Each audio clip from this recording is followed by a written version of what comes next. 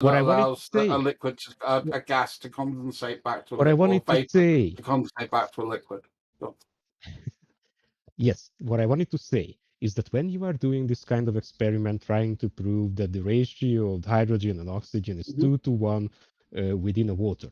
Now, you are actually looking at the volume, but what you are measuring and what you are actually really looking at is the pressure. Now, if I would raise the temperature based on the previous thing that I said, the temperature raising would make one side of it, for example, the apparatus altogether, one side of it, the gas within the apparatus, it would make the atoms to pressurize or more or less based on the temperature. Yeah, right? which is a variable that we can control in the experiment. Or the whole apparatus all together at the same time? No, just we just need to make sure that the gas, so we can have a temperature sensor in the container if we wanted to get that anal, and we can make sure that the gases are of reasonable equal temperature, so we can know whether that is a component or a constituent that is applying to the standard deviation of the pressure measurement taken. And what we'd need to see is that the pressure in one container was twice as much as the other, purely due to temperature. And as But how do you know that the equals actual VT, particle count is causing that? because if the temperature of both sides of it are relatively the same, then that's the only explanation we have, which is the volume of gas being put into the container. Okay, but how do you know the actual particle count is what's Why'd you go back to the particle count? different All I'm doing is saying this is the volume that I have under this pressure, and we can see that temperature is not a factor, and therefore we have more of this gas on one side than we do of the other type of gas on the other side, helium, hydrogen, and oxygen in this case. That's all you need to do. I don't know why you say we've got to count each individual particle or because that's what they're stating. Because that's what's in the periodic table. For example, it's written there that for hydrogen you get for water you need 2 hydrogen, 1 oxygen. When was it measured? That's not in the periodic table, is it? And I have not heard a real answer to that. How was it measured? Yes. All I'm hearing is pressure and volume. Yes. But nothing else. But the formula for water is not in the periodic table. It has nothing to do with the periodic table. Well, apart from the fact that it's a two elements from the atoms within the water comes from the periodic table describing the hydrogen and oxygen could be having a covalent bonding together and making up the water. Yeah. Right? Is that a more precise explanation of? No, the periodic table just establishes the atomic weight of an element. Exactly. So how did we get to that? That's my question. Fuck hell. We've been asking this for half an hour, and just there's no point. Stop it's the same thing over and over. It's yeah, I know. I know. I know, bro. So I get it, bro. It's my fault. You're saying, how do we get a count of each individual oxygen atom going into that experiment? That's not the way we're doing it, because there are so many. So extrapolate to pressure and volume. Then why would any? I should be able to get this is very good what you just said, Foolish. And 2 kilograms of hydrogen and mix them together and get 3 kilograms of water. That's what I should be able to do. That never happened. It depends. It depends. It depends. Mass is not how you would measure this. Really? Because they're different. Yeah, they're different elements. Yeah. Different. So no, but that's how they measure them. Is with weight. Yeah, but anyway. But 1 plus 2 equals 3. So I should get 3. But think of it like a currency. That's how the periodic table works. I've absolutely got it here for you. Think of it like a currency exchange. 1 oxygen atom is not equal in value to 1 hydrogen atom. The hydrogen atom has less atomic weight. Tell me that. How do you know that? The atomic weight. I'll let Watts take over now, because he wants a measurement. Right? That's all he's asking for is a measurement. I'm asking basically what he's asking for is how is the periodic table derived? Why are those numbers there? No, I'm asking for a measurement because you have a number. You see, when I have a number regarding a length of something, then I can show you my ruler for it, which will have these segments and which will tell you how long something is. What did you use to come up with the numbers for the atomic weights, for example? Yes. So you are questioning the periodic table. Right. Okay, you we're can phrase it that way water. too. Okay. Yeah, we're questioning water. But anyway, if you No, want to no, go into that realm, he's questioning the atomic weight of any object in the periodic table. I was the one that put up the question, bro. I'm asking for measurement of one of those elements and its atomic weight. That's all I'm asking. I'm asking for that too. You can choose any. You can choose uranium. You can choose iron. Whatever. Whatever you want. Right. So the fun part about this process is you get yourself some hydrogen and oxygen gas at the end of it. Now, if you have enough of that hydrogen and oxygen gas, continually collect it, you can use some not so super precise instruments to actually start measuring weights of those gases. Are we back to the water evaporating to hydrogen and oxygen when I just literally asked for the atomic weight of any element from the periodic table? All right, let's try it again, see if you're listening this time. At the end of this process, you're not listening, bro. At the end of this thanks. At the end of this process, thanks again. At the end of this process, you have hydrogen gas and oxygen gas.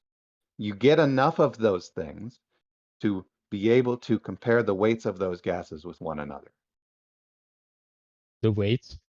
So you are measuring the weight. You just, I don't know, someone said 3 minutes ago you're not measuring the weight of it. What the fuck are you talking about at this point? No, just a moment ago, what was compared was 1 kilogram of oxygen and 2 kilograms of hydrogen, which is not correct. That's not how the periodic table of elements works.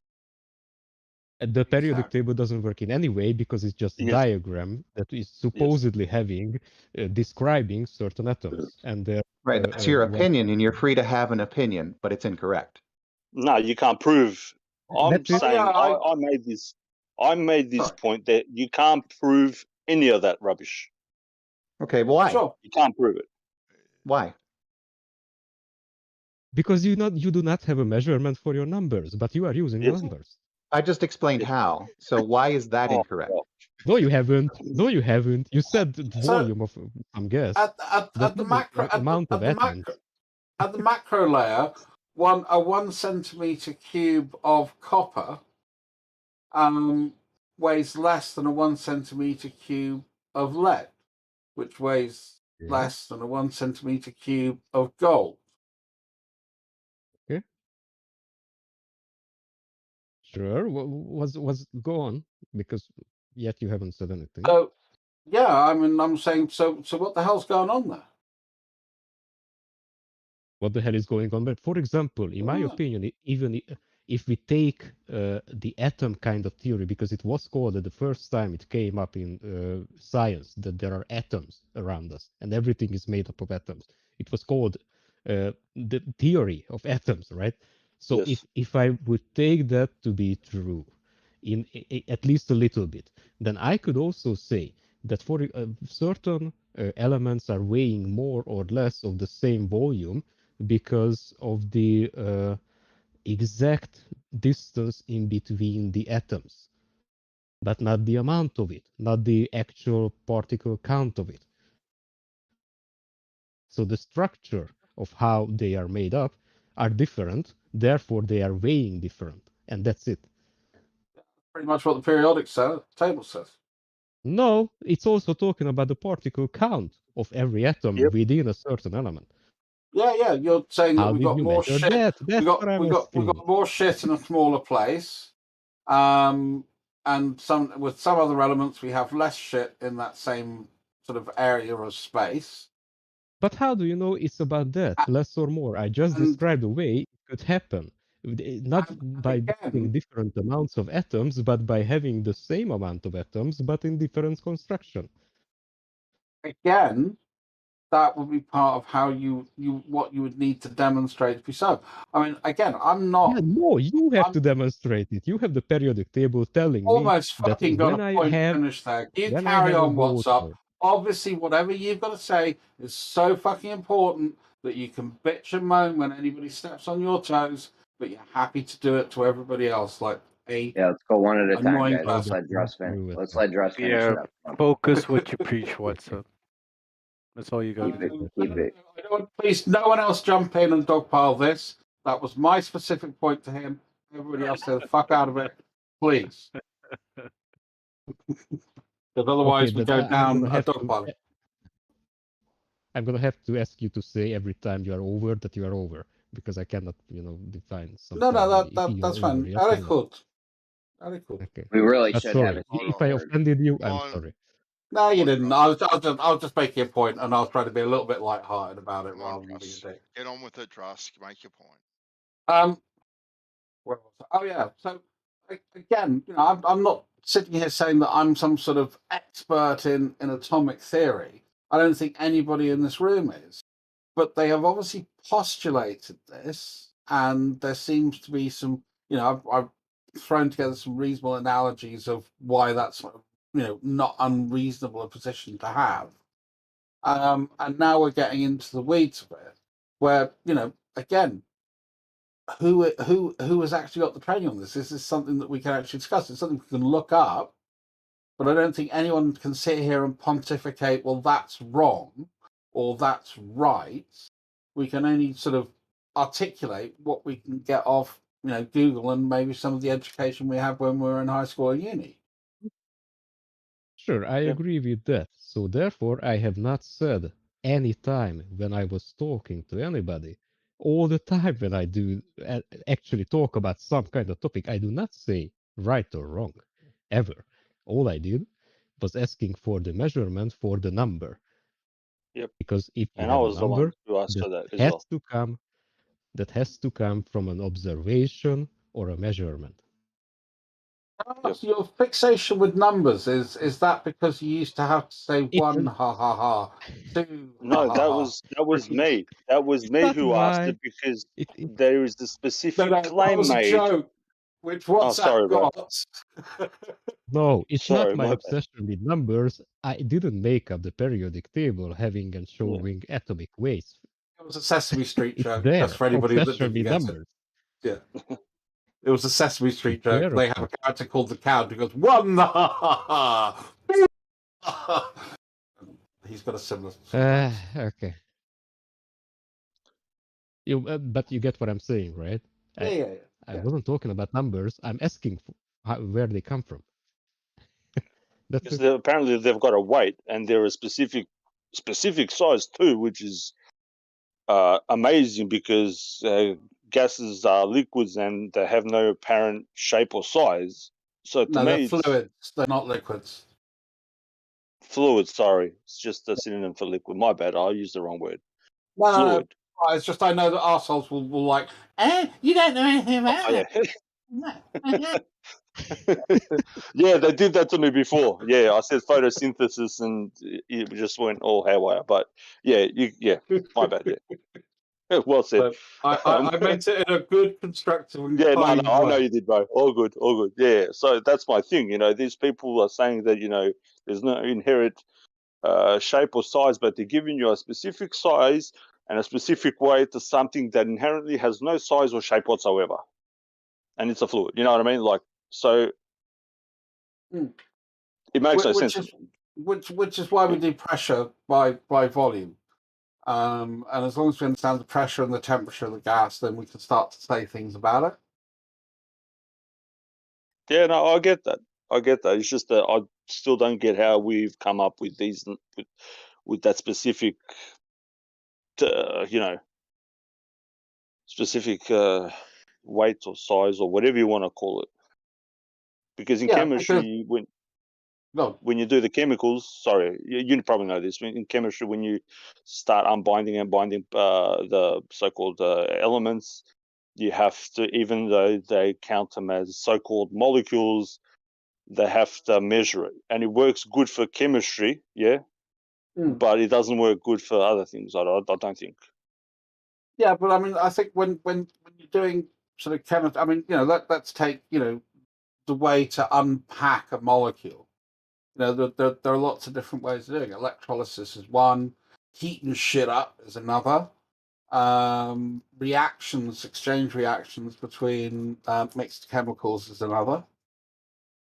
Yeah, and some of those will give us a sort of spare component, which can be a heat output. So, that's why you like magnesium. You get a very, very strong reaction between the magnesium and the oxygen in the air. And we can show that relationship is there by rarefying the amount, by increasing the amount of oxygen within the experiment and seeing if that affects sort of the rate of burn.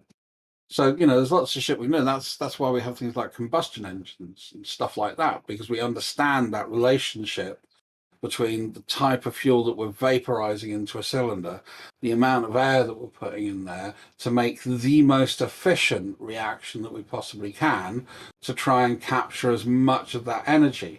And anytime your car gets hot, that's wasted energy. Heat is a waste product in most cases, unless we can recapture, reuse it, which is kind of what we do with things like nuclear power stations and sort of oil-fired power stations and coal-fired power stations.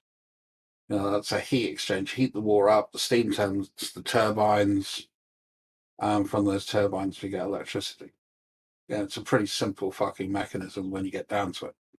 Complicated an application.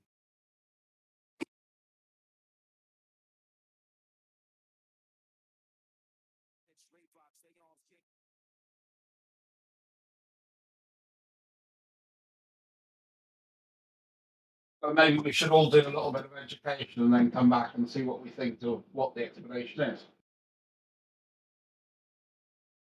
Yeah, I've been trying to look at it for a while, and I can't seem to get an answer from anybody. I've tried to ask people who've got so-called PhDs, and I'll tell you what, I will go and find out, and I will find some interesting links that sort of teach at sort of like a high school or sort of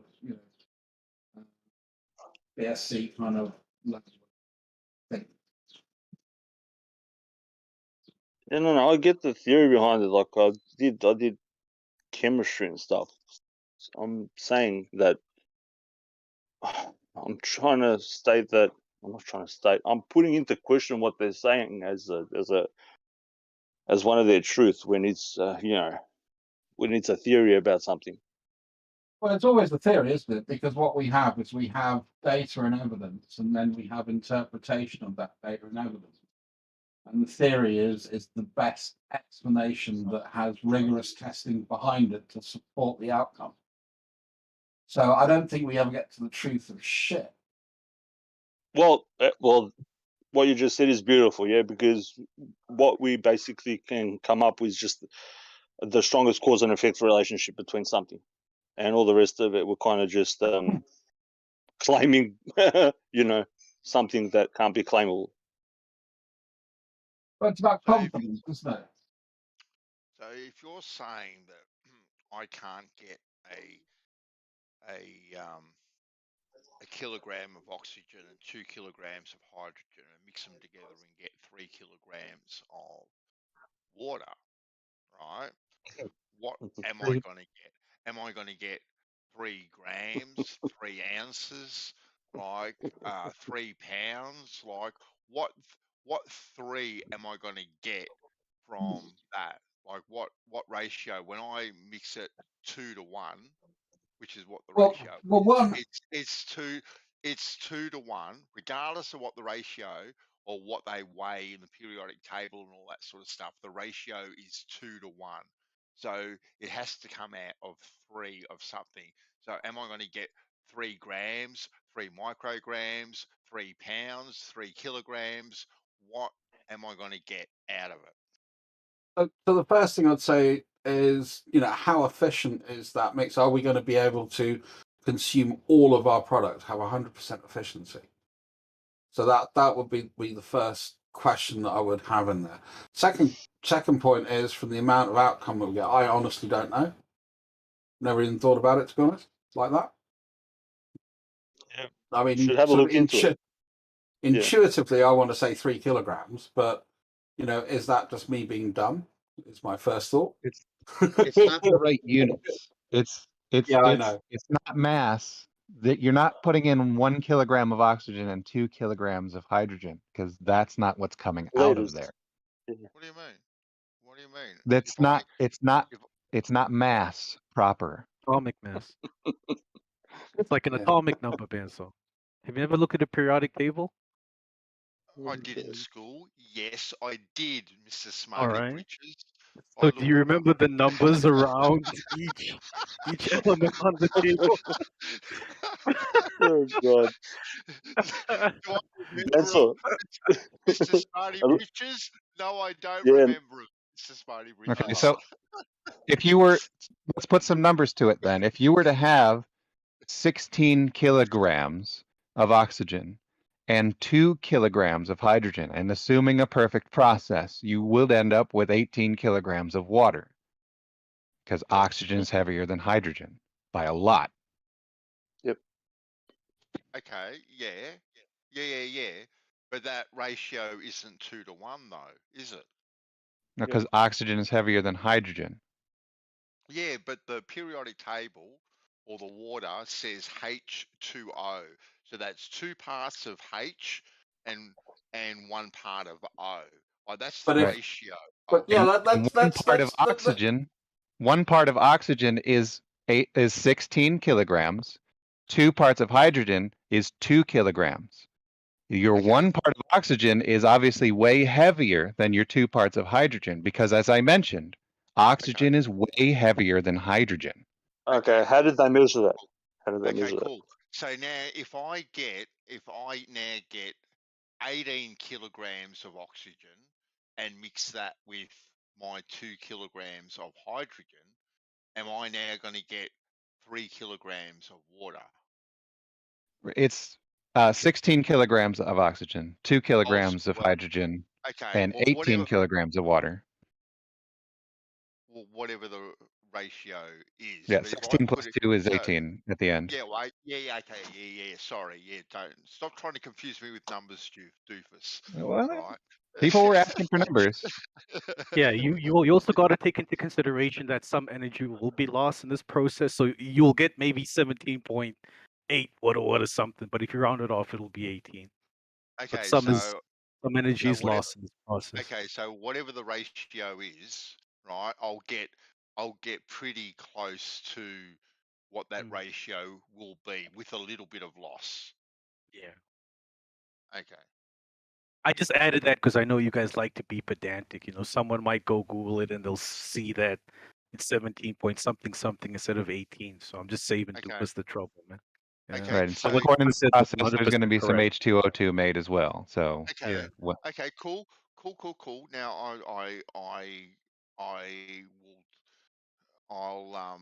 I trust you, Nate. Right, so I'll take your word for this. Can you? You trust Doofus? No. I don't trust Doofus. Not a chance. I trust you. I don't believe you. I don't believe you, Nate, but I trust you, right? So okay, but I'm agreeing with what Doofus is saying. Yeah, so you trust in both I of don't us. know. If you agree with Doofus, you'll be in hot water. So now, can you show me a process where they have mixed these ratios, right? And got, say, whatever the ratio is, and they've got their 18 kilograms of water, or 17.9 or 17.7 kilograms of water. Not just like a little bit of condensation on the inside of a test tube, but can you see? Have you got a process where they can show we have measured out 16 kilograms of oxygen and 2 kilograms of hydrogen, mix them together, and now we have 17.9 kilograms of water. Is that sort of experiment available? Not just showing the condensation aspect of it, so to speak, but the actual measured result of it. Right. I don't have one off the top of my head, but I will mention real quick that 2 kilograms of hydrogen is fucking huge. So keep that in mind. That's a really huge quantity of hydrogen. Well, okay, Doofus, we can scale it down a bit. Say working 2 grams and 16 grams, like whatever measurement like you want to use, right? Can you show 2 grams of hydrogen, 16 grams of oxygen, and now I have 17.9 grams of water, so to speak. Like I'm not, doesn't have to be kilograms, so to speak, but a scaled down version per se that shows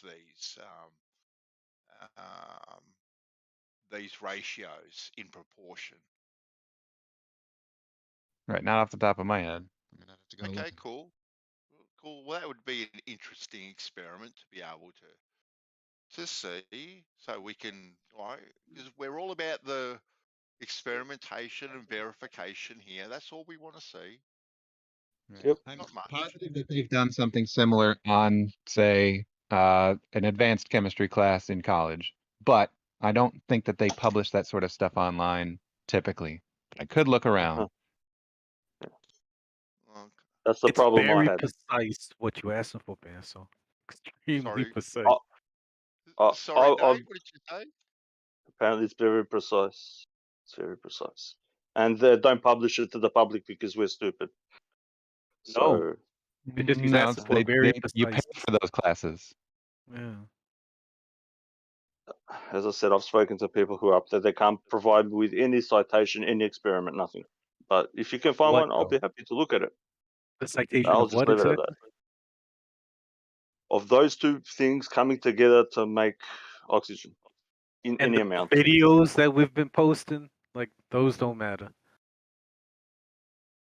Yeah, there's oxygen and hydrogen gas easily makes water. Whether or not the exact proportions are measured is usually not the case in simple YouTube demonstrations. Yeah.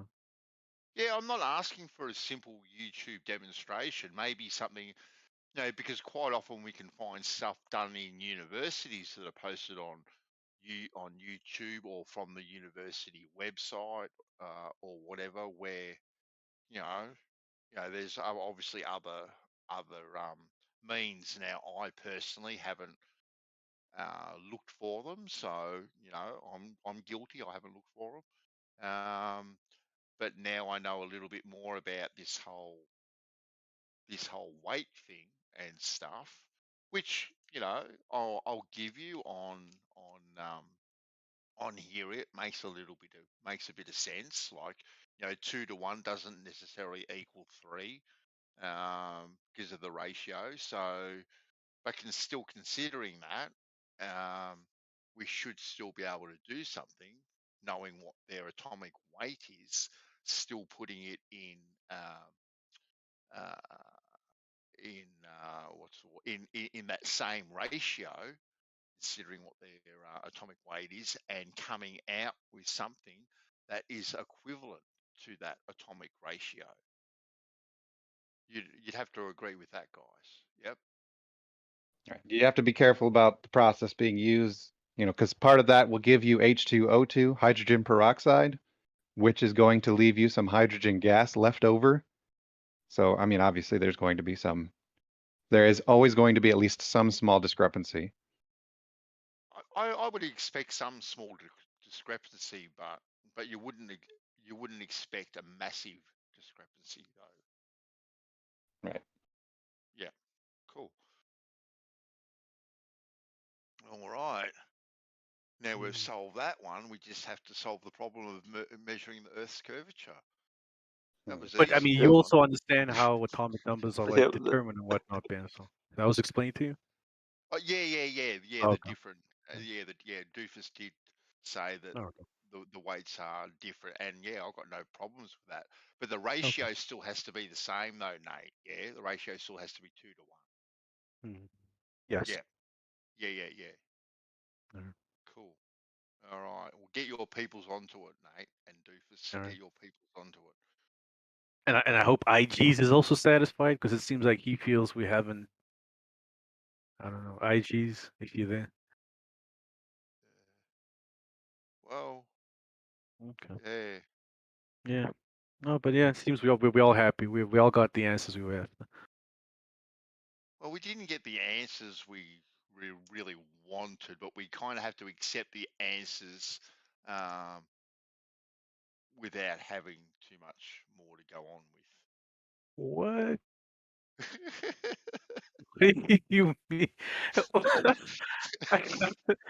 I think the only thing left is this very specific demonstration you want, but I think everything else has been provided.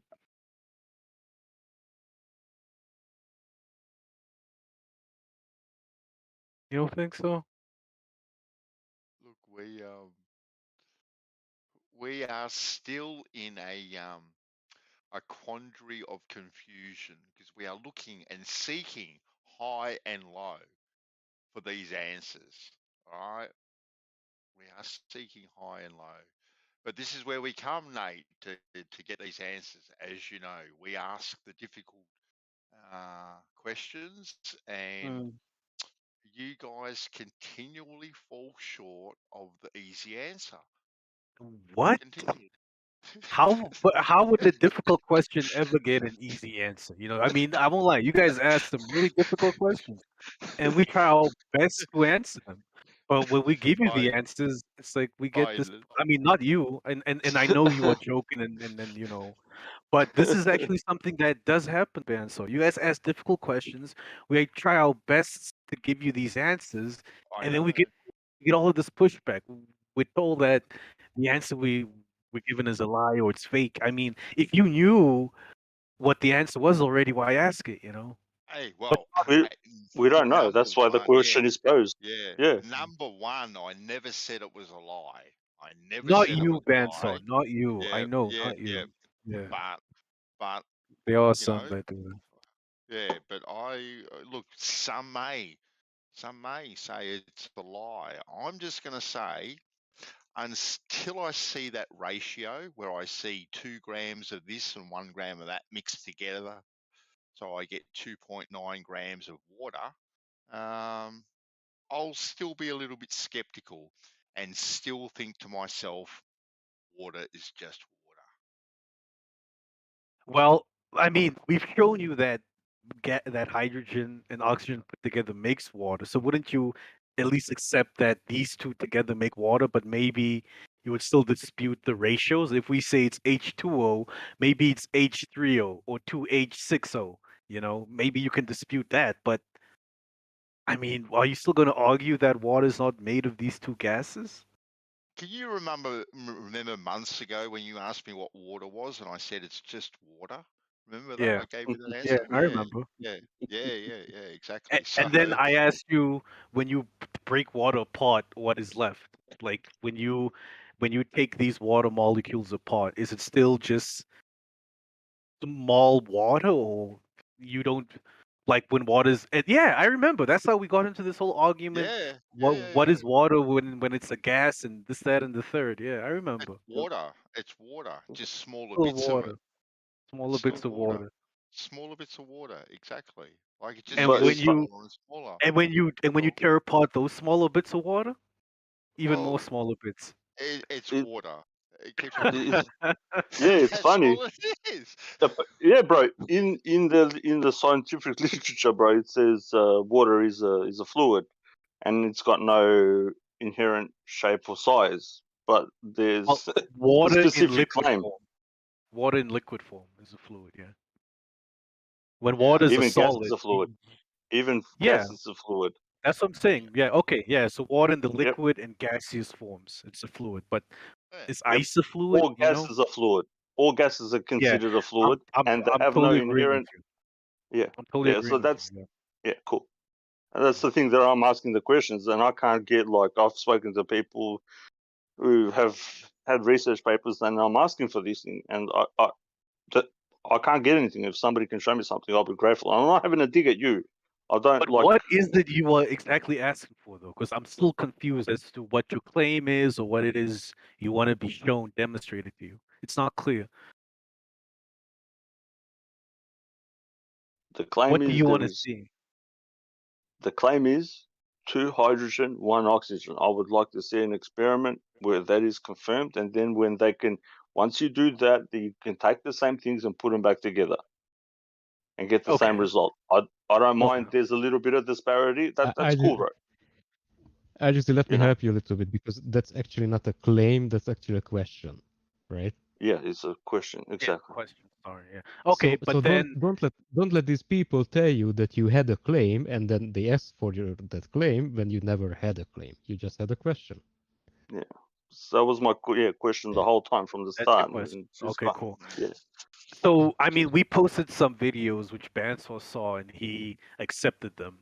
It's showing that hydrogen and oxygen, when combined and burnt together in the chemical reaction, create water.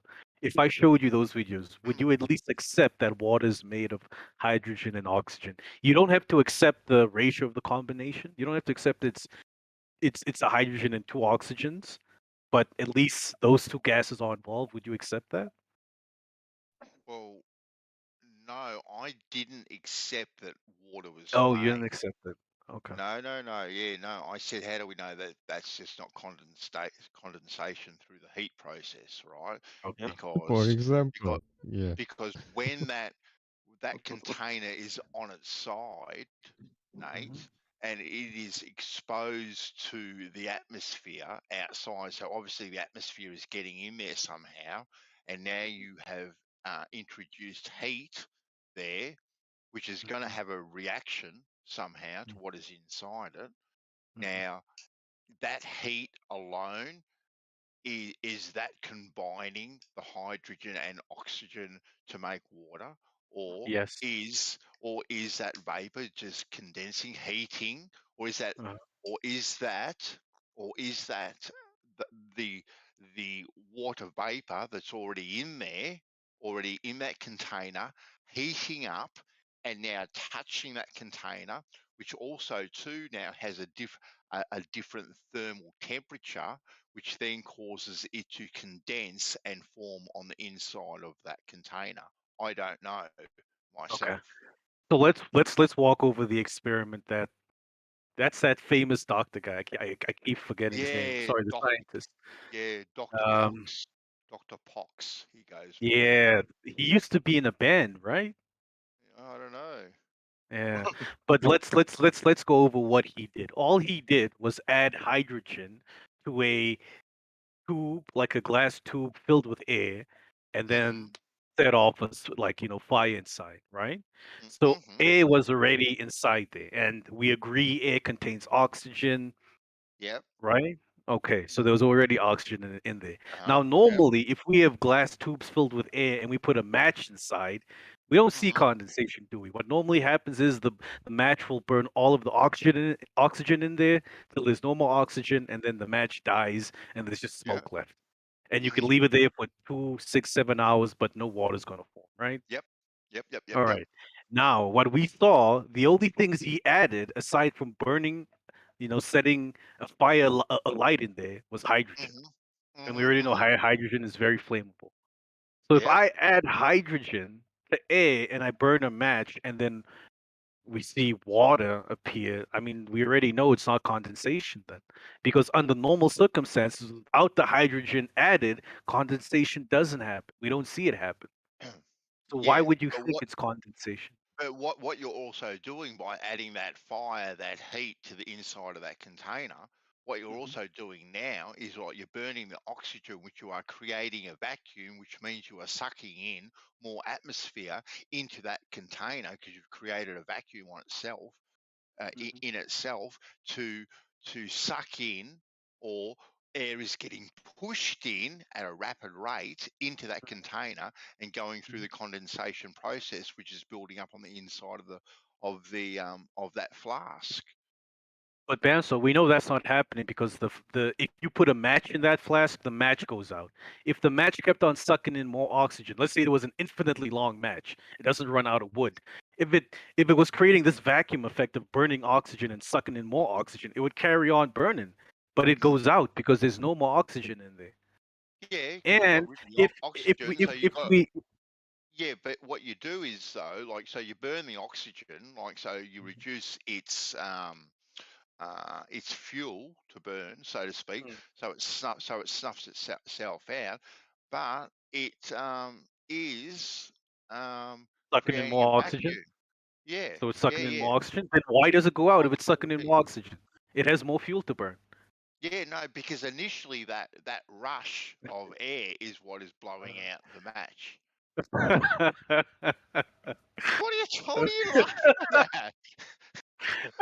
Oh, that's actually sound. That's So the rush actually of air kind of blows logical. out the match. What are you talking about? That's Man, exactly. so- Oh, come on.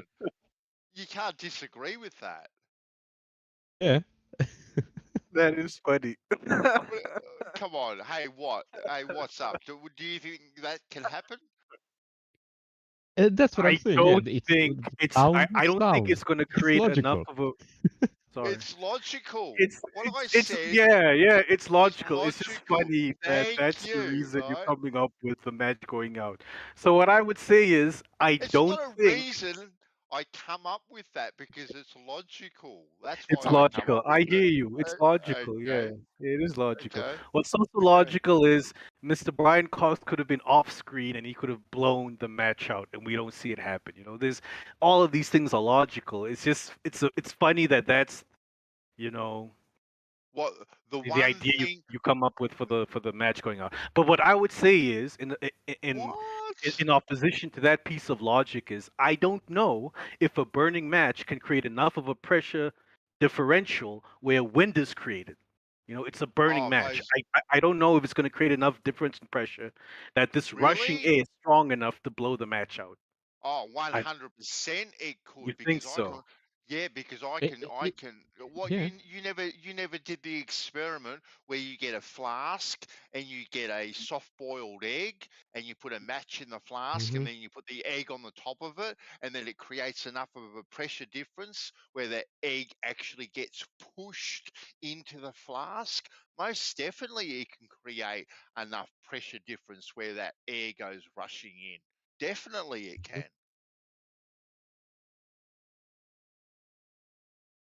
Say what? Yeah. There's a match in a flask, and what happens? Sorry. When you get a flask, right? You can get a flask like what Brian Cox has got there, right? And you Yeah. can get a soft boiled egg, right? And you peel the shell off it, okay? Then, and you can get a match. You can throw it into the flask, What? and you put the egg on top of it, and then all of a sudden the match will burn itself out, and then it creates enough of a pressure difference where that egg will actually get pushed into the flask.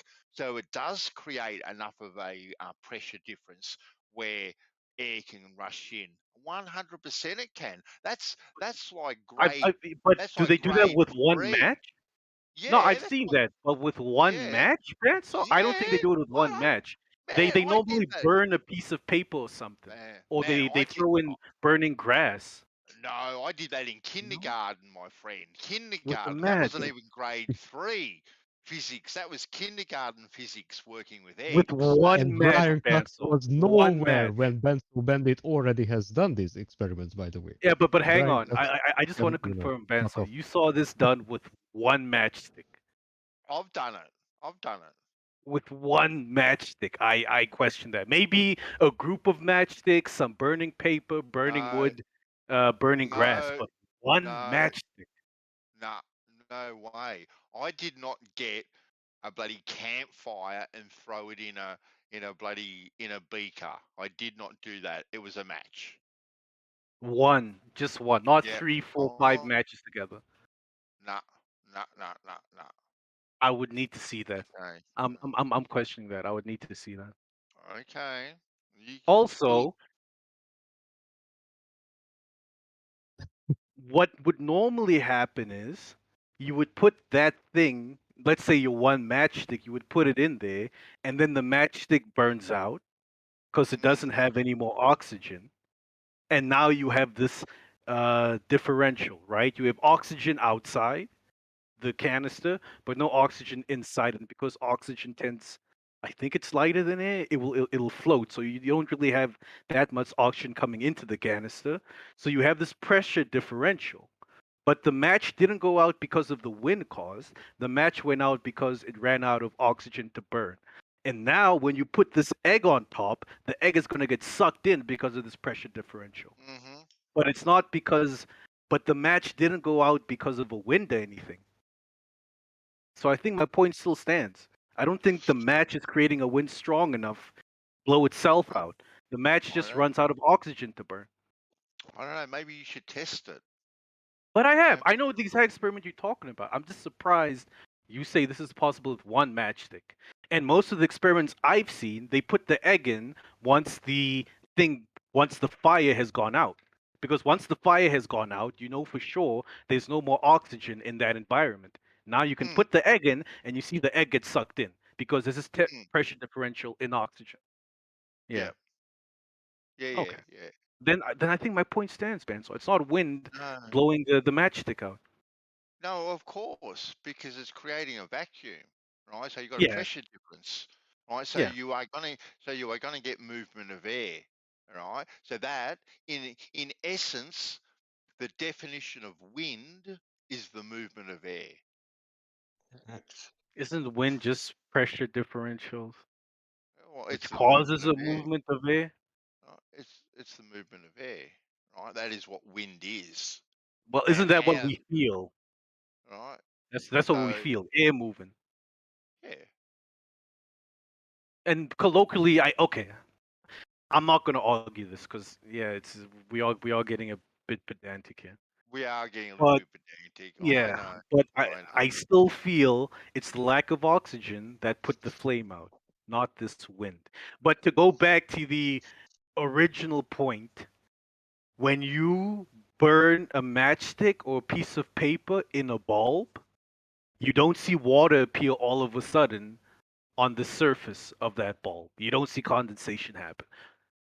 So if Mr. Cox hadn't added hydrogen to this bulb, we would have not seen this water appear. Well, but because he added the hydrogen, and because we know there's oxygen in air, once he adds the fire, it causes this chemical reaction, and then boom, you see water. Well, you also too have a different environment, so somewhat that that water condensation is getting trapped because what is happening is it is going in an upwards direction towards the roof of that container, okay, and getting trapped up there, giving it time to condensate. To group together, okay.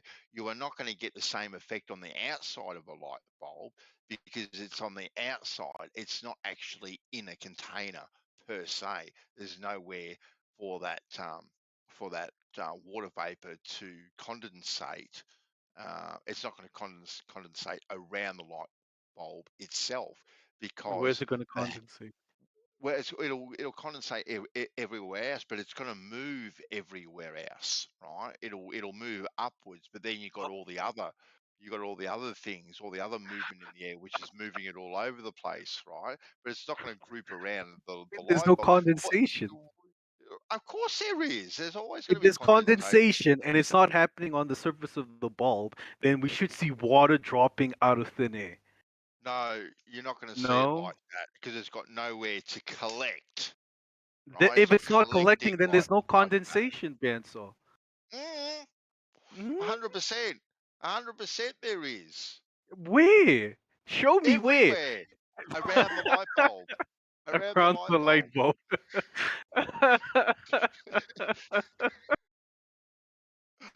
I don't know, Bess. I feel like you're trying your hardest, but I think even you know what you're saying. I don't have to try too hard. This is a bit sketch, Ben. It's actually very easy to debunk you. Like that's another win in my column. Like just there, like easy done. Nate goes down again. He goes down again. Right? This is Aussie.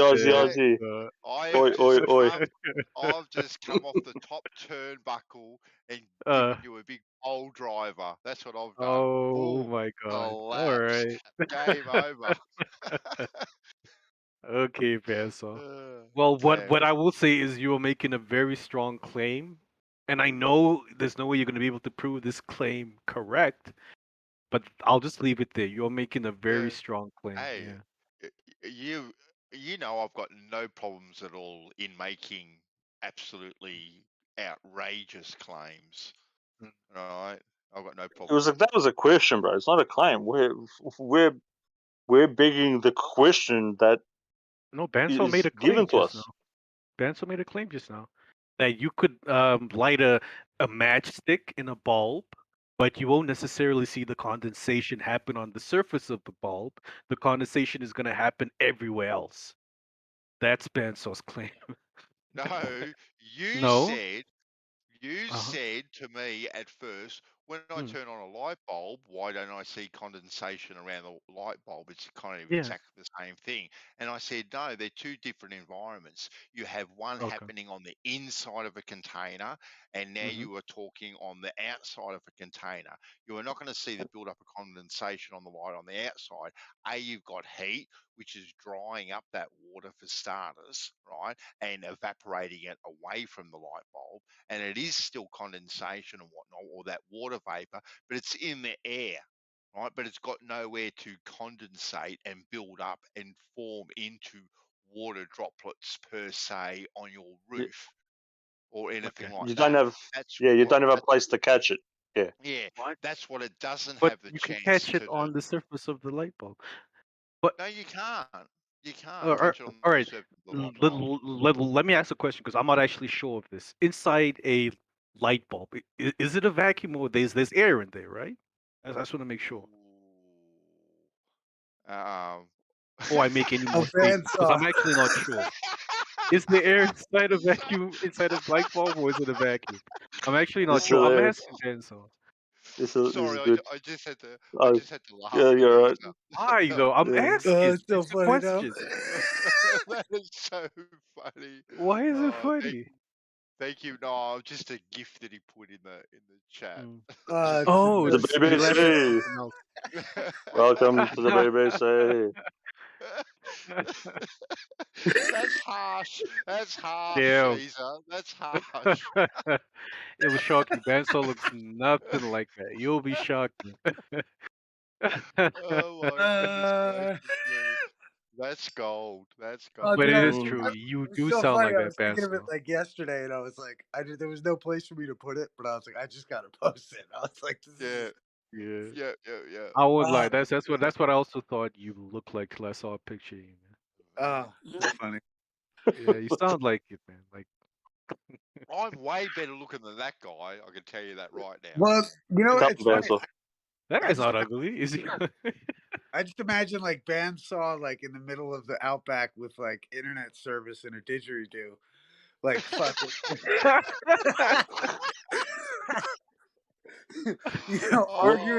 arguing on behalf of the ancients. You know what I mean? Like arguing on behalf of the ancients. That's gold. You know, like, I fucking bro, didn't they say everything is frequency and vibration? Get the didgeridoo and off we go, bro. That's fucking right. Whoa. Shame in it. Shit, I got no shame in it. But I just thought that was too good, too funny. I was laughing at it like for like a day by myself, and I was just like, I gotta fucking post this. I love you, Ace. I fucking love it. It's so awesome too, bro. What a fucking how awesome. But how you guys anyway, doing? Yeah, well, we have just absolutely smashed Nate. Right, he's gone down to the count. Whoa. He's recovering, trying to grasp for air because he's grasping at straws here. Like he doesn't know which way to go. He's trying to call in reinforcements. No one is hearing his mayday. Like he's got the beaker out. The EPIRB is going off. He's sinking. Right, no one's coming to rescue him. He doesn't know what to do. That's kind of how it's been going, Isa. So everything everything is normal then. Yeah, pretty much. Nah, I've been globe smacking these guys, so don't listen. Oh my god! Rewind the tape. Rewind the tape. I've been curve stomping them. Doofus came in for a short stint there, and realised that he wasn't going to go down with the sinking ship. Put his head within and then bailed pretty quickly. What? Yeah. Well, this is what happens. Doofus and I were agreeing on everything. Yeah, I know. That was bad for you, Nate, that you agree with Doofus for starters, right? What the hell? Fred, like, you should have, Wow. you should have jumped off him. Like, he's a. Oh no, I can't say that. I can't say that. He's not here He's to a what? defend himself. I was going to say he's a rat that won't go down with the sinking ship. Oh, he runs it. He runs away. He looks for a bit of the ship that's broken off, and he's like, "See you later, suckers. So long, boys." Oh my god. Poor guy. Like Conscious is like, yeah. That's right. He's like, "Where's my mate?" Oh Yeah. shit, he's gone. He's the first one jumping onto the life raft, throwing out the women and the children into the water. Get out of my fucking way! Get out of my way! Oh, doofus. God bless you. You guys are horrible, man. I wish you were here to defend yourself, but you're not. So too bad, so sad. You guys were horrible. Mm-hmm. Yep. I'm gonna tell Gio his mods are talking about people when they're not here. Look, I'm sure he's probably listening on YouTube like he usually does at times. Yo, isn't one of the rules no snitching? Yeah. Is it? Yeah. You Okay. signed it. You signed it. Okay. Damn. Yeah. Well, listen. If not for the at least a good bit, I came on and I started this whole conversation. Now there's people here, which is great. You know, Conscious man. He tried to defend it. You know, which is great. He wasn't being belligerent. Great man. Yep. The other people, some other people were, but I think we got it. You know, Bansor expanded on my point, which I was trying to get across, which is great. So yeah, and I provided reasonable responses to Banzor's point. Yeah. Reasonable responses that had no substance. Yeah. What? Like there has to be a citation, bro. Like I'm like this is not having a dig at you, bro. Like the people who are in charge of that so-called field or religion, whatever you want to term it as, I've asked for proof of that claim. Yeah, are you PhDs, professors for the H2O claim? H2O, that there's two, just to provide me that there's 2 hydrogen and 1 oxygen. The experiment and how they weigh. Do you at least agree that there's oxygen and hydrogen involved, or do you also dispute that? Like, what do you think? I don't know. I don't know. That's why I'm asking the question. I'm asking the question. I don't know. Yeah. Go ahead. The claim is water is this. Okay, then. So that's the claim on the table, right? Water is H2O. That's the claim, right? On the table. Now, that's the claim on the table. Now, what we want to see now is evidence of that claim and how we came about that claim. So, taking into account the periodic table, which I once read when I was in kindergarten, and I know there's numbers associated with their atomic masses and all that sort of stuff, right? That these atomic masses that you have told me are different, right? Taking that into consideration, if I get 16 kilograms of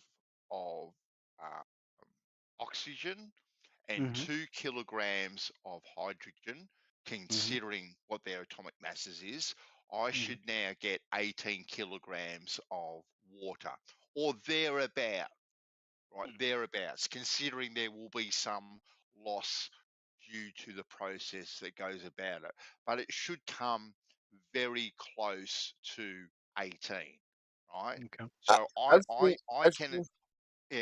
can accept, Nate, that 2 kilograms of hydrogen and 1 kilogram of oxygen won't give me 3 kilograms of water because of the atomic mass, but the ratio is still the same. 2 to 1. So And I so, want to. give me 1 minute. I'm just getting a phone call. I'll be right back. Yeah, go for it, buddy. Go for it. I've seen the Benzo. Sorry, I've seen like in YouTube videos of them creating some kind of liquid supposedly with hydrogen and oxygen. Mm-hmm. But they never drink it. I've never seen nobody drink the liquid. So there we go. Interesting. I've been asking for this stuff for I can't even name the years, bro. Hey, Elbow. That's it. And nobody can give me nothing, bro. And these are people who have written like published scientific this that, and I've published this that that. I go, if you're so smart, you can do it yourself right now. You've published all this stuff. I go, do the experiment that you're telling me that is so simple. I go, do it, publish it, and that's it. Or show me somebody else. If this has been going on for 200 years, I can't find shit. Yeah. And yeah, the whole drinking thing is an interesting aspect of it. I actually even hadn't even thought of that, Elbow. But yeah, seeing it actually produced and coming out somewhat to the ratio that they say it is, I think that's a measurement that we can measure and quantify, which I think what people are asking for. Yeah, I was the one who brought it up, and then like WhatsApp, he understood my question, and so he was like, and then you came in, and I'm like, nobody's like, because I'm not a mod, like everybody's like, oh, a new person, probably dumbass, whatever, and it's like blah blah blah. I'm like, dude, I'm like, not even, I'm speaking about a specific thing, and we just like danced around the circle, but we finally came back to the original point, which was great. Yeah. So yeah, Banso. Sorry, but yeah, basically the gist of it isn't it Doofus said he's going to find you that experiment, right? Oh, he's going to look for it. He's going to look for it, and like I said, myself, I haven't really done too much digging, Nate. If I'm being 100% honest, right? And I'll put that out there. But to see something, because Doofus did say you're not going to see this on YouTube, like this sort of thing, and it's just like, okay. Yeah, he said they don't even publish it, and I said, why? Because we're too stupid. No. He said yes. What he said is they're not going to perform it to the specifications Bandsaw wants. They will normally throw any random amount of hydrogen, any random amount of oxygen, and then you'll see water on the surface. But Bandsaw wants exact amounts and measurements. No, but he said they don't even publish this stuff. That's go back on the thing, listen to it. And Nate, if we're doing science, whether it's from these universities and stuff like that, rather than just a demonstration, wouldn't science actually be getting these ratios right and going, okay, we are going to do an experiment, boys and girls. We are going to do X amount of this. We're going to put in X amount of that, and we are going to get X amount of the other thing, right? Yep. And we're going to drink it after. Yeah. We'll put the drinking to one side. Well, we'll put the drinking to one side just for the moment, but I do get the point. So, but that's what we want to teach our kids. Like, this is what the experiment is all about. Like, we hypothesized about this, and now we can now reproduce it, because that's what science is all about, reproducing what we already know, because it's a really cool experiment, and we can now show you, right, empirically, this is what water is, right? Here, boys and girls, this is what water is. So the experiment itself and the measurements that are attached alongside it should be common knowledge. It shouldn't be obscure. It shouldn't be kept a secret. It should actually be very, but it's not very a secret. available. Well, it kind of is when you ask for the measurements. But Banso, you've admitted yourself you haven't really looked into this. If you Google it, how do we know water is made of H2O? How do we know the atomic mass per unit of water, hydrogen, and oxygen? It's all there on Google. No, but listen to me, bro. They can't prove an atom. An atom is a theory, first and foremost. No. What do you mean they can't prove an atom? Wow. So you just agreed with me before that air is a fluid, and under their definition of that, there is no inherent size or shape. But they're saying there is a specific type of shape and weight to this fucking abstract thing that's an atom. Atomism is a theory. Nothing more than a theory. What? Whoa. So I agree with you that fluids have no specific size or shape. But so then how can you claim... hang on. You can measure the mass of a fluid. Atoms don't have a specific shape, but you can measure the mass of atoms. You can determine that fluids are made of atoms. Regardless of their shape. How do you measure? Shape doesn't really matter. How do you measure that? The second thing that you just said, the atom's mass. How do you measure that? I've been asking that for Do you measure the atomic mass of an atom? Yeah. Yeah. You just said. You count the number of protons in the atom. The number of protons that give you the atomic mass. By looking at it. How do you do that? At it. You count the number of protons, yeah. And that tells you the atomic mass. By looking at it. Like hydrogen. What is the atomic mass of hydrogen? I don't care. I'm asking for the measurement of the. No, but I'm trying to explain it to you. You can count it. I can explain it to you is if I teach it to you. Yeah, you can count it. So let's run through it. So let's pull up a periodic table. Weigh the same? What? All protons weigh the same? Yes, so all protons weigh the same? As far as I know, yes, sir. So who weighted the proton? Yeah, exactly. Yeah. We are asking that again. As far as I know, all protons have the same mass. Do you think protons have different masses? I have no idea. I mean, you're the one making the claim they do. So that's what they do. But I mean, have you heard anything? Who was the first person to weigh a proton? I don't know. I don't know who was the first person how did they weigh it? to weigh or detect or do all of these things with a proton. Well, that's what I'm saying, bro. I've been asking this question for a long time, and I've been even so-called ostracized or given shit by so-called my own people when I ask these things, because the proton, I haven't seen any evidence of somebody saying, you know, this is how they found it, this is how they measured it and weighed it. I haven't seen it. That should be public knowledge, because that is. If you wanted to measure, one way I've seen it done, the measuring. I'm not going to go into great detail, but I'll just give you the basic gist of it, and it should make sense. Protons are positively charged particles, right? So they have a positive charge, so they have an electric moment. They have a, I know the theory, bro. Yep, I get that. You know the theory. Okay. Yeah. So because they have a charge, they are affected by electric and magnetic current. So all you got to do is put a proton in a magnetic current, record its spin, and see the frequency. And the frequency, you can use that to determine the mass of the proton.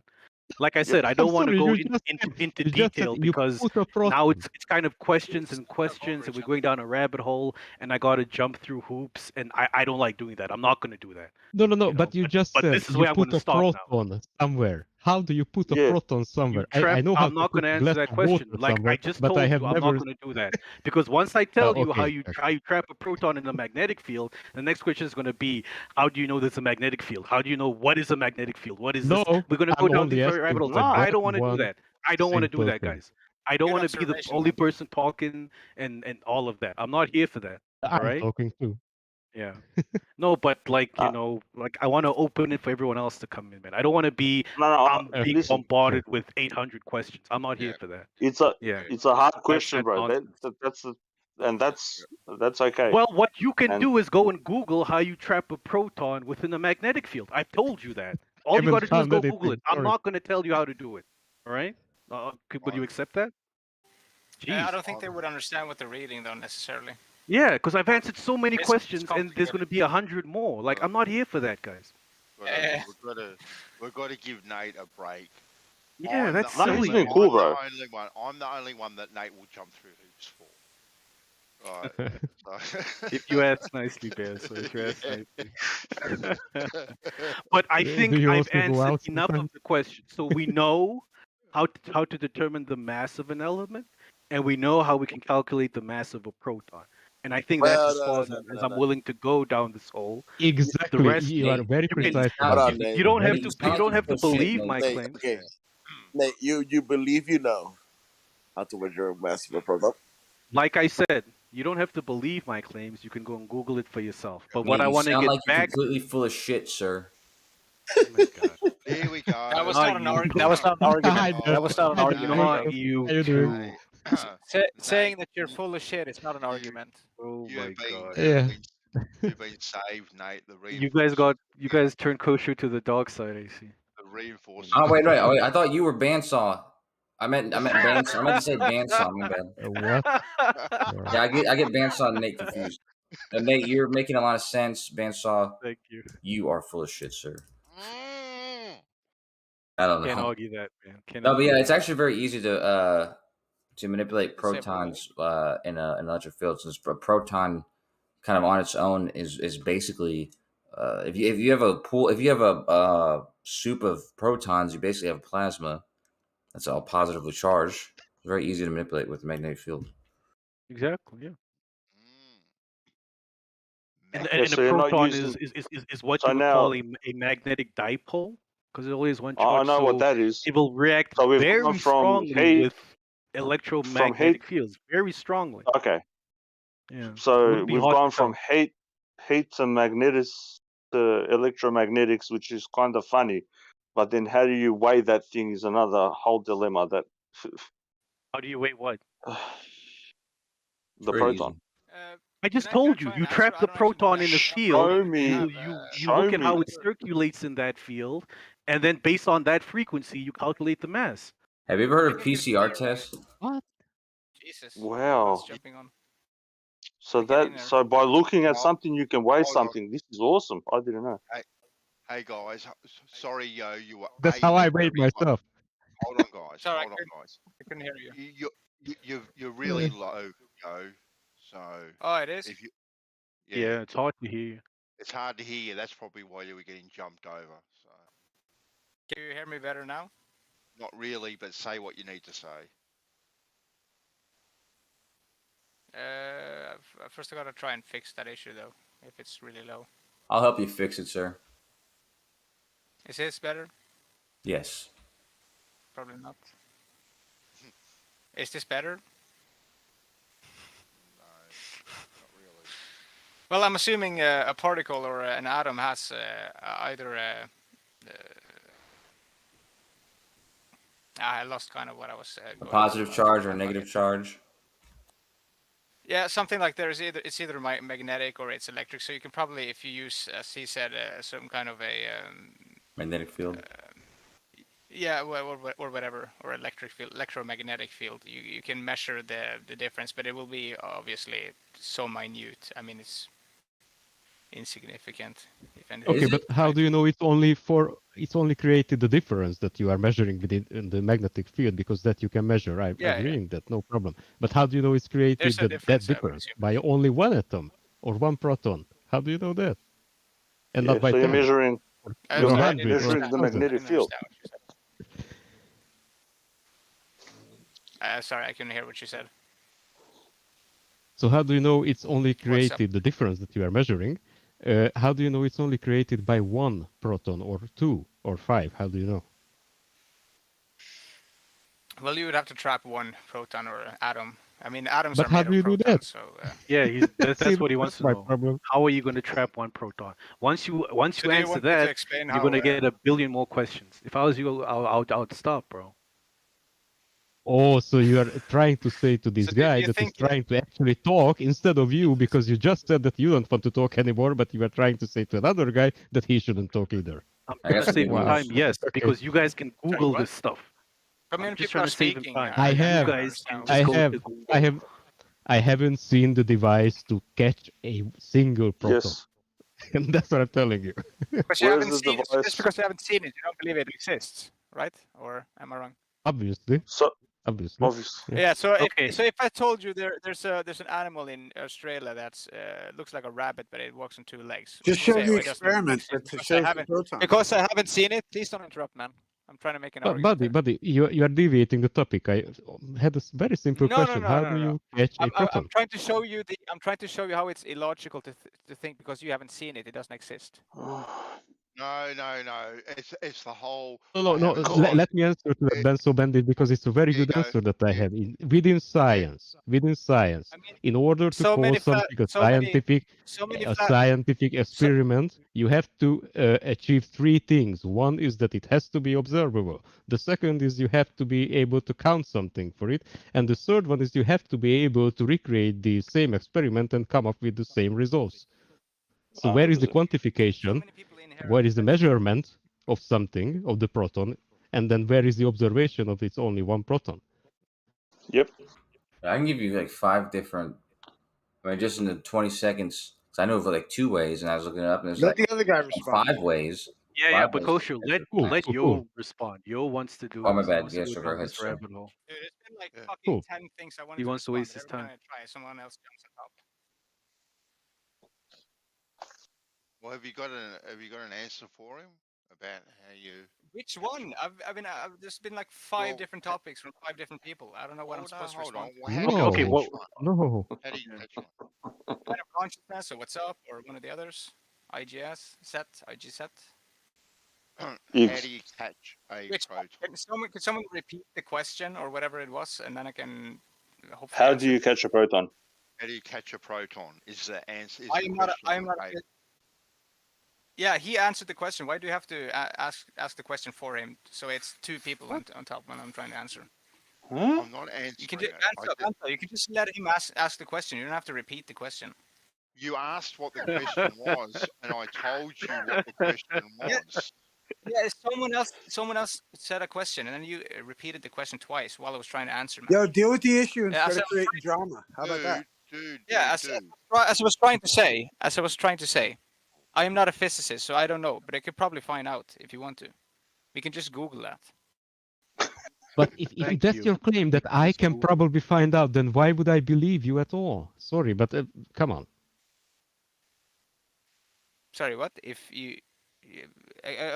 your answer to the simple question as to how do you catch a proton is that you can Google it yourself because someone must have the answer, then why would I believe you in the first place at all? We can Google it, so we can read the answer together if you want.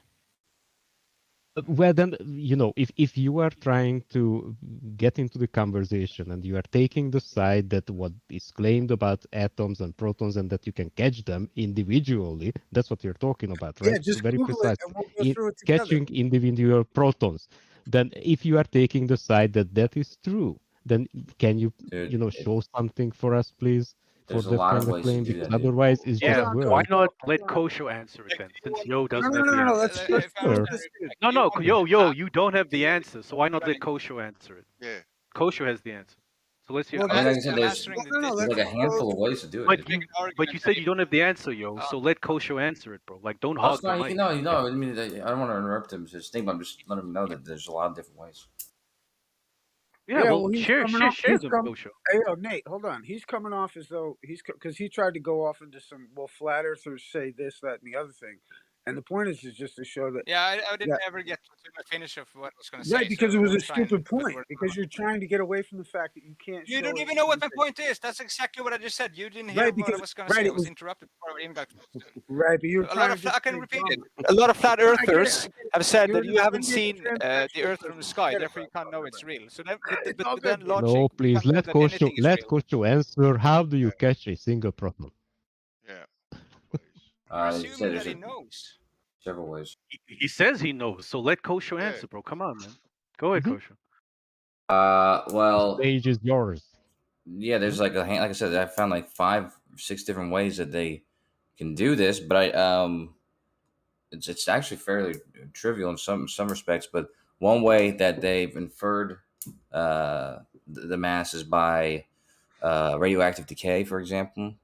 Like when a neutron will decay into a proton and electron, and then they isolate the positive charge and collect them, and they know the rate at which they decay, and so they can measure it that way. Another way is this thing called a penning trap. Apparently, is one of the most precise ways where they can actually literally isolate any charged particle, really, almost a single charged particle. So yeah, they can then use that and then mass spectroscopy or whatever to weigh the element by itself.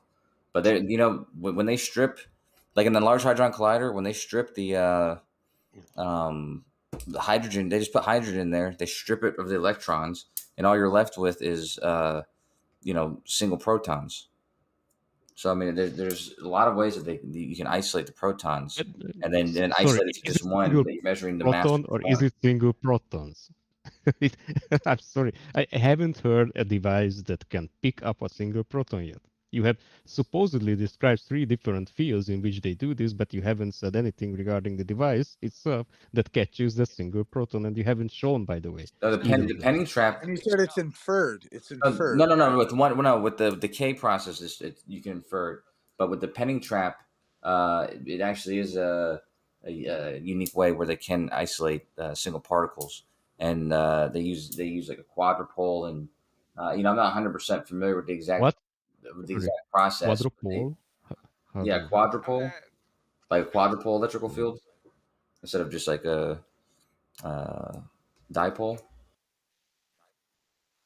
So does it mean that they're kind of trying to create a vacuum where they leave only one particle or atom left? Do you know if or not? Well, this test they can do that, yeah. Okay, nice. So can they catch just one? We haven't established whether or not they can catch just one. Yeah. I mean, they use this same technique for quantum computers. They have to isolate these qubits, which are all like single quantum particles, right? That are exhibiting some quantum property that they have to like entangle or. Mm-hmm. So yeah, the same process is used to isolate all those. In quantum. Yeah, and in a just a theory. Yeah, and with particle and with the part. So in quantum computers, they are capturing one proton to do their work for them. Are they? Well, it's not always a proton. Well, you invoked quantum computers, not me, Kosho. Well, I invoked qubits. That's correct. Yes, the qubit is one single quantum particle. Yeah. So just one. So they use one photon, right? They capture one photon, right, and manipulate that around to do the quantum computing that it has to do. But there's different quantum systems. But I think we're talking about protons. You want to mute your labs? Yeah, did y'all agree to one photon? What's up, Bandy? Are y'all in the party? I'm talking about protons, by the way. Okay, yeah, because I know they didn't agree to the one photon thing. Yeah. Hey, Dono. Hey. Hey. What? So, do you mind if I ask, what do you do for a living? Like, do you work with particles or something like that? Me, myself? I'm a gigolo. Yeah, or did you just follow in school in 8th grade? Or I'm a gigolo. He got it off of Google, man. He said that he got it off of Google. Gigolo? Come on. Kosho is a photon. Well, I am actually a series of protons, yes. Well, we all are, actually. Kosho. Full of atoms. But yeah, do you guys have your answer I'm about now to go as to how we weigh protons? Atom bombs. Yo. What did who did not believe? Who was not a believer of the proton? No, they were just asking how we know how much protons weigh and what. Yeah, we want to capture one proton, Don. So we've got our proton tweezers ready just to pick up a proton. So wasn't the claim made? Wasn't the claim made by the other gentleman that we can do that? Yeah. Okay, so that's why we're talking about it. That's right. The claim was because, made, and that's why my issue is that, like, because we went from we could capture protons, And then we asked how we do that, and then the gentleman started off with, because the guy said that, well, I can't, I've never seen it, so I can't verify it. And the other gentleman was about to go off in the cliche. No, you're putting words in my mouth, bro. Oh, forgive me. What did you say? I wasn't even the one who started this conversation. He said, yeah, no. Right, and you were saying that. I know that one of the gentlemen, forgive me, with not you start this conversation. One of the gentlemen said that he didn't. I said we can. I said we can Google it because I don't know. I started a conversation saying I don't know how you single out. Right, but probably find it out. Remember, He started that. Didn't one of the gentlemen say that like he couldn't verify it for himself, therefore he really didn't know, and he was asking how you find a single That's proton. not what I said. Not you. He's talking about what's up. We were addressing your inconsistencies. Yeah. That's all, dude. Yeah. He's What's not up? talking about you, yo. Yeah. What's up? Ask how do we capture one, and can we do it? And the answer was given. Pretty much the answer was given. Yeah, all we have to do is get our little proton tweezers out and pick it up and put it on. Right, and then we asked how we did that. Up to no one has and we asked how you did that, and the fact that we'd never ever come across anything like that. The gentleman that was speaking said that because you're not a he found it physicist hard. working. That's nice. He said that that's hard for me to accept because I've never seen anything or anyone do it. And then we asked you for proof that people could do it. Actually, dude, I can give you the answer. Hold on, you have full time to respond in 1 second. No, because you guys are going at it forever, dude. Let's just read it off. Just wait 1 second. Go here. You can respond in 1 second. I'm just pointing out what you did. And then you tried to go actually off what I theorized. That's nice. You can talk about it in a second. So, the idea is that you then were about to say that, well, flat earthers don't believe in something if they can't see it, right? And that was your next argument. And the point is you were trying to get away from the fact that we were asking you, just show us how to get a single proton, please. And you can't, right? Straw manning here. You're just throwing around words, right? No. You're just throwing around words, bud. Here's the answer. Let him respond, though. What do you have to say for yourself, being a complete? Yeah, go ahead, yo. Stop. Protons are positively charged, so it would be very easy to capture them using a magnetic field. That's how you single out a single proton. Now you got the answer. You're talking plural. We were asking for a singular proton. Did you use a telescope? I said capture. Or a microscope? Jesus Christ. They're saying protons. Okay, one proton is positively charged. The issue is, when WhatsApp initially asked you this question, you were kind of demeaning. You kind of said that I don't know, but we can Google it, and then you added a bit of extra saying that is this a situation where flat earthers say, because I can't see it doesn't exist, or you came up with some weird, you said something weird, and that rubbed people the wrong way. Yeah, you were gonna go down the path of I haven't been to China, so China doesn't exist. Can I respond? Yeah. Can I That's the respond? path you were going down. I mean, 5 people are going at it, dude. Jesus Christ. Were you happy with your answer, though? You finally got to know how protons can be singled out. I haven't heard the device. Gave a more How detail. could we be? Hold on. How could we be happy with the answer if you can't provide one and all you do is? I just did. You guys are just not fucking listening, dude. You're just talking, and whenever someone's speaking, you're just. Well, see, now you just been angry. Now you're just angry and rambling. To twist what they're saying. All right. You can feel right about just angry and upset, but let's bring it back. Let's bring it back. Now, let me ask him this. Hey, let me ask him this question. Yeah, is love I won't be able to chemicals in answer your it, brain? dude, so don't mind. Don't bother. Is love just chemicals in your brain? You know what I mean? Let's move on. So, WhatsApp, Kosher answered your question. Was that answer sufficient? Hell no.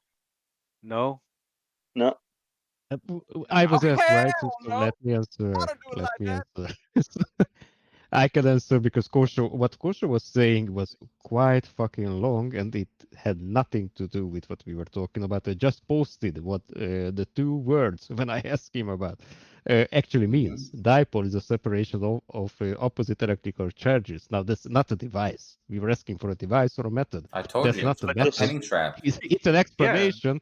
It's a single word for a more word explanation of what supposedly happens, but it's not. It's not a device, but we asked for that. Then he said, you weren't listening to he Kosher said then. quadrupole quadrupole, I asked him about what is called quadrupole, and he said, well, that's what they use to separate a single proton. It's not. You get its mass. Right in the live stream, I posted that quadrupole does not mean that. He was mumbling and bambling and bubbling up words that we I should let said a Koshu penny repeat trap. himself because I heard very different. For Go some ahead, Koshu. people might seem very strange and therefore distant and but now you scary. kind of So they didn't even look up. They didn't even look up the word. I was asked the question. I'm answering it, right? So therefore, my conclusion is that he didn't answer the question whatsoever. Okay, just that's mumbled fine. some words So why that not let didn't have Koshu try and answer it again? Because we already got that point. Again, He didn't answer it. again. Okay, sure. Again, go again. Yeah. All right, hold on. Watts, ask your question again, and Kosho, ask your question very clearly, and Kosho. I'll answer it for the first time because I've never heard him ask a question. So. Okay then. And what were you answering to? Come on, but okay, I can then. ask it again. No problem. No problem. Just ask it. Go, Watts. Go. Okay, so Kosho, could you answer me, please? With what device and how do you capture a single proton? Yeah, well, what you do is you measure the single proton's mass, which is what we're talking about, right? A magnet. I'll keep it short. Magnet. Yo, no one's asking you. Shut no. the fuck up. Jesus. I didn't ask that. Sorry, I wasn't asking about mass or weight or whatever. I was asking for a device and the method, how the device works as to capturing a single proton. Well, we're talking about measuring a single proton's mass, or are you talking about capturing single protons now? Exclusively, just without what do you capture a single proton with and how? Well, I mean, if you wanted a single proton or a certain number of protons, if you have careful measurements of the mass that you have, and you know the mass of a single proton, I mean, you're going to be able to tell how many you have, and if you have a couple, I don't know why you because there's a question about single protons or the single proton's mass. Coach, he's trying. What I was describing with the penning trap. No, I can take the penning trap. The penning trap is a technique that's used to measure the single proton's mass. Okay, it isolates it by the relationship at all of its charge and it's from its charge to its mass. That's great. I haven't mentioned even the word mass at all. I know, but that's what we were talking about. But I'm saying that now you're only worried about. No. I had a question. So, again, single proton. How do you capture it, and how? With what? What's the device called, and how does it work? Basically, you don't have to be very precise, of course. You could do something like with what they call laser cooling, for example, and try to laser cooling. Yeah, like when you use the lasers to cool down the mass of or the energy of particles, get them really cold, and you can accurately measure how many you have there. You could how do you measure that? How many you have there? By measuring the mass, measuring the energy that you have in this. Then you're measuring the mass, not the amount of particles. Cool down. Yeah. So you're measuring energy or one single proton, because we're asking for the proton, not mass of something, energy. Well, maybe I'm not phrasing myself right. So let me impose an analogy. Used to measure the mass of a single proton, but they're also used to isolate single quantum particles that have charge for qubits for quantum computers. So how do you? So again, let me rephrase the question in a different way with an explanation, with an analogy to something else. So when I want to measure, for example, how much does this wooden block weigh, then I would the very first thing actually and technically is me going to the wood block and picking it up. Now I'm asking for that process for a single proton. How do you capture or get only a single proton? Well, I just told you with the penning that you can use the penning. What is it called? Whatever the penning trap is, you can use that to also just measure. They use that exact technique to capture single protons and single quantum particles for qubits. They successfully used this technique, the one I've said several times, to capture single protons. They capture What's a qubit? What's a qubit? particles. Say what? What's a qubit? A quantum. A qubit is just it's some quantum particle with a quantum property that's used for quantum computing. So a single bit. Quantum computing. It's not even physics, by the way. At that point, it's a sort of explanation for a unit within the field of quantum computing that is referring to information. By the way, this qubit is information. It's not a physical thing. No quantum bit. A bit is a 1 or a 0. A qubit is just a 1 and a 0 at the same time. Yeah. But it's information. It's not physics. And Kosho just said that you can capture a qubit. Yeah, that's what a qubit is. It's not just called a qubit for fun. Yeah, it's a particle that's not physical. Kosho, qubit is not physical. It's information. What do you mean? Don't be dumb. You know what it's like? Hey, Bandsaw. You know what? Real quick, what it's like is it's like following a girl on Instagram and like saying that she's your girlfriend. You know what I mean? Because it's like I've got well, look at her. I've got all her pictures. She posts one for me. Yeah, she posts one for me every day. That was funny. And it's like, here's the picture. Here's the picture. Yeah. Like, I don't know if this helps, and I don't know how the penning trap actually works, but apparently in 2017, an international team of scientists isolated a single proton in a penning trap in order to measure its Is that right, Bandsaw? its magnetic moment to the highest precision to date. It was found to be 2 to the 79284734462 in brackets 82 nuclear magnetrons. The code data 2018 value matches this. Whatever that means, I've got no idea what any of that means. What I've just read out. So when did they start saying they knew the weight of a proton? Well, they've had close measurements for a while. Yeah, how long? Since the 50s, if I remember correctly. Yeah, because that's when the penning trap was made in the 50s. Yeah, but even without the penning trap, like I said, there's other techniques like using radioactive decay and stuff like that. It's the smallest thing they could get, and they keep wanting to get smaller. How are they sure it's just one thing? They're not. That's why they keep wanting to break it apart over and over. Right? Isn't that right? No. Yeah, Now, we're not sure if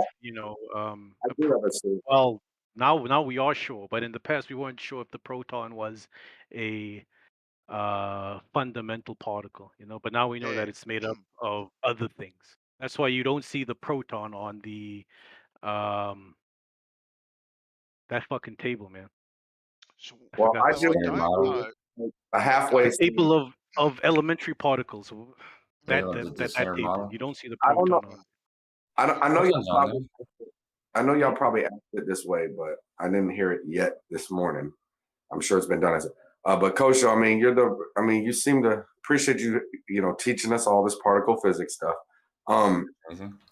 Has it been asked yet that like in CERN or whatever, when they're doing this stuff and they're like seeing something hit with a positive charge and this and that, how do they know that that it's still the tiniest piece? Like, couldn't it be like still like a proton and like two protons and one neutron still close together somehow?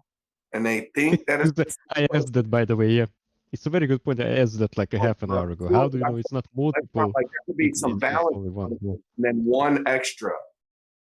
Yeah, they can account. And what they are measuring is its magnetic moment. Yeah.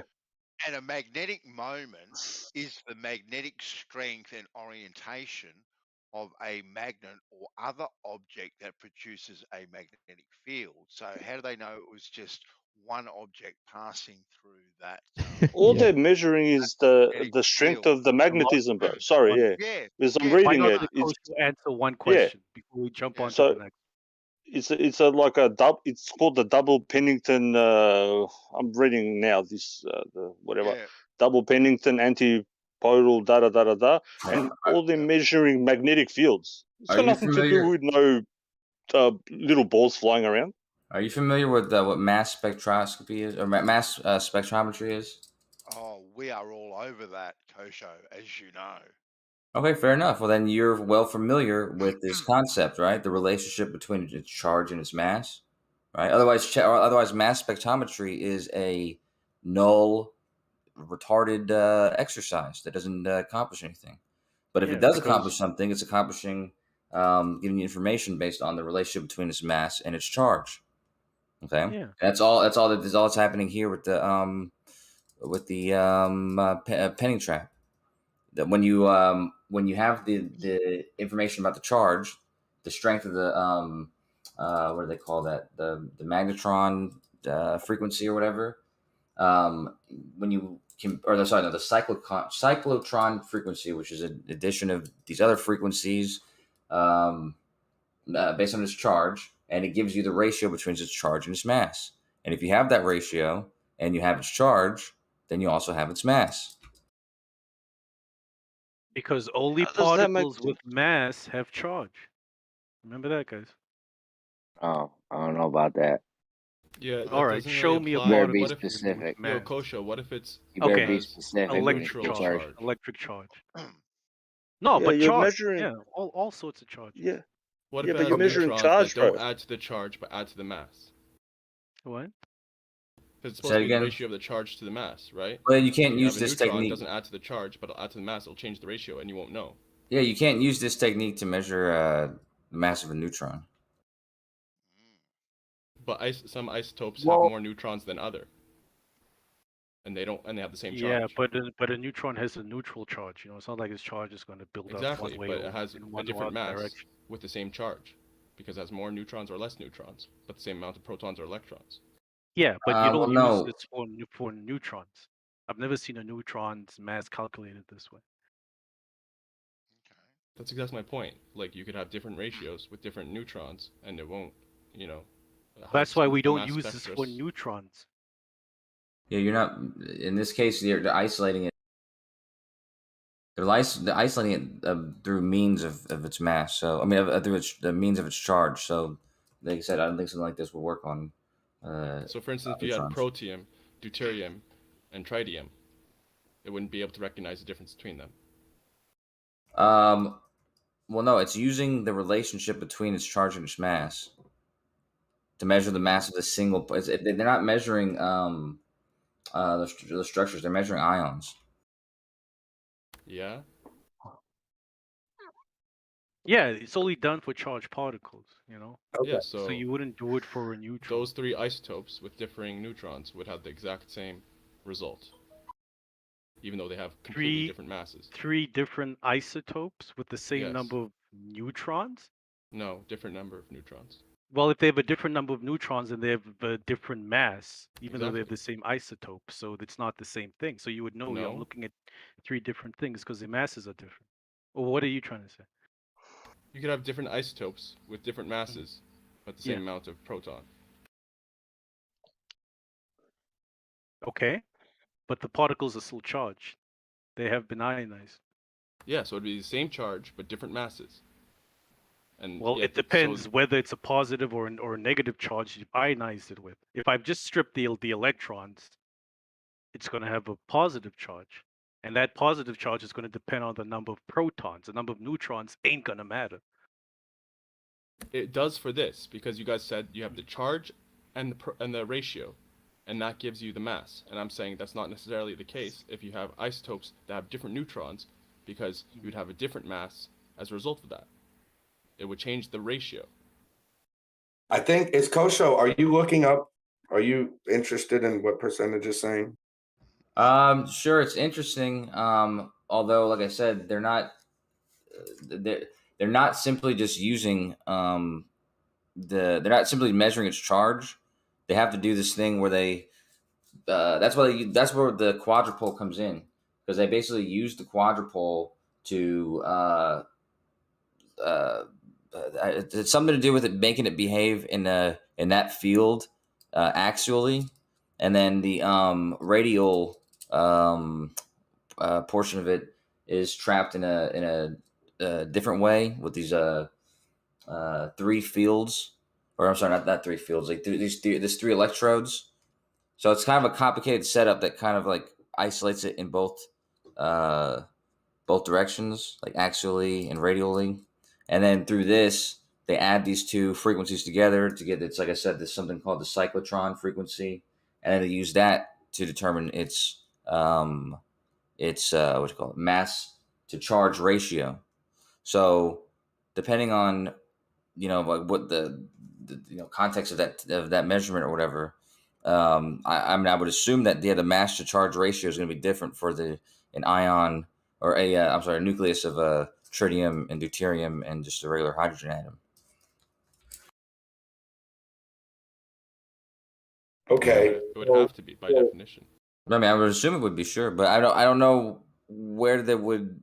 So if they're measuring this hydrogen, I don't think they're going to have a majority of tritium or deuterium, right? It's going to be a small portion of it. So I don't think. I think like that's why when Bandsaw said the one from 2017, when they isolated a single one, then they most accurately measured it. I would say it's most accurate because probably in the larger scale ones when they have multiple, they might have some of the isotopes you're talking about, in which case it would kind of throw off the mass to charge ratio, but only slightly, right? So it's still pretty accurate way to measure the mass. I did come in late. Yeah, well, I was just you guys are just getting confused. Okay. Right. Well, So that's are the you claim. gonna? That's the claim they call isolated one. With But their that was an little, isolated proton. What wasn't it, Benso? Just a proton, or a was proton? it? Yeah. They got just they one got their proton. protons tweezers and put that proton in a test tube and isolated it. So they agreed and isolated the proton. Is it? Can I just summarize? Is that what the contention was in here? Because I came in late. Was it? How did they? Was that all it was? Was the putting the eyes on the But fundamental? first, what I heard was about the mass of it, but then then it became just strictly how they isolate a single one. Yeah. So basically, to go all the way back, I was asked, how do you determine the mass of a proton? And I told them you can trap it in the magnet. And then it came about, how do you trap it in the magnet? And that's when Kosher brought up the whole penning. Okay. All right. Thingy. One other quick thing, real quick. One other quick thing. Kosho, read your messages, Kosho, please. Yeah, no, I'm sorry, man. I'm sorry. Thank you. I know you're busy in here, but I got something very exciting to ask you. So Don, hit me up. This ain't a personal dating site at all, right? So hey, I'm not dating him. I'm just stalking him. Hey, you can stalk, right? That's what this internet is for. I have a DM from Rachie from like 7 months ago. I haven't even looked at it yet. Dude, but you like her and you didn't even read her DM. Oh my god! I thought you wanted that, bro. Hey man, watch your tone, dude. I should open it right now. Okay, hold on. Call me in 5 minutes, man. Please, thank you.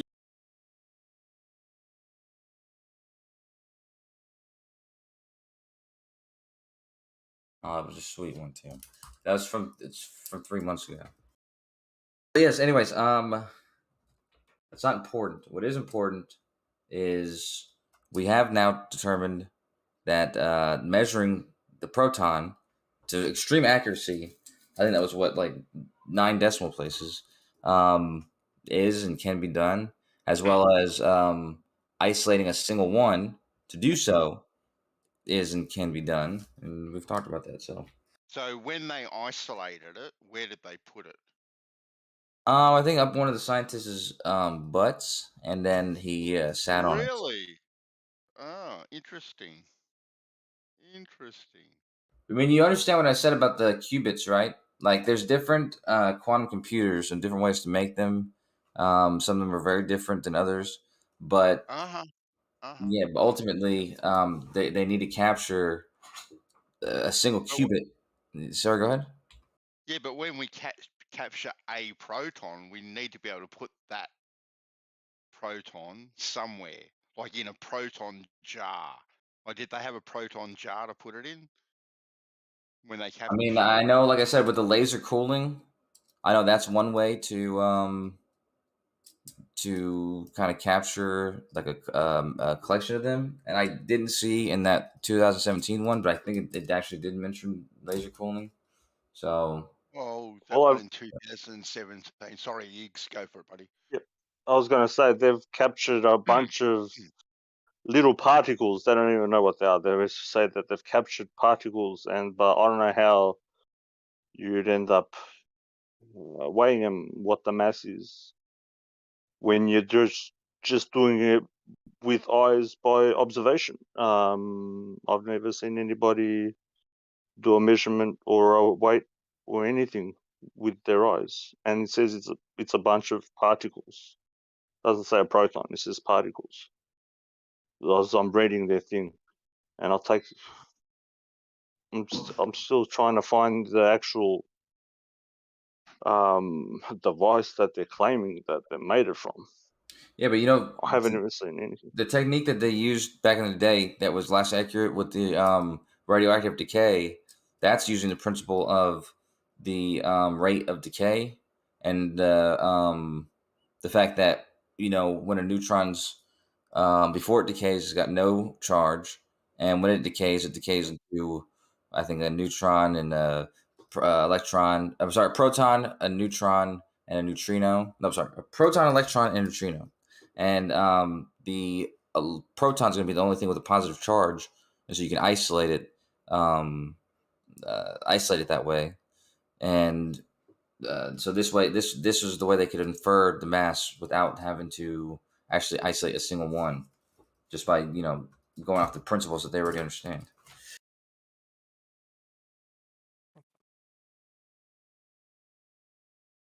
But it's less accurate, of course. So. Yeah, I'm trying to find still the device. I can't see the device anywhere, but What are you looking for?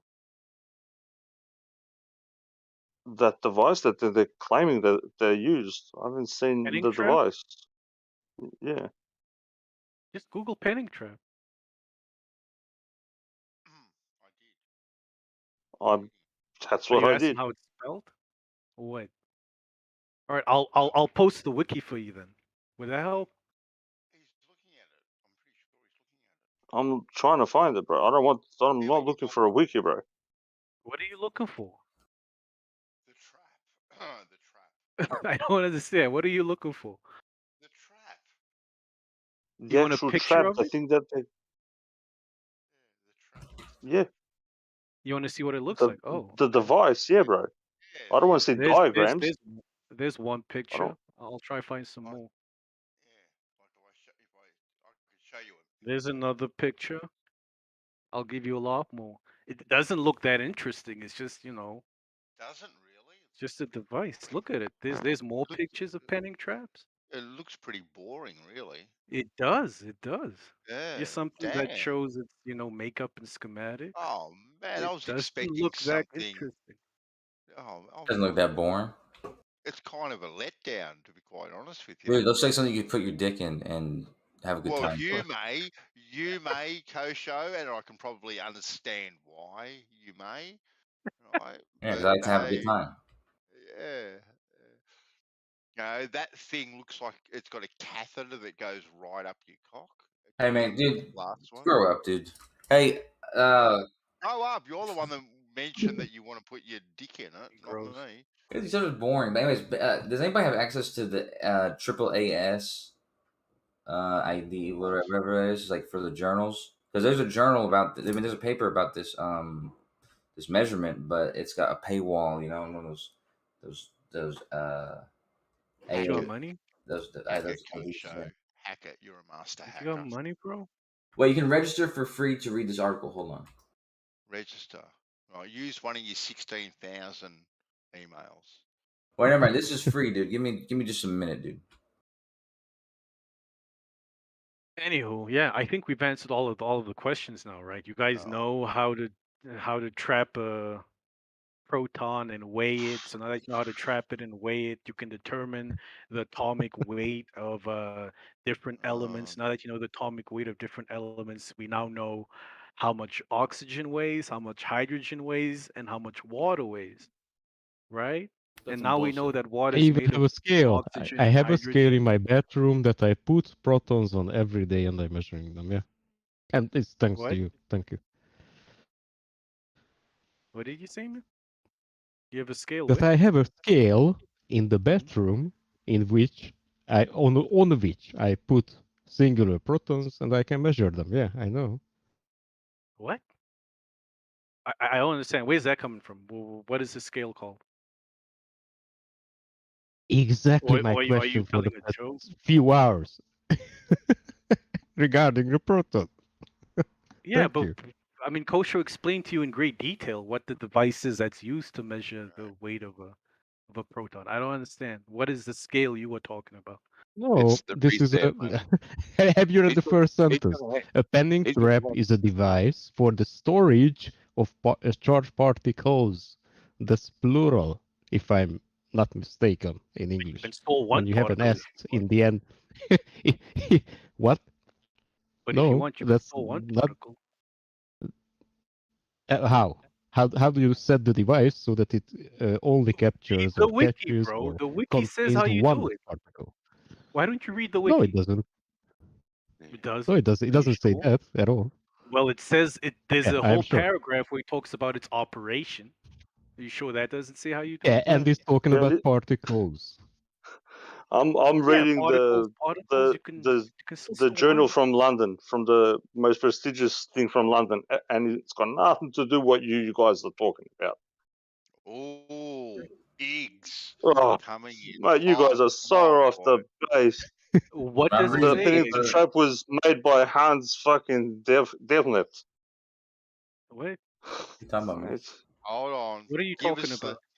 the Yeah. gravy eggs. Give us the gravy, buddy. Passing the grade. So it's all they're doing is pushing out electric charges. Okay. But they don't count them. They just push Got it out like water, Yeah. you know, like it's opening a tap of water. You don't know how much exactly are you, Yep. using up. You're just opening the tap. That's it. That's not how it works. What you're saying isn't true. Oh, so they are Could The counting the electromagnetic you post actual the potential. link? particles. Could you post the link of what you're reading, X? If you don't mind. I don't know. Sounds like you guys are being exposed. I mean, not at I all. would It like sounds to. like I would he's like to reading see what he's something reading. from Wrong. something Yeah. else.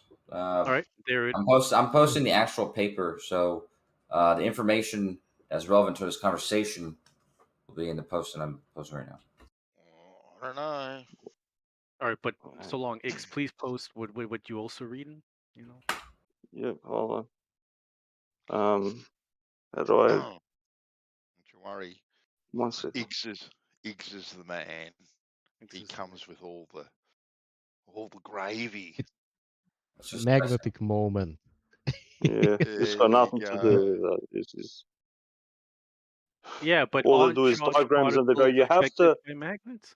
you have to intuitively visualize it. What the fuck? Like, and this is Yeah, from but Higgs, London, mate. can you post the link, man? Like, I Yeah, don't know what the holdup is. I downloaded it. I'm gonna try give it post it so you can download it. Because I had to Yeah, go just through quite. post, yeah, just post the link, Yeah, and then hold we'll download it as well. Precise knowledge. Let me quote from what Kosho is, posting in Livestream. Precise knowledge of the properties of the proton, such as its mass, lifetime, charge radius, and the magnetic moment, is of great fundamental importance.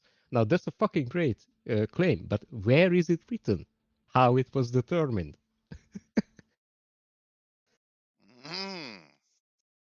Nowhere. Just the It's just a abstract. claim That's at the literally the top of a abstract. paragraph. It's Yeah, but literally and this is very good, Kosho. Thank you for posting this because this is an actual paper, right? A scientific paper that has a claim in it that has zero backing up. But for right what next to the claiming. claim it says there's a number 1. So that means if Kosho was able to post the actual paper and you could go to the bottom of the references, you would see what what's there next to that number 1. It would give you a reference that you could go to. Like you are right. You are right. Can we see that, Yeah. for example? But yeah, can it can seems we see Kosho is that struggling to for post one? the actual physical Like, paper. like No, either you have the to sign. math You have to or sign. You have to have an the account to the read math. it, though. So That's, Yeah, that's the problem. you have to have an need account to read this shit, bro. It's So not why free. not I get it, Kosho? but you Post already the link you already and have then one. WhatsApp. I'm just Yeah, asking Kosho. if you could click on the math part. But Say what? why Say it? don't? Number 1. Yeah. What are you saying to me? Look at this So link there is right here, dude. Click paragraphing on me. this link. Check out the paper. Read it or don't. Yeah, the link is there. WhatsApp. Okay. You can click on it, make an account, and then No see problem. what reference is next to that number 1. There's a lot of references here, man. There's like at least 100. We don't have to do everything for you, do you? Do we? Watts will No. do it. It's okay. Watts will do it. He'll do it. All right. That's what's I up. just sent it to you in the Oh, DMs, thank you. Mansour, By the way, and I just what's want up? to say thank you, Kosho, because this Okay, is Vanso, way could you more forward than me most that paper? people Because Iggs doesn't want to give show. it to me. Yeah, hold on. All right. Hey, I just figured out Nate is like the guy in like like a movie where like the evil guy has an accomplice. You know what I mean? What? And it's like yo, check it out.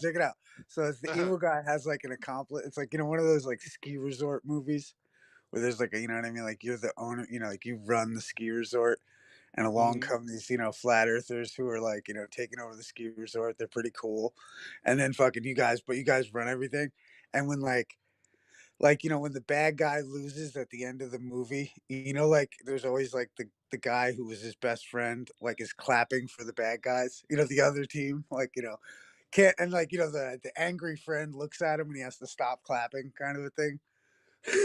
Like that's you, Nate. I hope that makes sense. It's awesome. Kind of. Like rooting for the, like, he loves flat earthers, you know what I mean? Like wants to be one. You know what I mean? Open file.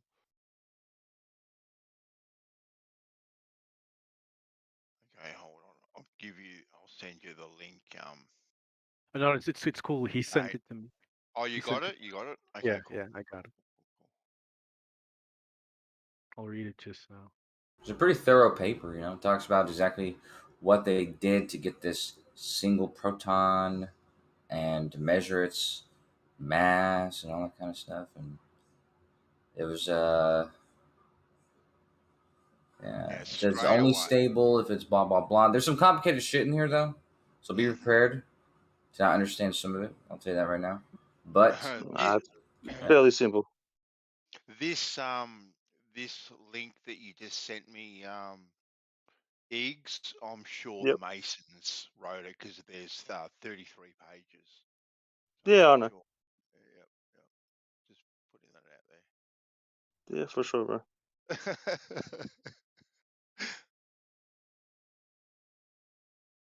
I've been around their group, bro, so we'll speak one-on-one one day, and I'll explain to you a few things. Yeah.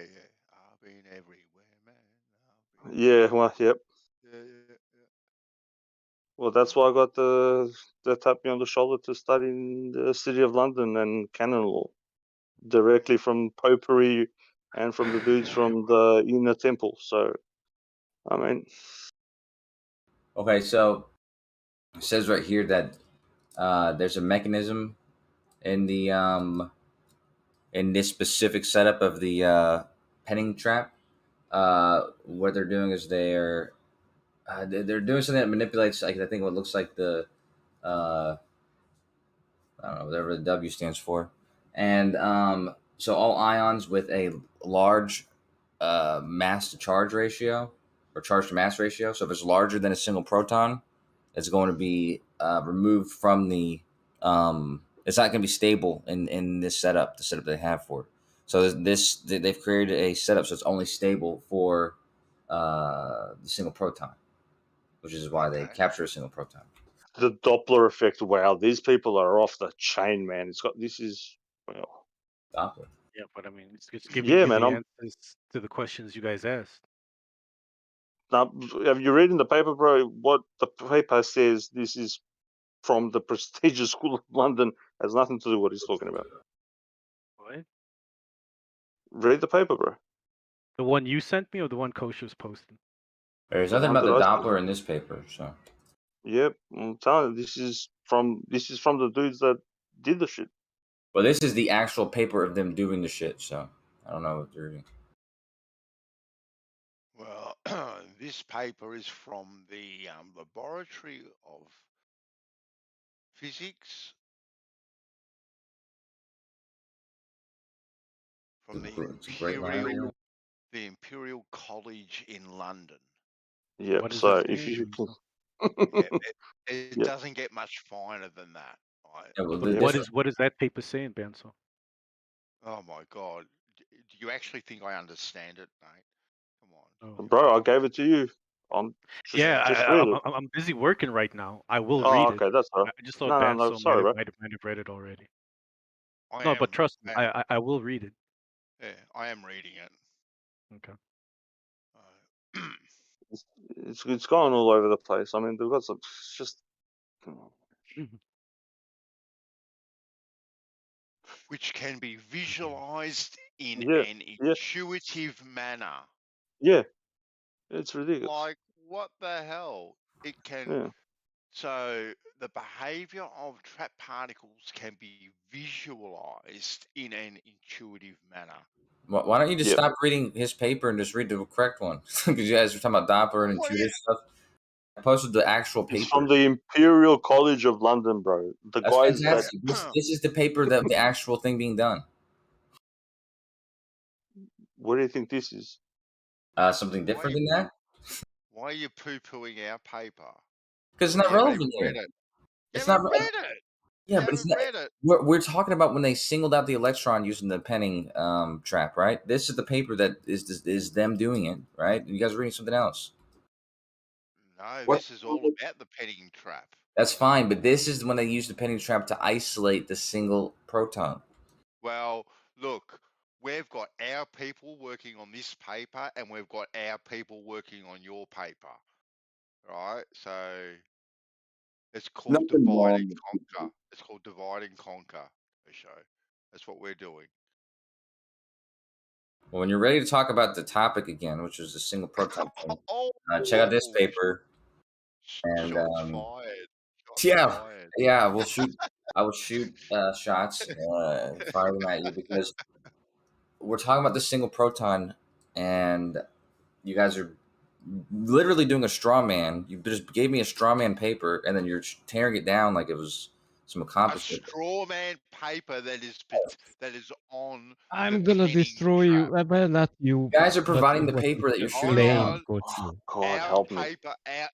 Our people are back onto it. Go Wops. You're gonna get destroyed, Kosho. Come on, Wops. So I did go to the original source of the article that Kosher was posting. It's not just an article, it's a paper, right? It's a scientific paper that has references in it. Now I clicked on the reference that we were talking about, namingly the mass of a proton. That is supposedly a reference to how a proton's mass was ever determined. Now, look at for the words that I'm using because I'm trying to be very precise. I'm just using the word determined, which could mean anything. Now, when I looked into that, I found another article that is why are you going to describing any different article? This article is when they did it. The one I posted is the article when they're measuring the mass. This article is not an article again. I said the article paper. first, then I corrected myself. It's a scientific paper. And then I described that I was asking for the mass of a single proton, and it's referenced within this, what you posted, scientific paper, and I clicked on it, right? So that's why I went, because that was the actual question. The scientific paper that you posted is not talking about how any kind of mass of any proton was determined. It's talking about something different. No, it's not. So I went to the reference part about the mass of a proton, and I found the following, that they are using, and they were using, penning traps to capture a single proton. Now, what they are measuring within this penning trap is a frequency. And it's supposed that if you would have a single proton with this kind of frequency, then you would have a certain amount of mass. That's a calculation based in a thesis, not just a thesis, An assumption. a theory. Let's call it a theory, okay? It's just a theory with an equation without the actual measurement for the mass. It's just a theory that is the actual measurement that is used for this kind of theory is a frequency. Now, can you tell me any kind of other device in reality that we are living in which you are using a frequency measuring device to determine mass or weight? Yeah, mass spectrometry is completely based on that. Like I said earlier, this is a whole idea. That's the same Mass kind of charge thing. ratio. That's just for a different kind of scientific field. They are doing the same thing. Just that's the answer to your question, bro. Yeah, but what's that? I just No, want it's to the same understand thing. what I'm is asking the for a issue different with one. with doing it this way though? Is this Because way wrong? frequency doesn't tell anything else besides an object moving back and forth. So That's wait, it. you're The not measuring. frequency You're is not an measuring object. mass. If I know the frequency or the charge of a particle, and I can use that to, if I can measure the frequency and charge, and then use that to calculate the mass, why do you have But an how issue? do you do that? The issue is How that do you they're do that? assuming How it's do a you do single that? proton. It's the same way. If you know the distance between 2 points and you know how fast something went, you measured, you clocked how You know fast the mass? something. Hang on, you measured how Or what? fast something traveled between those 2 points. Okay. You can determine you can calculate the time taken. It's the same thing. At the time, sure. And you can calculate the acceleration and you can calculate the speed, but not the mass of the object that is doing the motion. What the No, fuck? but think about the analogy I am presenting. If I tell you I want to know how fast something traveled, and the only information you have is the speed and distance, you can give me the time. So if I tell you You're I want to know assuming the that mass there's only of the one something, thing, though, Nate. hang on. If I tell you I want to know the mass of something, but all I have is the frequency, all you have is the frequency and the charge, you can figure out the mass and tell me what the mass is. I wouldn't have an issue with that. Because that's all it is. It's all it is charge. Again, Nate, they're assuming that they have one Why? proton. They've never once determined But you that just they said have one proton. doesn't make Yeah, sense. but assuming whether they have 1 or a billion protons is a very different thing. What WhatsApp has an issue with is that he wants a measurement, and for him, because they're using a calculation derived from a measurement, he's not happy with that, and I don't understand why. No, I'm not, because otherwise, when we are talking about masses and weights, we are using scales. We are actually putting something onto something that has an effect supposedly of gravity, and then we are reading off what the device is telling us. Not this, but what is it called again? A penning trap. This device is doing is measuring a frequency. Frequency charge. has only yeah, it's just a charge, and the frequency actually means that supposedly a particle is moving back and forth and back and forth and back and forth. That's it. Yep. Gravity's not real. It's all about electrostatic charge. So the issue is this device is not giving you exactly specifically what you asked. So you want a specific device that weighs a proton. That's what you want. You're not saying. No, but you can't even prove the proton, bro. Yeah. Hang on. I just want WhatsApp to confirm. It's not that you were saying this device is wrong or it's a fugazi. Your issue is it's not. It is a fugazi. It is a fugazi, bro. Yeah, but Iggs, let me get confirmation from WhatsApp. Okay. What you want WhatsApp is a device that specifically only just measures the weight of a proton, and this device doesn't satisfy that. That's the issue, right? Yeah, because it's all pseudoscience. Yo, let the dude. Are you WhatsApp? Obviously, that's my problem because you claim that this device can actually somehow come up with the actual atomic weight for something when it's only doing is a measurement of a frequency. Yeah, that's fucked up. So what you want is a device that directly measures the weight of a particle. Well, you can't even. How else? How do you measure particle. yourself? You can't even prove the Come on, particle, man. When you are walking into your bathroom, you are walking back and forth and doing a frequency to determine your weight or what? Yeah, I could do that. I could use my frequency and to determine my weight. Why not? You are funny. That's all At that least weight you are is. funny. I give you that. That's all that weight is. Why couldn't I do that, WhatsApp? Because that's all that weight is. So yeah, you can do that. That's all because weight motion, is. Because a motion of an object has nothing to do with its weight. That's why. Yes, it does. With its mass, it does, though. Yeah. Hold on. Silly thing to say, WhatsApp. I don't even think you know what you say now. The question was to prove the proton, and it's not proving a proton. It's just saying that it's actually sending electromagnetic waves from one place to another, assuming that there is something there. If you can visualize it in your head, so you can't prove a proton. That's what it says. Correct. It doesn't say anything about visualizing anything in your head. No, he's talking about his paper, Kosho. He's talking. There's different papers. It's from the Imperial College of London, bro. London. London. But okay, but I think every time that we ever try to measure I've had service. Isn't it funny every time we try to measure gravity or mass, we're just measuring charge?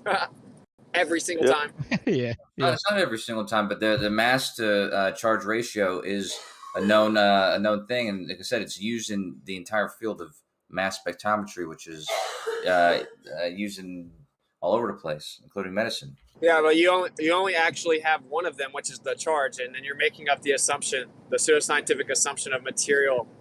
So, charge, infers material. Yeah. I mean, you can't have. I mean, if I wanted to measure something really far away and it's radiating against me, I can, because I can't catch that thing, it's really far away. I can't catch it and put it on a scale to directly determine its mass. I could use the charge that's measured when it radiates to measure. Why can't you use gravity? Why can't you use gravity? What's wrong with that? Why you got to keep Because it's using really charge? far away with it. It's really far away. Why can't you use gravity? Why can't you use gravity? I would need a very, very expensive, sensitive device to measure the gravity of something light years away. Wrong. The answer is because gravity is not real, and the only thing that's actually there is charge. Wrong. No, that's not wrong because I can prove it. Wrong. Can you prove the gravity I mean, part? that's what we're going to do. We're just going to tell each other you're wrong. No, I explained come why on, you're grow wrong. up, man. I explained why you're wrong. No, you just said I'm wrong because gravity isn't real. That's not an explanation. And then because he tried to explain, and then you cut it in. Yeah, so you're trying to say that you can determine, the mass or whatever based on gravity, but we're not going to use gravity, but it's all because of gravity. But we're going to use charge to decipher it. It's so stupid. You can't use charge. You can't use gravity to measure mass on things at that scale. I think the smallest that they've done that with is the what do you call it? The gold and that Cavendish experiment with that tiny like gram piece of gold. But did it have a charge? No, they removed all the charge from it. They removed all the charge from gold. Yeah, that's right. But with hold on a second. I'm almost done, and then you can ask the question or whatever. Let him finish. The gold and the Cavendish was the smallest that they've ever measured the Cavendish with, and the gravity that scale. But when you get to scales like protons, the amount of to measure the amount of mass with a gravitational equation, we haven't done something that precise yet. So it's much easier to measure its charge at that scale, and then you can use that to determine its mass. So there's a relation between the charge and the mass. Yeah, because charge is the only part that's actually real in the physical world. So the only way you can ever come up with anything is to look at the charge. You're just claiming something else is there, but you're still using charge. That's all there is. It's literally all there is. Mass spectrometry is literally just measuring charge differential. And then you're on a certain area, and then you can't even prove that area is material. It's an assumption. So it's literally hilarious, bro. It's all charge and electric, and then you just make up stories behind the scenes. If you're measuring charge, you're by virtue of measuring that charge, you're measuring mass. I mean, you're measuring material, and if you're measuring mass, you're measuring material. So does charge itself have matter? No, but the charge is emanating from matter. Yeah. That's kind of an assumption, though, right? So, like, I wouldn't say that, Coach. I wouldn't say charge creates matter. No. I'm not saying no. I didn't say creates matter. I said it's emanates from matter. Comes from matter. He's saying to have charge. He's saying to have charge, you have to have matter. But what I'm saying is, so what if I shoot a charge in the air? Like, is that charge material? Is it just in the air by itself? Does it matter? What is it? Whatever you use to emanate that charge, wherever that charge is coming from, it's coming from some material. What if it's already there? There's not a charge that just exists there without material. Why not? Do you give me an example of that happening? Charge without any material? Protons. Yeah, that's material. No, it's yeah, not. protons have mass. Yeah. That's silly. Oh, just saying it has Yeah. mass is called begging the question, bro. What Okay, about the why? ion? Well, why what do you about- think protons don't have mass? Well, mass is a conceptual quantification of the idea of material, and you presuppose the material. So Mass and charge are strictly properties of matter.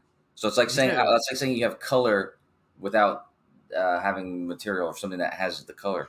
But it's like to have that property, you have to have the material.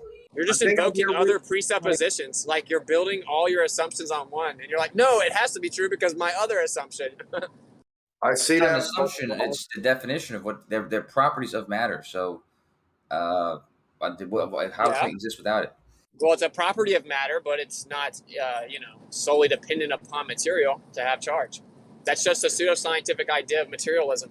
That's not my problem. Do we have any? So you think any non-material examples things have charge?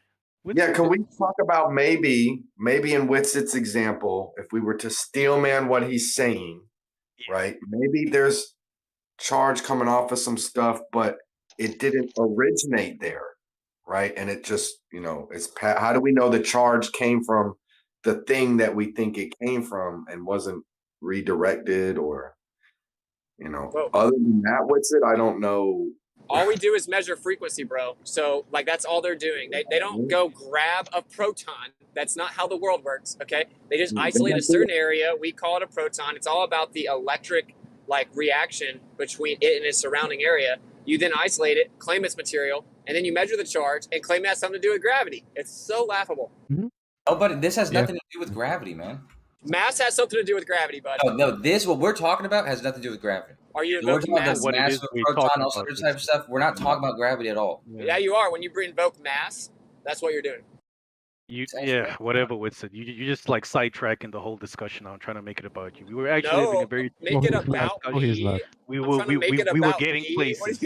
What are you now talking you're about? trying to make it this whole idea you have where everything is just charge and intermolecular electrostatics. We're not gonna have that discussion, bro. Come on. Dude, you said I'm trying to make it about me, and I'm trying to You're trying to make it about you and that weird idea of Why are you interrupting? that weird idea you have. Why are you interrupting? So you said I'm trying to make it all about me, and it's all about charge or whatever. Dude, you're literally invoking charge. That's all you guys invoke is frequency and charge. So I'm not making anything. Do you know what it is we are talking about? What the topic of discussion is right now? Yeah, mass of a proton and then mass spectrometry. Exactly. Well, they were talking about isolating it, to be honest. They were you don't know what it is we're talking about. You just heard keywords and got excited. Yeah, you heard keywords and you got excited, man. Did you not just now say you know the mass of a proton? That is one sentence within a 2 to 3 hour long discussion we've been having. And I'm sorry it took me 30 seconds you just want to win. focus on that because you heard the words charge and got excited and thought you could weasel in this whole weird idea you have that everything is electrostatic and everything is just charge. And I don't want us to do that with it. I'm not weaseling anything in. Objectively, mass spectrometry is the measure of charge differential. That's all it is. So congratulations, you're measuring charge and then making up stories. I'm saying that there's charge there. The only difference is that you're making up a story about it. Yeah, but what's the purpose of measuring that charge in that example of mass spectrometry? Well, you claim that it's to identify material and the and the amount of. Yeah, but that's a cool story, bro. Okay, so you're denying that mass spectrometry works because it's used in many different fields, including medical testing, including testing material in mediums and also all sorts of stuff.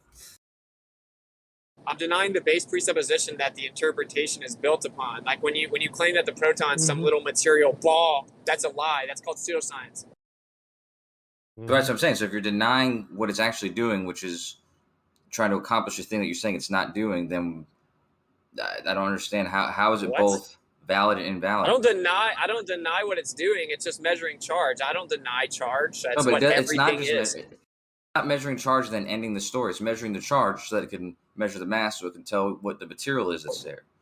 Yeah, it conflates charge differential to material. Yeah, so that's what I'm saying. So you agree that it is actually identifying the material that's there. No, I said it conflates charge differential to material. Right, but that's what I'm saying. So are you saying that mass spectrometry works or it doesn't work? the quantification idea works. Like measuring charge, I have no problem with that. I'm not disputing the efficacy of measuring the charge. I'm disputing your interpretation of it. I know, that's what I'm asking. The interpretation of it determines the material using the relationship between the charge and the mass. And so if that's not if that's working, or then it works. Do you know how this so works? Are you saying that it works and we can actually identify things using mass spectrometry or not? Yeah, but not things as in material. Do you not know how it actually works? So what they do is they get the strength of the charge, right?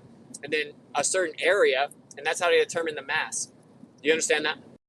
Yeah, they use the mass to they gain the mass to charge ratio.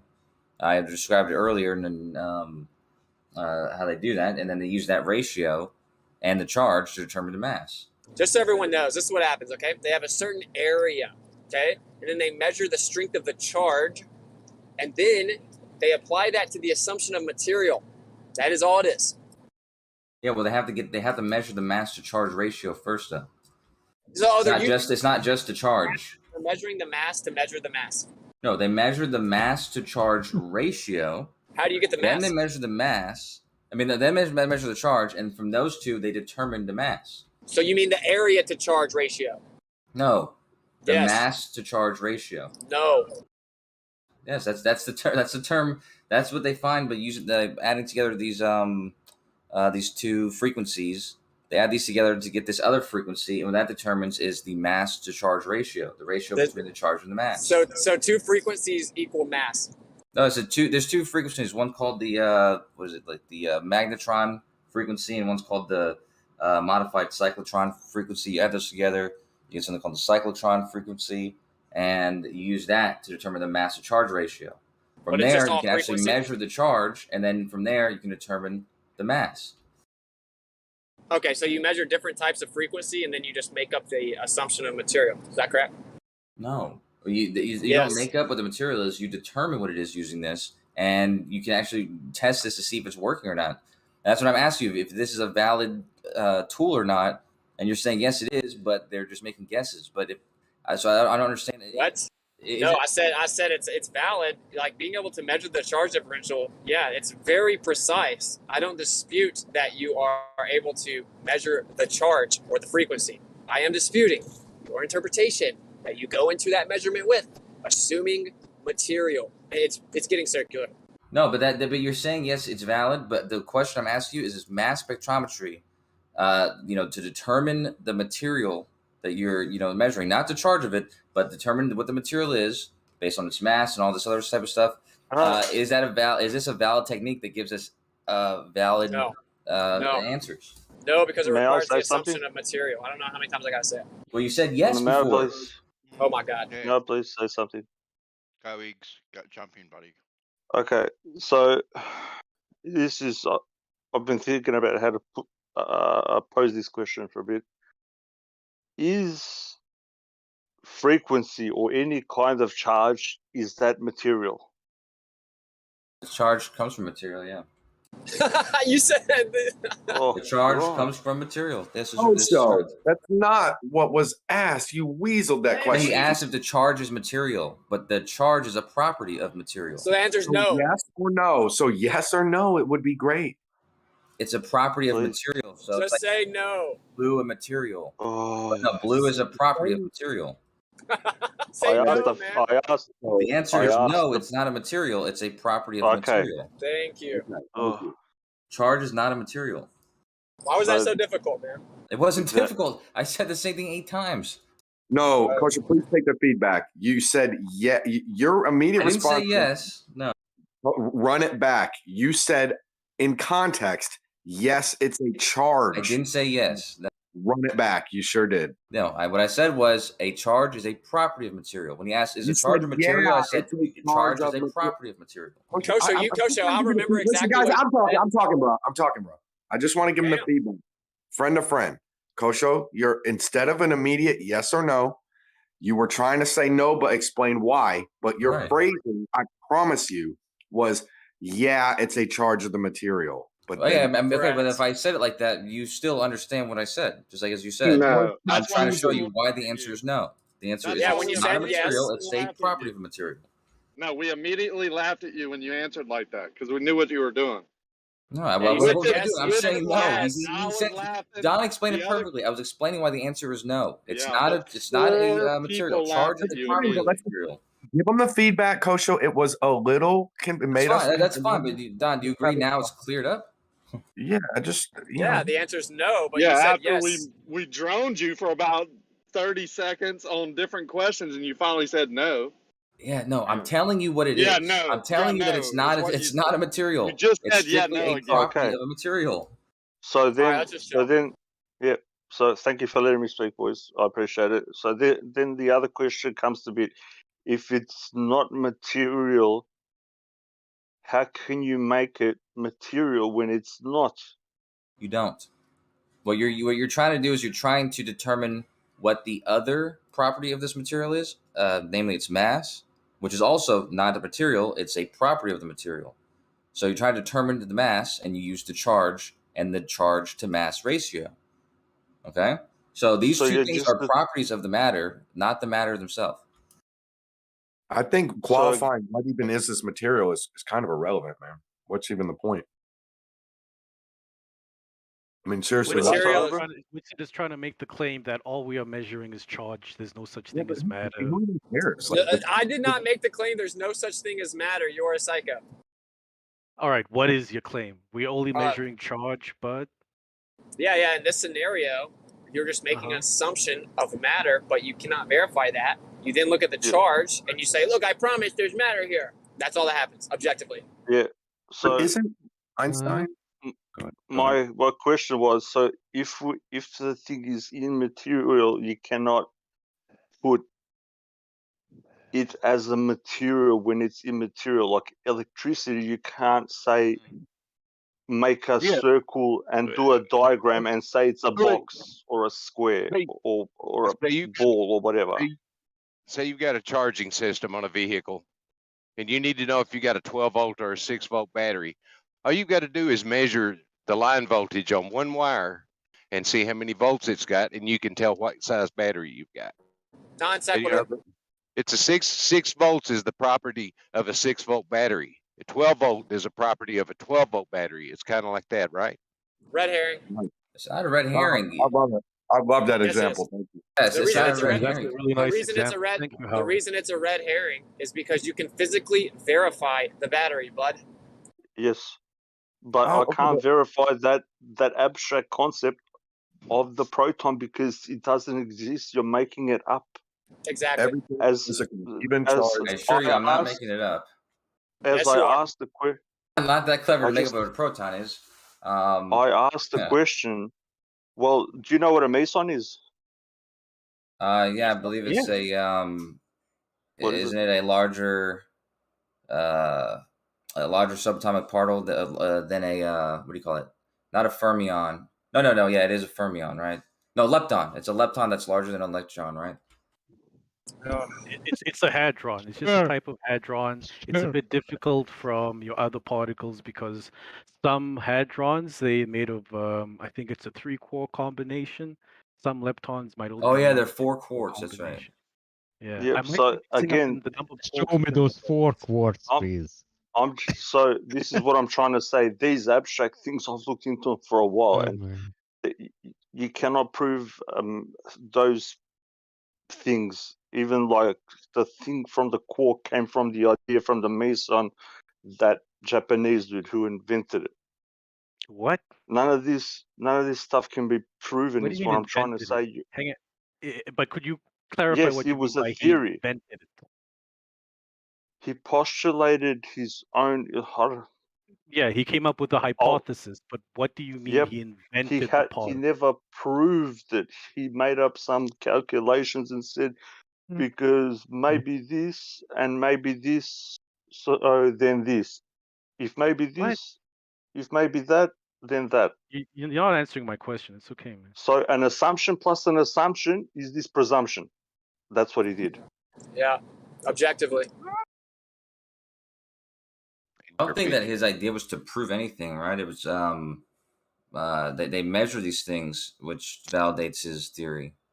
No, so it's not It's not a proving thing, and I'm pretty sure that they have measured mesons. Don't they use mesons to measure neutrinos? No, they got rid of that. Anything Yeah. Yeah. But it's a certain area. Breaking up, man. And it sounds better. These bitches making me laugh. People that actually do it know that they can't go grab the freaking proton, bro. Everyone knows you can't literally physically.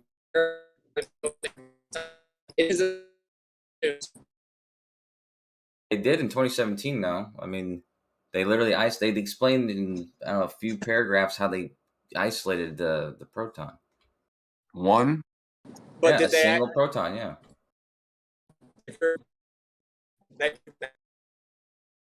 You're breaking up. Everyone I talk to. Oh, is it me? You're breaking up with you're in a bad Why don't you guys tell him he's breaking up? You did. Relax, Nate. I don't think you can hear when he's breaking up. His connection is all happy. Oh. Jeez, Nate, come on, man. Jesus. I know you took a couple L's earlier, but it's gonna be all good, bro. Don't stop, man. Sorry. I was just gonna say. Talk is you got debunked again. Like you guys are alright. Like it's just you guys are trying to put a physical property on a non-physical thing. It just you can't do it. Wait, why do you say that? Why do you say it's a physical property on a non-physical thing? Physical realm. I said a non-physical thing on you're making it a physical thing, which you can't. How is electricity not physical? Yeah, these things are all physical. The things we're talking about are all physical. The charge and the mass are both properties of physical material. They're physical properties of physical material. The things themselves are not the material; they're properties of it. And so you can see electricity. You were telling me before you were arguing with me for fucking 5 hours that you cannot see oxygen or vapor or whatever it was, but now you're telling me you can see fucking electricity? Mate, listen, you have to realize that Kosho thinks space-time is physical. Why don't you give us the physical property of that? Mass, momentum, charge. What's space-time got? Position. Now we're talking, Jeremy. Position of what? Position of space. So space-time's physical property is this position. That's a property, sure. It's a field. Position. He knows it's a field that has properties that we haven't discovered yet, Jeremy. I mean, come on. Let him show us this field that you haven't discovered yet. Real quick. Let them say that space-time is physical because that just keeps the foundation of the Whoa. Don't say that. Let telling Kosho you say it. for 2 Kosho years is the to only stop person giving him that stuff. says that.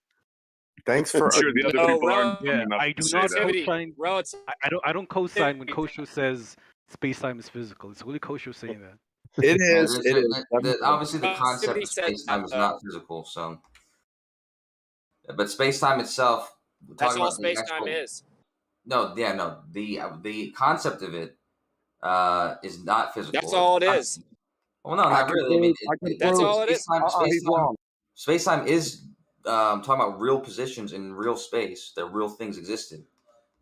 So, no, don't sugarcoat it. That's not what it means, Kosho. You know that. It's physical, but when you're talking about space-time, the concept, and you're doing the calculations to determine how it's being warped by mass or whatever, that's a concept. That's I argue, on it, which is not physical. I disagree. Concepts are physical. Everything in this realm is. We can change the subject right now if you want. I got about 30 minutes. But Kosho, dude, you can't have the object. Go ahead, Jeremy. Objects that are in space. That's not space time. Where's it? I don't know what you're talking about. They're trying to beat around the bush. What is space time? It's not an object. Objects in space is not space time.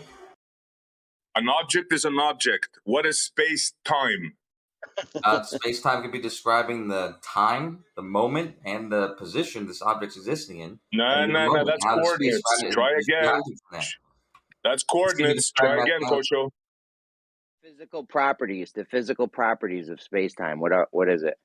They allow everything to be in them. That's the physical properties. They're the foundational underwires. Everything moves around. What is the problem? What is the problem? That there's a medium underneath everything. What's the problem with that? Jeremy, why not They give say an there's no example medium, of a physical bending and property? Not real. bending and warping is a physical property. man, I was Bending and talking warping is a physical property. Yeah. Bending and warping are physical properties. So when you attribute that physical property to the conceptual abstraction of space-time, that's called a reification fallacy. Nate is very right. Nate here. No. Winston basically answered what I was going to ask. I just wanted an Alright. example of physical properties that Kosher could speak to. Mass, momentum, charge. Bending Yeah, and warping bending, and dilating. bending as well. Bend. Yeah, bending is a physical. Yeah, Yeah, so exactly. can I just state what I said again? Because this whole thing started from my one question about water. When everybody jumped on my back, you can't see, what's it called, air, and when stuff boils, it goes up, but you can't really see it, even though you see it. But now you can tell me you can see electricity. I'm. You can't see electricity or what? You've never seen electricity before? Why are you changing the subject from space-time? We know electricity. We're talking space-time. Kosho, show us this solid thing. There's another That's property right. I just put there, the curvature scalar, which part of the equation. What is this? Yeah, I mean, It determines the amount of curvature you're going to have there, which is indeed a property of space-time. The fabric, is it porous? Is it smooth? Is it slippery? How is this fabric? What's it taste like? I grab it. Pop it right there. Just go on that for a minute. I'll be right back. If we were to take a bite, is it Yeah, you strawberry guys just flavored trolling or? us. Stop it. Is it like a blanket? Like, can I wear it? Can we wrap ourselves with it? Hey, Simon Sherrill, maybe they can bend some electricity for us. Can I make a space-time jacket? Bend some electricity for us in a specific amount You never of time. seen a Tesla coil? I said bend some electricity, not a physical object. Go to YouTube, Google Tesla coil to suit the Super Mario beat. Dope. But what is that? But electricity itself, like the only time you can see it is when it produces illumination. You're not seeing it; you're seeing the illumination. So exactly, you're seeing light. Yeah, you're seeing the effect of it. Yeah, correct. Yeah, you should but still that's check out that Tesla coil. electricity. You're seeing the plasma, like a lightning bolt. No, light is nothing more than the excitation of the medium being illuminated. A lightning bolt. Yeah, but light in general, lightning bolt has light. Electricity, when you see it, quote unquote, you're just seeing light, and that's nothing more than the excitation of the medium, which becomes illuminated. When you say light, you mean like visible light, or you mean light is in general, everything on the spectrum of electromagnetism? Well, how are you? Yeah, everything. Okay. So here's another way of viewing it. Yeah, I've had this argument with about light with heaps of people. We don't actually see light. What happens is the sun goes up and we see color. That's the easiest way I can explain something. So sun goes up and we see color. Yeah, if I shoot a laser, right? Think about it. If I shoot a laser, all I'm seeing is the medium that's already there, and then that concentrated energy that I've put into the medium is illuminating that area of the medium. Which is why they can't attribute a constant speed to light, and they have all kinds of discrepancies with it because light is instant because it's just the medium.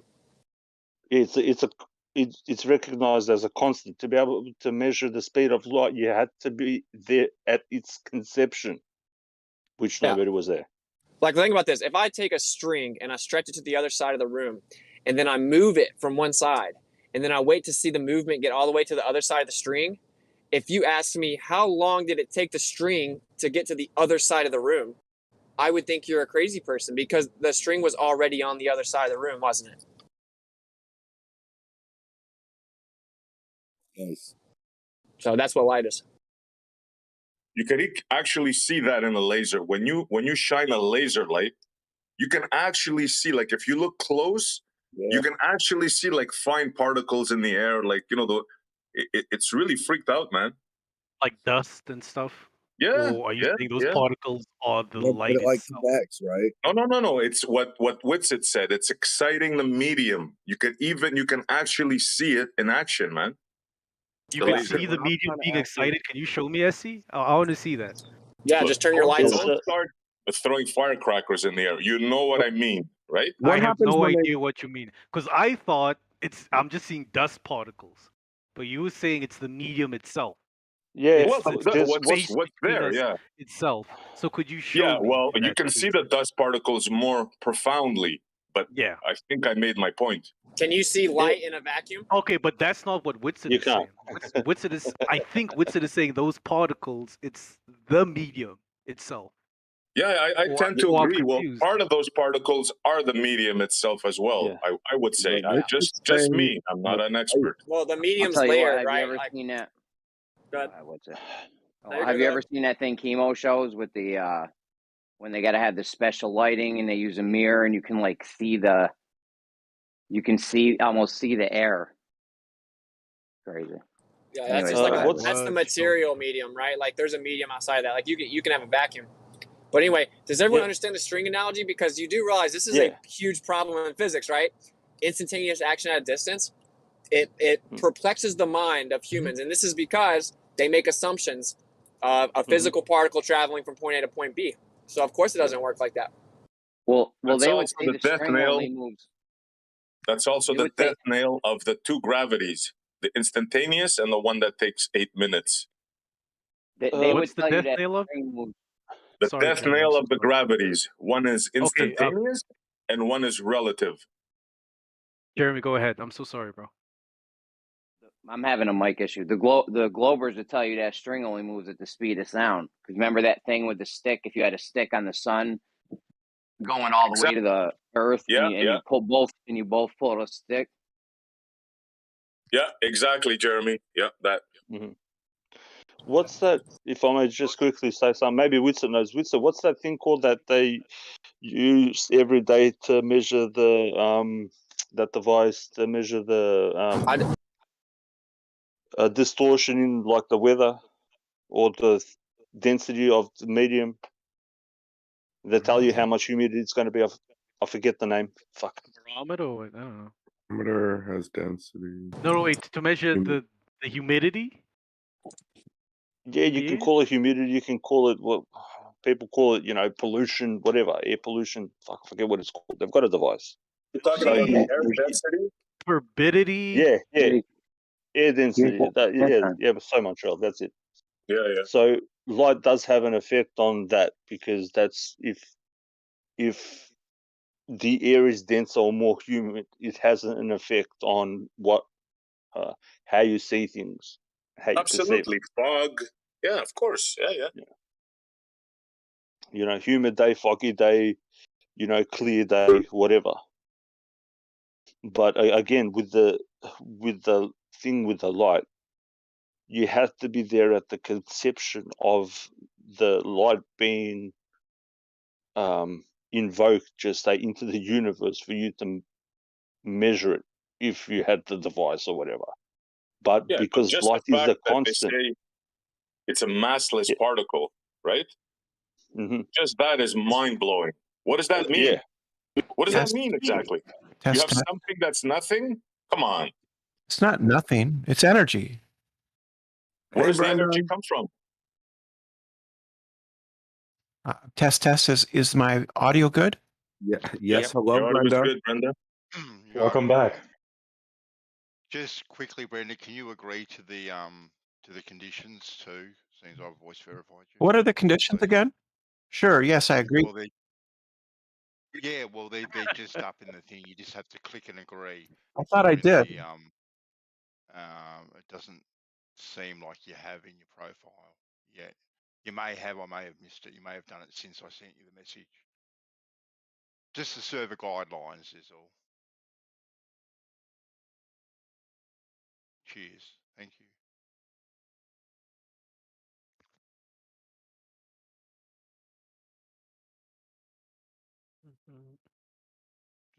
Anyway, sorry to. Did that work? Did that work? Did that do what you wanted it to do? Probably. I'll check. Yeah, light is just energy. And where does the energy come from? From like when an electron decays in its orbit, goes to a lower shell, it emits a photon. Right, and what causes this? Doesn't that have to be excited by something? That process that you just said, doesn't energy have to be implied to that system? Yeah, yeah. If it gets energy, like say from somewhere else. Okay, then it's not massless, is it? What? You're using mass as being. You haven't even defined mass. Could you define mass? Oh, that's the way you're using it right now. That's a very good question. Can somebody define mass? One of its well, no, you're using the definitions, word. please. You're using the word. Could you define it, please? No, I'm not using the word. You guys are using the word. Now, mass has four definitions. It means you're saying something it's at a rest. massless particle, which is what you're saying. So could you describe what mass is? No, because mass is a magic word. I told you. No, it's mass not. has four definitions. Anybody could Google if them. it's a Everybody magic knows word, what I'm talking about. It has four different definitions. So, if it's this magic word, then I'm sure we could make up a magic description that applies to everything but things that we call massless. So Okay, how about choose instead one. of just claiming it's a How do you magic... define mass in this instance? Inertia. How do you define it? Inertia. Yeah, that's Light what mass. doesn't have inertia. Okay, Light doesn't so have you define inertia, mass so therefore as it's inertia. massless. So There a you go. photon is inertia? No, a photon is massless. It doesn't have inertia. It doesn't have the property of inertia. That's correct. A photon does not have the property of inertia. Correct. Right. Okay, so what is it then? What is it? A photon. What is inertia? Explain inertia. Go ahead. A photon is the smallest amount, a unit that the electromagnetic field comes in. If you want to put it that way. Story. What is inertia? Resistance to acceleration. So a photon is resistance to acceleration. Do you see how silly that sounds? You're not listening to words, are you, SC? We're saying a photon does not have... No, we're saying a photon does not have inertia. Right, and I'm asking you, what is a photon? You described it as inertia. Then I asked you, what is inertia? No, we didn't describe it as inertia. It's exactly the opposite of what he said. So we're saying it's non-inertia. massless. It has no inertia. How many times do I have to say the word? Okay, so you described a photon as massless. Yes, that's what you describe a photon as. It has no mass, and the meaning of that is it has no inertia. So what is it? What is a photon? Brenda already answered that. Come on, a photon is You're saying mass, inertia. In other words, you need to have listen no clue, when you've right? asked questions. But I mean, does the photons not have mass? Seriously though, let's be real to the. That's what they say, bro. That's what they say. They don't have mass. A photon is a quantum of the electromagnetic field. What's a quantum? The smallest piece, the smallest piece that it comes in. So a photon is the smallest piece? The smallest bit, the smallest unit, the smallest piece, however you want to put it, the smallest amount that the electromagnetic spectrum or field comes in. Yes. So a photon is the smallest piece. You hear that, people? Yes. So what? And this is too good. It's just frequency and vibration. So quantum okay, I'm sorry guys, but I'm just gonna post something in chat and then I'm gonna be the only one laughing at all y'all, I guess, for a minute, dude, because this is just stupid to listen to this bullshit. So quantum, stories. Nobody has any clue what a freaking light is. Nobody. Quantum is just a fancy way of saying the smallest amount. The smallest amount. That's just a fancy way. Quantum is just a fancy way of saying that. Quanta literally means the smallest that it's a amount of discrete nothing. amount. It's a The discrete amount. smallest amount of nothing, right? No. Of nothing? Massless? No mass? Nothing? The smallest amount of nothing? No. You see what's going on here? No, you're misusing words. No one has said the smallest amount of nothing. But if that's you what want to you're keep saying. straw manning, no, I'm just does showing something you. with mass have to have hold on? Does something with mass have to have matter? because that's how we define matter, then sure, yeah. Does No, but something you're with mass saying it's massless. does something with mass Yeah, does something with mass have to have matter? There are two different types. There are two different types of particles in the universe: baryons and leptons. That's where the magic bullshit comes in. He asked you a simple question. Simple. Well, physics isn't simple. I answered the simple question. Particles, right? Because I we also answered. boson, which are particles, but they don't have matter. I answered the simple question. Some He bosons have asked, mass. do matter have mass? And I said, by definition, that's how we define matter. So yes. So light is not matter then? Correct. Yeah, what is light then if it's not matter? It's an electromagnetic Energy. wave. It's energy. It's energy. What's it's energy in the in the electromagnetic field. And according to Einstein, you can convert mass into energy. They're Einstein said a lot of interchangeable. foolish things. So we come to the understanding that nobody knows what light is. It's just a bunch of words mashed up together. If you don't understand the words being combined to form sentences, that's on you. But we've described what light is. It is energy within the electromagnetic field, usually described as waves. However, it also has a particle kind of quality to it, which is the fact that it comes in discrete chunks, quanta. Okay. How okay. much of that did you not particles, understand? discrete chunks, quanta, mass, How much of that did you have a problem charge. with? I'm not asking you to reiterate the words. What problem did you have with it? Please explain. Dude, you have no clue what you're saying. I asked you what it is. You gave me 55 different explanations. So because you Just don't humble understand yourself, the words, you humble don't yourself understand the words and and how say they you come have together. no clue what light is. You're just reading a bunch of shit and just regurgitating it. So you think I'm reading, but I can define. Explicitly, dude. Yeah, you think I'm reading, but I'm saying this from an understanding, and I can define every single word I just used. Even if you cannot, that doesn't mean I can't. I You can can define define every single anything you word I want, just used. sunshine.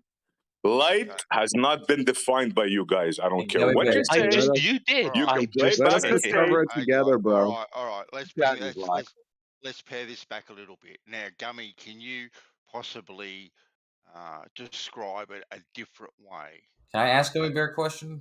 Well, no. Well, hold on. Let Gummy have another crack at maybe defining it a different way, so maybe we can understand. Do you want me to describe it in a different way, which will probably make me describe it in an incorrect way? Well, Gummy Bear, can I just ask you a question that might just be this long? I was going to ask you, based on what you said about the being a energy in the electromagnetic spectrum, then it's also true that when, for instance, when an electron loses or gains energy in reference to the atom, right, or molecule, whatever system it's in, when it's gaining or losing energy, that's going to be in the form of a photon. Is that right? Yes. For sure, we're aware of how the atom works, how the electron gets excited, and it jumps to a different state. And then when it jumps back to its regular state, it emits energy. Yeah, we know in that. the form of a So photon. he asked me a question, and I'm going to answer it. When we know that what causes electromagnetism is moving charges. What is an electron? It's a charge. What happens when it moves? It is a moving charge. It creates electromagnetism. Yes, correct.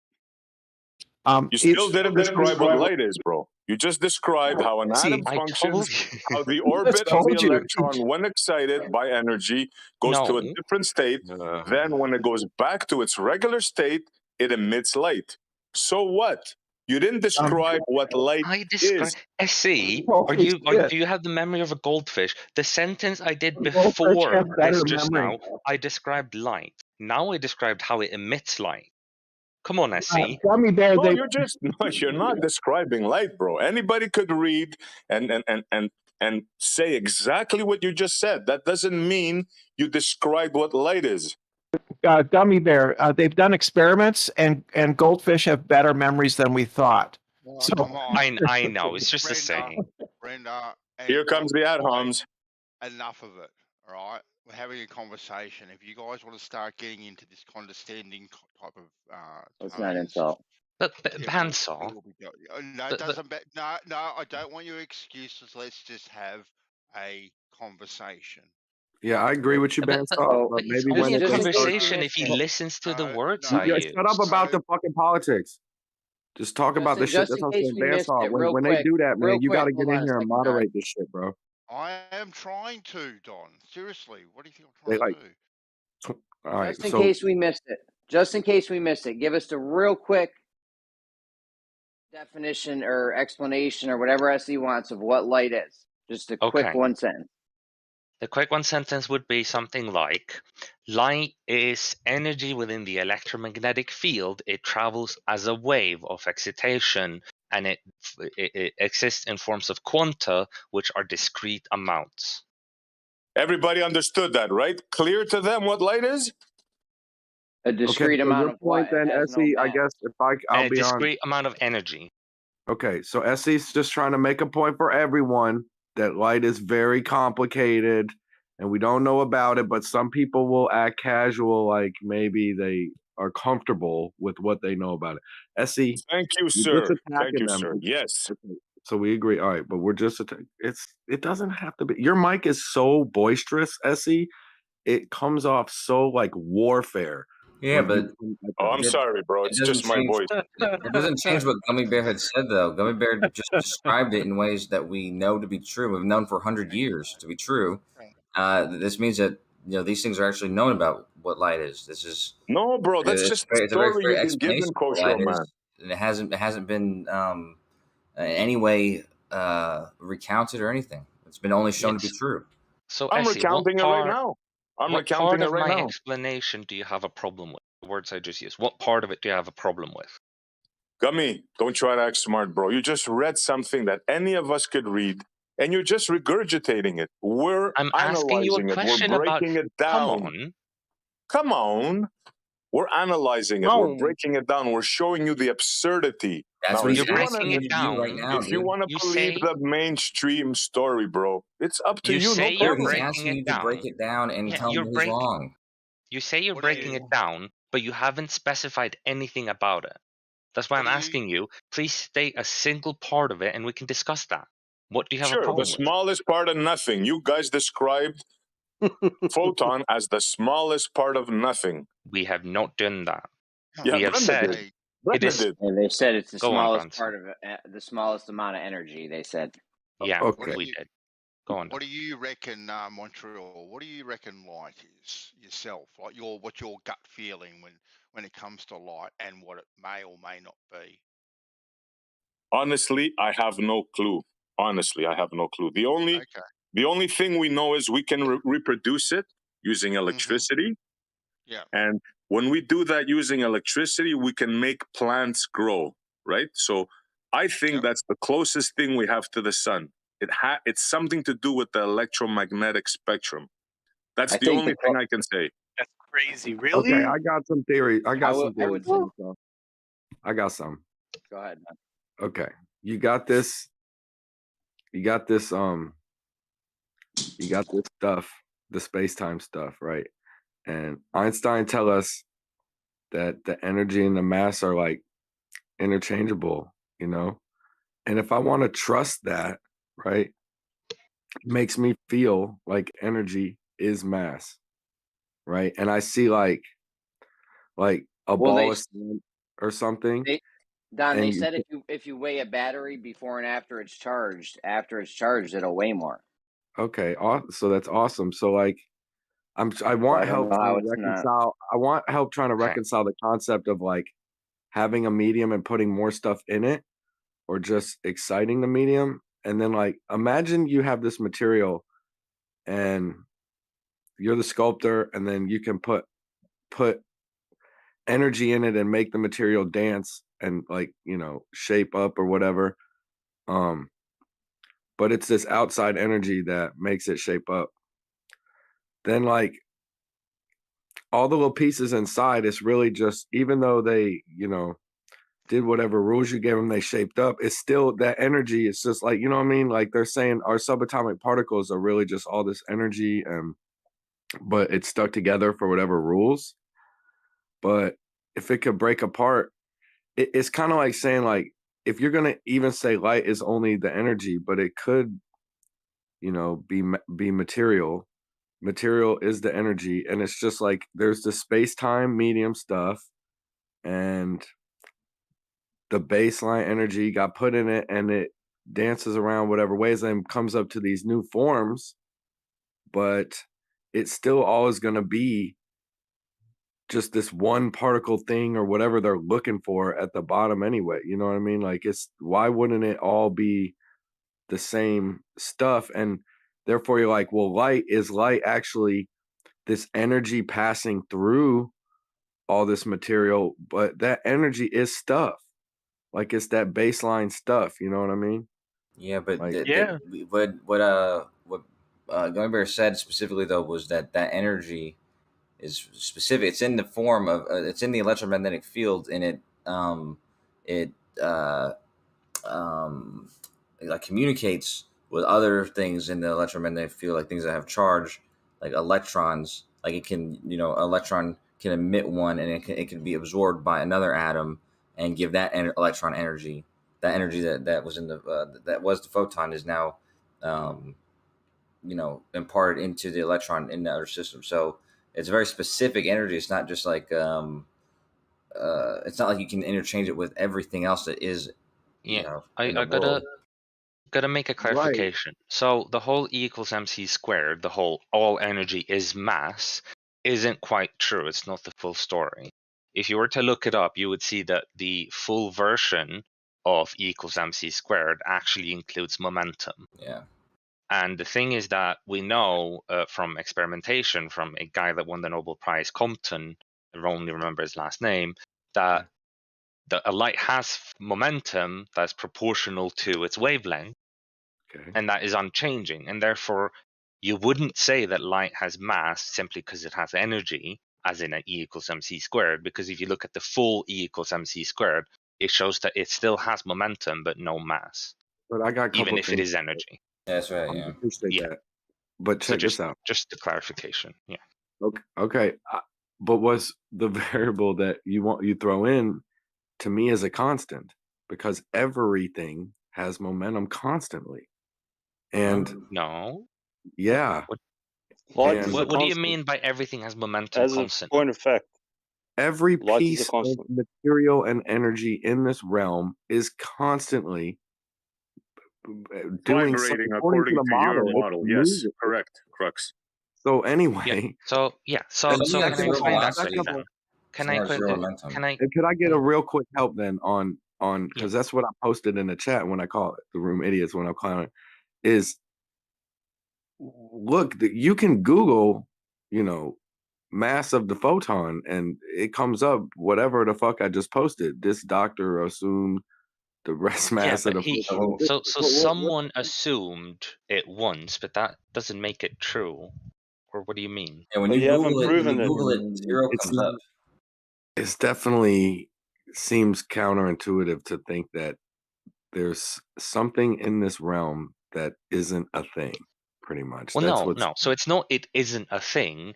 It is that it doesn't have inertia. It is still a thing, as in it is energy, it has momentum, it has properties, but one of the properties it does not have is mass, as in inertia. You know the formula. So hold on a second, real quick. You're saying if light has momentum, you know the formula to find momentum, right? That's not that's the momentum of a massive of a particle with mass. That's not momentum of anything. Anything that has momentum, you can use this formula. But that to find its momentum. I just said that formula is an that's the approximation. momentum. That's momentum of mass of matter. That's not the way to define momentum for everything.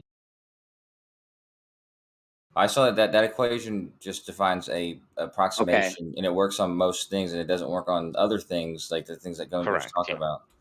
Momentum Jeremy, is on one light has side. its own Hold on a equation, second, though. Nate. Momentum is on one side of the thing, then it has an equal sign. Then on the other side there's mass. That equation is that not formula. Yeah, that formula comes directly from Newton's second law of motion, which doesn't apply to massless particles. It's like you're saying 4 things with mass. So that This is formula is true, wrong. and therefore it has to be true for everything, which just isn't true. Jeremy, yeah, that formula only applies to things made of matter. For light, you No, use a it very applies different to things formula. with momentum. Yeah, No, that that's are where made you're of wrong. matter. That's not For the light, definition. Not you will wrong. use That's the a formula very to find momentum, guys. Jeremy, Relax. just listen to what I'm saying though. Just hear me out. That formula for momentum applies to things that have matter. For things that don't have matter, we use a different equation to find their momentum. I just tagged you with the equation. Bullshit. You're making up goofy shit. Equations.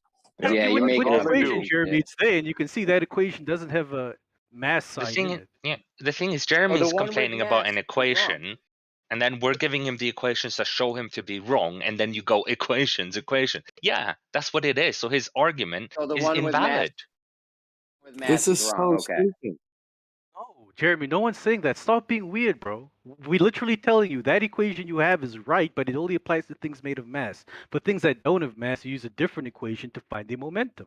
Don't throw in words like, "Oh, so this equation is wrong." Like, come on, man. You know Yeah, that's but the not what. fact that you No think one's saying that. they could be massless, the fact that you guys think that something could be massless and exist is preposterous. Yeah, that's hilarious. If you think so, It's that's hilarious. fine. You know, It's you're like allowed that's to fine think for that. you to joke they played believe. on you, bro. Yeah. That's They're fine telling for you you to believe, but it's nothing more than a belief on your part. No, that's your belief, bro. This is what they're telling you. They're telling you that a photon is massless. So in other words, they're telling you nothing is something, but you're not smart enough to because realize you that. believe that the only way to have something is with mass, which is untrue. We can have things that have no mass, but they still have energy, and energy is something. Mass Only is in your also brain, something, because but energy is something. something to create the energy. This only happens in your fantasy brain, Gummy. SC, they categorize it. Like Kelsho was even letting us know, like the way I was talking about it. They say it's like special kinds of it. It's this like how can it be? Light is special. But then, No, I doesn't didn't say behave. it's Yeah. special. I said that But the equation is an approximation, is what I said. Bro, but then listen though. But then it's still this one spectrum, right? SC, the electromagnetic spectrum. It's all one spectrum. Yeah. But then it be special kinds. But it's special. What do you mean? It's only one spectrum. What does that mean? Bro. What does it's only one spectrum mean to you? Listen to me. P equals MV. That formula doesn't work, right? We've already explained to you why. It doesn't work. Yeah, no doubt. We're throwing that. Because we're it that one doesn't in the trash apply bin. to everything. Yeah. Wait. But I mean, let's hear what Jeremy's saying. What formula doesn't work and why? P equals MV. It doesn't work where? What do you mean? It doesn't work for things with momentum. That is not how you can calculate momentum. Why not? What's wrong with it? What's wrong. If that's how you want to calculate momentum, then light has mass. Correct. Therefore, that is not what we do. We don't say that P equals MV always. We don't say that P equals MV always, no matter what. Even for matter, this is not always true. What happens when matter travels at, say, half the speed of light? You don't have P equals MV. We know this. You're just using the equation in ways that we know are incorrect. You have Using it against you. rules. I'm using it against you because things with momentum. Because things with momentum, you're supposed to be able to get multiply the mass times the velocity, and that's how that's what you get momentum. But you're using Gummy. If I could just come on one side. What about the equation I tagged? If you got momentum on one side, mass and velocity on the other side. Okay, but what about the equation I tagged you with? Does why your special equation? I gave you the equation for momentum.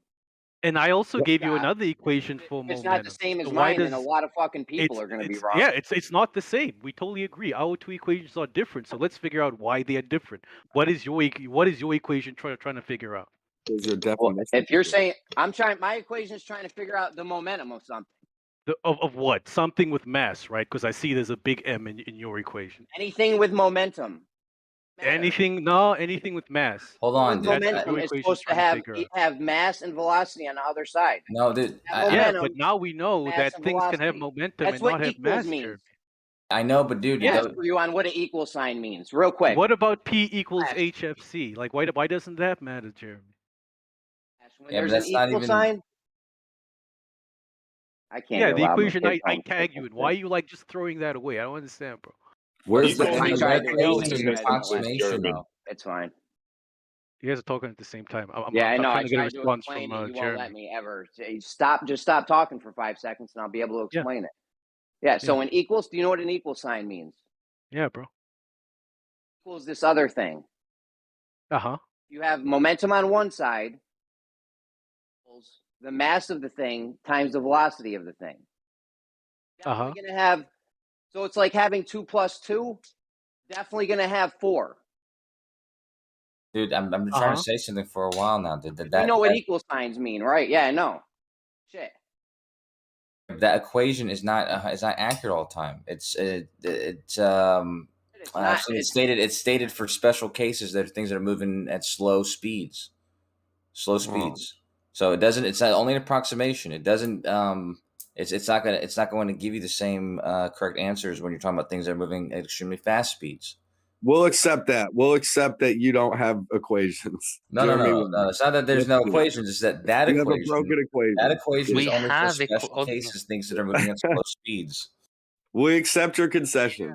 But that's So what's the equation for fast speeds then? What we need Show us to the equation understand for fast speeds. is why Jeremy and them only accept the equation for determining the momentum of an object with mass, but when we show them the equation for an object that doesn't have mass, all of a sudden, like that one doesn't matter. Why, Jeremy? Well, that's fine. If you want to say, accept, mate, if you want to say P equals MV is wrong, great. I'm not saying it's wrong, Jeremy. Don't put words you in my did. mouth. You guys It's just wrong. did. No, I'm speaking for myself. Like I'm telling you It guys, doesn't work all the time.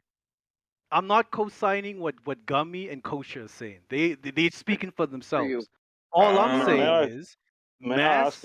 All I'm saying is light has momentum, and there's a formula you can use to calculate it. But Jeremy doesn't want to acknowledge this formula, and I just want to understand why. Explain to you what an equal sign means, right? We just went through this basic lesson of what an equal sign means. It means if you have one thing on one side, you're definitely going to have it on the other side. If you have 2 plus 2, you're definitely going to have 4 on the other side. I agree. Can I bring some What does light that into have the to do situation? with the equation I showed you, Jeremy? Here you go. That's a full equation that'll work. We're all awesome. But There I you go. have a question that's going to throw a real wrinkle in everybody's equations. If light is mass and energy it's and not. all that stuff, yeah, but different people are saying different things. But if it's traveling at such a fast speed, why isn't it blurry? Yeah, thanks. I'll be here all day. What kind of question is that? Why is it blurry? What? Yeah, it's moving really fast past you, right? Okay, so you don't see light moving at light speed. You see the light being reflected off of something, or the light being emitted from something. Okay. Either way, Jeremy, if you At look light speed. No, hold on. You see why it is the being light reflected blurry? at light speed, correct? Yeah, For sure. You're not observing. You're not observing the light moving at that speed. You're observing the light. You're observing the light from the thing reflecting it. Or How thing emitting fast? it. How fast is the light getting back to the viewer after it reflects off an object? You're not At watching light it. speed? You're not watching it go to and from the viewer. You're seeing it as it enters the viewer's eyes or the light speed, camera. Kocho? At light speed? What No, speed? you see it at the moment it enters your eye. Yeah, what speed is it traveling then as it enters your eye? That's irrelevant to what you're observing. You're not observing it traveling at a speed. You're observing How it many when it hits your eye. frames per second we get in for our eyeball? FPS on your eyeball. Your eye is a sensor. You're receiving it. When you receive it, you receive it. You're not watching it travel as you're receiving it. Yeah, Watch we hook out, up. Kocho. Jeremy Sharp today. Yeah, we hook up your special machine that's measuring the one-way speed of light, and we put it right in front of my eyeball where the light is coming in. How fast is it going? It's going at the speed of light. Thank you. 186,000 miles per hour. Can I just quickly ask something? Why isn't it blurry? How do you measure light?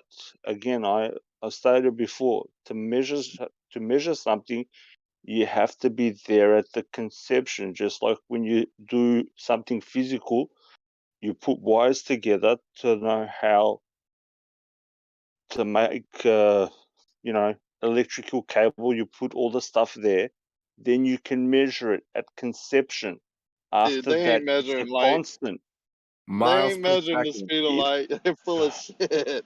Yeah. So even in the scientific community, they know and state that light is a constant, and they do not know what the constant is. It's Correct, just because they light. only measure the two-way speed. Let's make that clear, right? They don't know the one-way speed.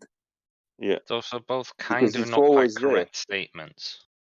First of all, the statement is that light travels at the one constant speed in It's a a mass. constant. Listen, in- it's a constant. If Are you you weren't gonna there let me at the finish my conception, sentence? no, I'm not, because you're putting words that are not meant to be there. I said to measure light, the speed of something, you have to be there at the conception. Okay, so isn't shining a flashlight? Are you not there at the conception of that light? Were you there when the sun came into being? We're not talking about the sun. We're talking about light, which can come from anything, like a flashlight. Am I Oh, not there when I wow. turn on the flashlight? Wow. So we're talking about flashlights, but you're going to talk about, No, we're light talking about outside. light in general. It can come from a No, flashlight, no, a light bulb, a freaking fire. no. How can it not? Light in general and light from our main source, which is the sun, is two separate things. That's why I said you can measure something at its conception. If you want to measure the speed of something, the speed of a car or the speed of a beam, yes, you can, because you are there. You are not there to say Hang what on, the you need to speed. explain yourself now, because you made a Yo, claim this none guy. of us Oh, for have fuck's sake. heard before.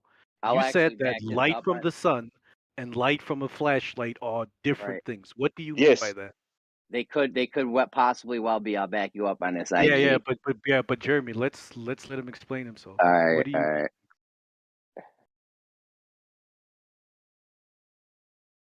What do I need to explain? The sun is the sun and a flashlight is a flashlight. What do you need more? No, the light that they produce. A rock You is a said rock it's and not a the boulder same. is a boulder. They're Yeah, different don't- forms of light. They're different forms of light. How so? Yeah, but in what Yeah, but sense what's the are they difference between different? their speeds? In what ways are they different? Yeah. We already know we've gotten light to slow down over the course of a meter in That's a a vacuum. different conversation, Jeremy. Come on. It's the same exact conversation. It's a red herring. Yeah, It's Jeremy, not a you're red being herring. weird We're today, talking about man. the speed of light, how they measure it. Well, Is no, it right the now same we're as the talking about the sunlight? fact that he stated that sunlight and flashlight are different kinds of light. So you go are ahead, talking It about could be. different things. It Make could some be a Fruit different Loops, kind of Jeremy. light. Come Yeah, on. but then let's talk about it instead of you changing to the whole vacuum speed of light thing. Jeez, bro. It could be coming at you as a wave, like in the experiment when they collapse the wave the double function. split. Yeah. Or no, in this experiment I'm talking about that he thinks is a red herring, but it's actually highly relevant. Anywho, Iggs, what's the difference between, light from a torch and light from the sun? What kind of a torch? A fire torch? Yeah. A battery-powered electric high beam torch. What's the difference I can between tell the you light? the difference. Specifically, what's the difference in their speeds? Yeah, in their speeds even. Oh, the speed. Iggs. Who knows about the speed? Iggs. I mean that. No, we have to but check that. Essie, Iggs made the claim that they're not the same thing, so we want him to explain to everybody why Yeah, they're fair not the enough. same. Fair enough. Yeah. Iggs, go ahead, man. It just isn't. It isn't. It's something that you cannot grasp. You haven't been there. Can you go outside? It just isn't. Listen to me. Go outside, get a jar, capture some light, and do some experiments on it, and bring it inside. Can you capture that light? Can you capture that light? You can do experiments with it. You can do spectroscopy and make observations and determinations. Can you? I asked the question. Can you capture that light? Yes. How? A camera? With a yeah. No, capture the light. You're talking about light. You want to capture the light. Capture the light. We're capturing the light. You're not capturing shit. Capturing the light. Oh, you mean you want to You're not capture it, capturing hold shit. it still, and have it still exist Yes, while you're holding it because still? you're Oh, so well, that's smart. impossible. Yes, of course it's impossible. That's my point. Can you hold a flying airplane? Can you hold the flying I'm airplane? not trying to. I'm not making that claim. You're the one that says you. Okay, so we cannot you capture a flying light. airplane. We cannot capture a flying airplane, and therefore, while an airplane is flying, it doesn't exist because we cannot capture it. Yes, we can. Can you capture a flying You are- airplane Yes, you can. Of course, we and make hold it it still? stop. Hold on, hold it still. We Well, now make it's it not stop. flying anymore, so now it only exists when it's not flying. It's a physical object, yeah. So yeah, you can. Well, when your dumb you're as well. holding it, it's not flying anymore, so it's not a flying airplane. So it doesn't exist because you can't capture it. Light But is that's indeed how you physical, capture man. it. But that's how you capture an airplane, you know. Can you do Yeah, the but same then it's with not light? flying anymore, so flying airplanes cannot be Can you do captured, the and therefore same they with don't light? exist. Wow, that is the Do you not see what I'm most doing here? ridiculous thing I've ever heard. Let's move Yeah. backwards from the realm of. It's just as ridiculous as the statements you're making. That's what I'm showing you. Yeah, this is ridiculous. Can I give you another interesting fact about light that we can discuss calmly? Yeah. Interesting fact. Let's go, man. All right. You guys heard of the gold leaf? Gold Call it leaf? an experiment. There's two gold leaves. They're encapsulated in a glass container. It looks kind of like a light bulb. You guys know what I'm talking about? Is this like the photoelectric effect? Sort of Yeah, like, you're yeah.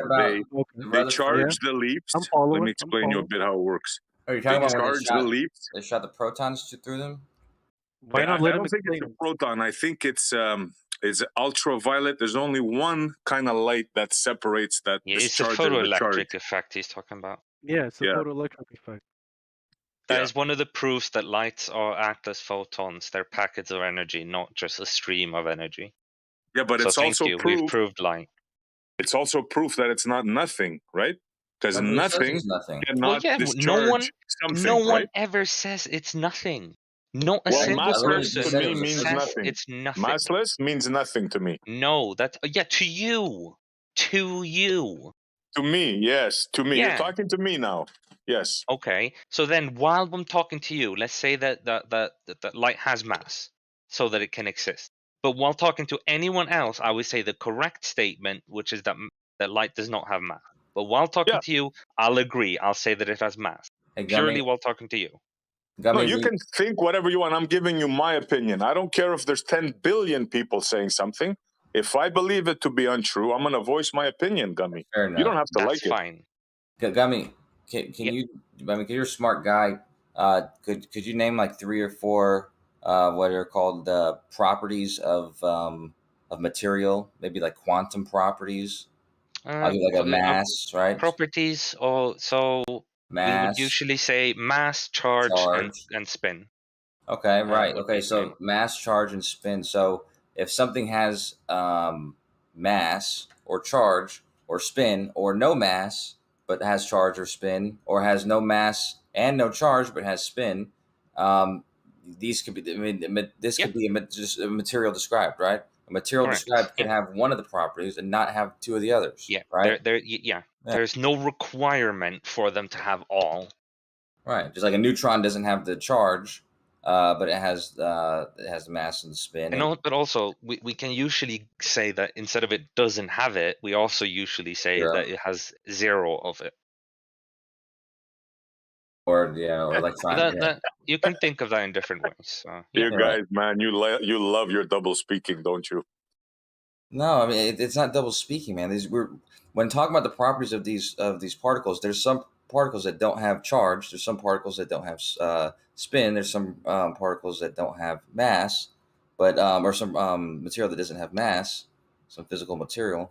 But there's not to say that it doesn't exist for that reason. It has. It's not that they don't have it. It's that you don't detect it, or it's in a neutral state or a balanced state. Everything has everything, bro. No, but if What you do have 0 of something, that's a you can say it claim, doesn't though. have it also. So all your shit is a claim, bro. Yeah, that's fine. But if you want to they make these claims backed up with experiments. You can still deny the experiments and all of that, but you're making this claim with nothing. No, you don't get to high horse on some bullshit out of your ass. You just pulled that out of your ass. What?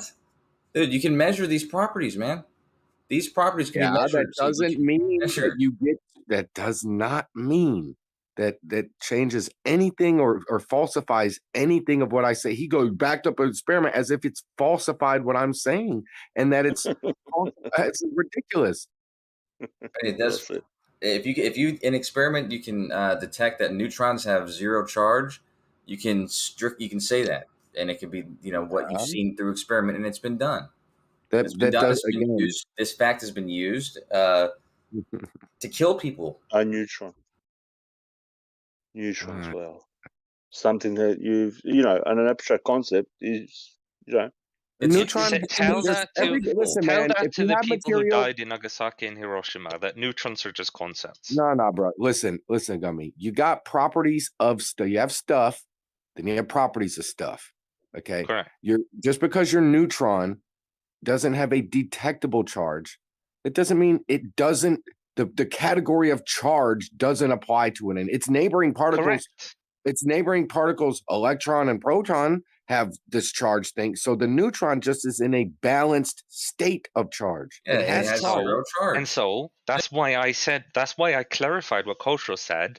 It doesn't necessarily mean that it has nothing of such. It would mean that it has zero of such. Right. So same thing with the light That's why I photon. clarified. It's not that it doesn't have mass. It's in the undetectable state of mass. Energies are material. Dude, everything is everything. It's all the same. You don't like what y'all did with Jeremy and the momentum. This shit was hilarious.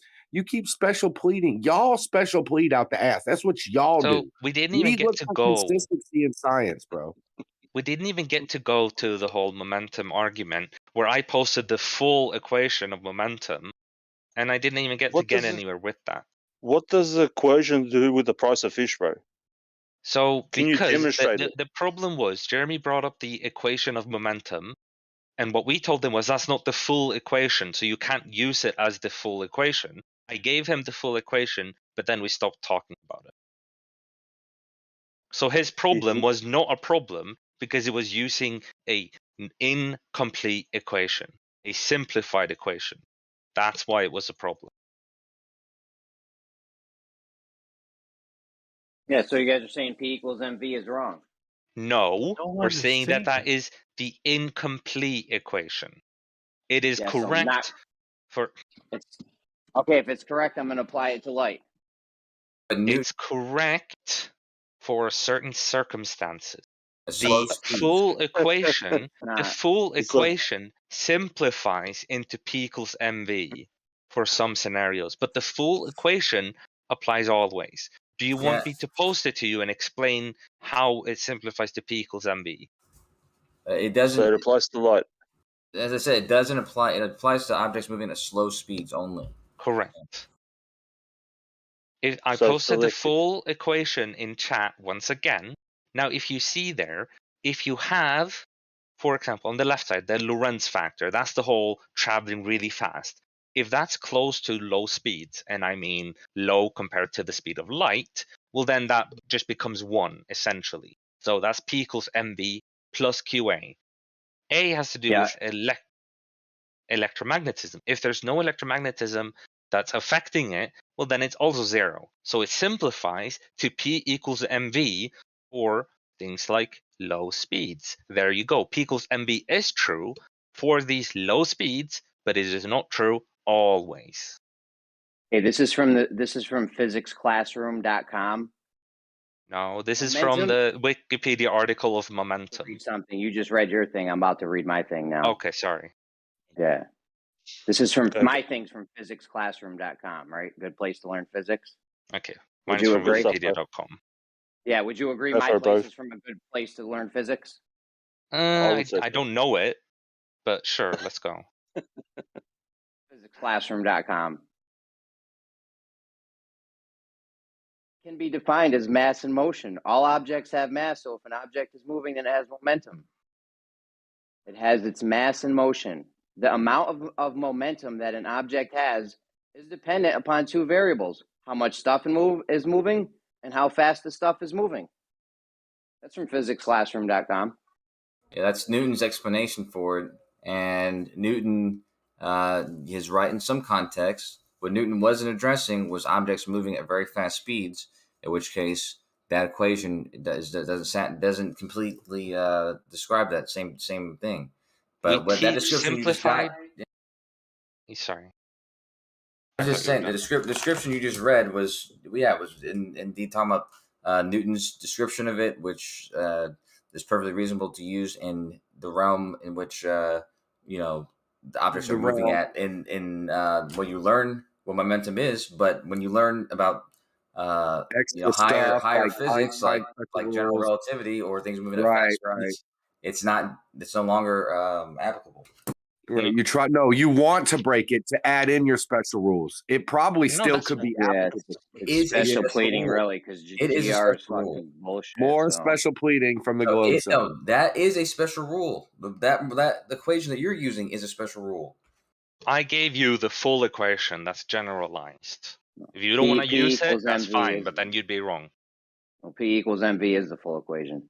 No, incorrect. I gave you the full equation, which has P equals MV as a simplified version of it, but it is not the full equation. No matter how many times you say it, it is not the full equation. Sure. What about my citation from physicsclassroom.com? How it just described you know how usually classrooms teach simplified.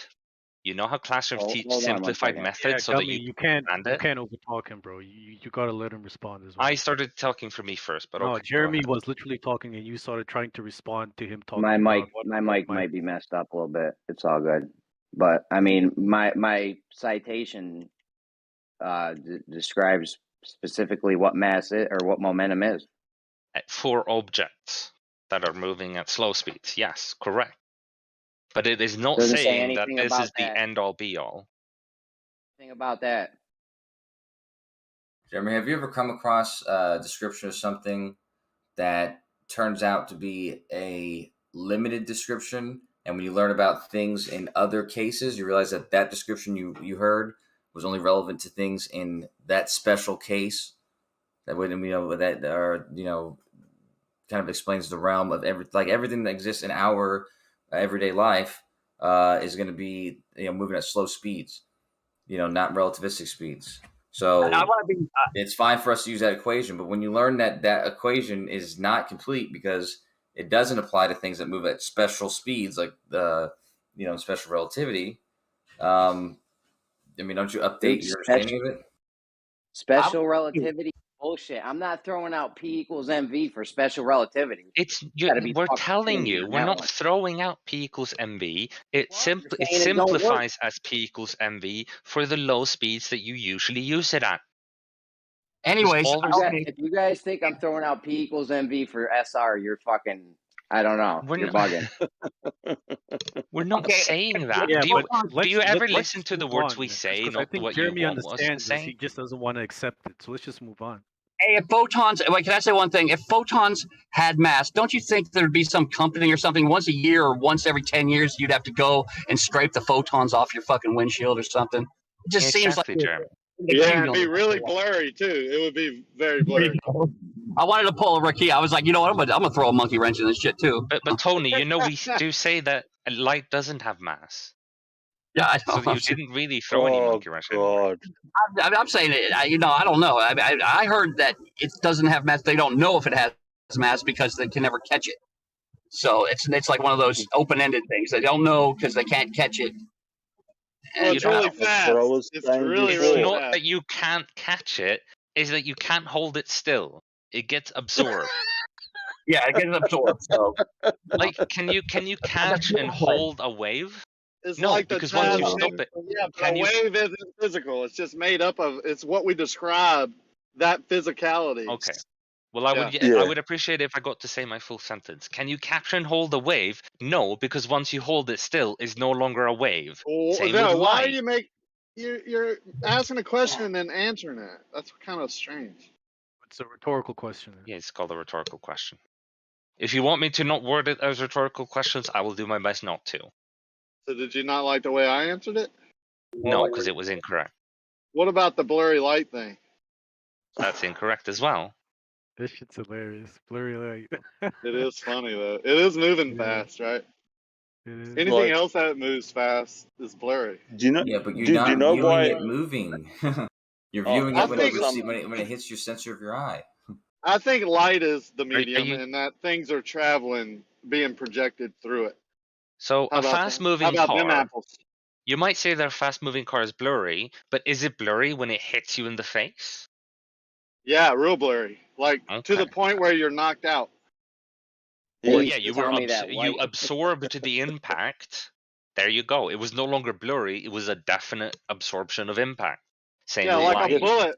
A bullet doesn't have to hit you to affect you. It can blow out your eardrums without even touching you. Exactly. There you go.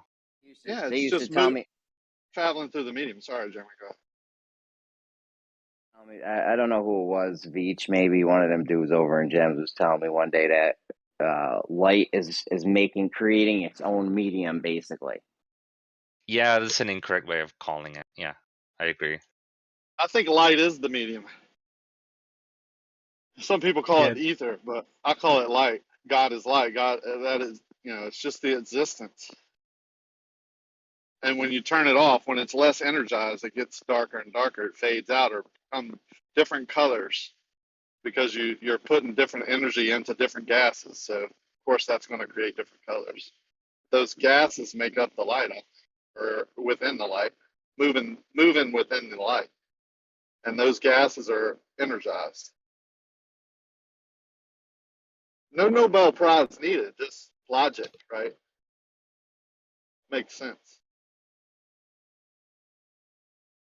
And that's pretty much what they say. It's just they say it in such convoluting ways because they have to make it match all their other theories, and that's really tough. Like they have a real tough job, and that's why they get to these barriers and they go, well, we didn't know, and we had to add this 96% filler of a substance that we know not what it is. But we're going to call it dark matter and dark energy because, well, sounds cool for one. It's actually not dark. It's actually not matter and not energy. It's actually a fluid, which some people call, ether. I call that a superfluid, but it's a tough thing. Time, right? No such thing. What's that?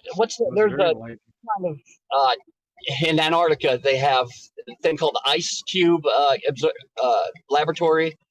Blue ice or something like that. Yeah. Have you heard of that? Have you guys heard of that? Yes. Yeah, but look up super solid. It's a super fluid turning into a super solid, and it's blue in nature also, but it has some funny things that it acts like a solid, like an ice cube. So it would hold back other ice cubes, but things can flow through it frictionless. Sound familiar? Yeah, but this is what I'm talking about is they're catching not photons, but what's the other the thing that fucking the sun emits? God damn it! Why can't I think right now? Because I'm driving. Light and energy. The other big thing is energy is the only thing sun. Either way, neutrinos. Yeah, you talking about the neutrino detector? Neutrino. That's what it was. Neutrinos. They capture neutrinos, and that's a byproduct of a photon, right? Did they capture a neutrino, or did a neutrino just shoot through something and they saw it? They did not. I think they can actually slow. They were just measuring electricity and magnetism. There's a whole paper there. That's all it is. Exactly. They're calling it neutrinos because they're saying it's made of neutron. Like they're just building onto their story. But well, they say they can see it, Pat. Well, they say they can see a neutrino passing through. They'll put them deep in mines or underground or something, and then something passes through it, and they can see the effects of something passing through this. Yeah, they have a bubble. It's like a bubble screen or a bubble film, and when it passes through, it either curves to the right or the left. All it has to do with the spin, though. I remember them saying something like that. You know that they also say that there's millions of them passing through your body right now, right? Trillions. They say there's trillions passing through your fingernails. Another bull. Yeah. No, my favorite funniest physics thing is if you slap a table enough times, the molecules will line up just right, and your hand will pass right through it. Well, it's not if you do it enough times. That's the funniest physics thing. There is a probability that you could pass through. Yeah, and you're not actually. You're never touching the table. Like you can bring that up in court, right? Like if you get in trouble slapping someone you shouldn't, you say, "Well, science says I never actually touched her." It was the electrons. Yeah. Quantum tunneling is observed. You might miss. You might That's go to hilarious, slap someone. man. That's You might go to hilarious. slap someone and not even hit them because your hand passed right through them. Yeah, Well, but what happens quantum tunneling has been observed plenty of times. Man. It wasn't me, Your Honor. I promise. I promise. It was the electron. It was the neutrinos. It was the It was neutrino. What happens if you don't make it all the way through, though? If you only make it halfway through? This is funny, The stuff they have to believe, man, and say it's incredible, man. Just say it's bull. Just say you've been sold some bull, man. They don't know. Dude. Quantum tunneling is observed all the time. It causes problems in some instruments, and it's measured in lots of experiments. So it's a very real thing. The claim being made is that there's a probability that the quantum tunneling will occur. That at the scale of, like I say, one electron passing through some wall. Well, if that's true, then there's a probability that all the electrons at the same time in the same material are going to pass through this object or pass through the barrier at the same time. And that technically that probability is greater than zero, but it's also much further away from one than zero. Yeah, we know you're back in this crazy theoretical bullshit. We know, Kosha. It's not theoretical. It is absolutely quantum tunneling is observed. Slapping a table 76 trillion times and having your hand pass through at one time is purely theoretical. There's nothing. The number you just made up is extremely too low. Whatever. It's not even theoretical. It's comical. It doesn't even go in the theory category. It goes into the comical category. Like I said, the fact that a electron has a probability of passing through a barrier that's greater than zero, that probability, all you have to do is extend that to the number of electrons in a material, multiply those together, which would be an extremely small probability, but it's still greater than zero. So that claim is not far-fetched. It's just the fact that you believe that, Kosho, says everything we need to know about you, bro. I just logically explain why you would have to believe that. If quantum tunneling is observed, and you extend it to the entire mass of an object, then it's going to be an extremely small probability, but it's still a probability that's greater than zero. There's I don't know what part of that you have a problem with, because it's. I'll tell you. Reality. You can slap that table 1,000,000 times. There is never an instant when your hand is going to go through it. Reality, logic, as opposed to your pseudoscience. Very simple. Oh, you mean inductive logic versus deductive logic? No, reality versus fantasy. So you don't know the difference. Yeah, the reality amount of times you would have to versus fantasy. Inductive versus deductive. Good job, bud.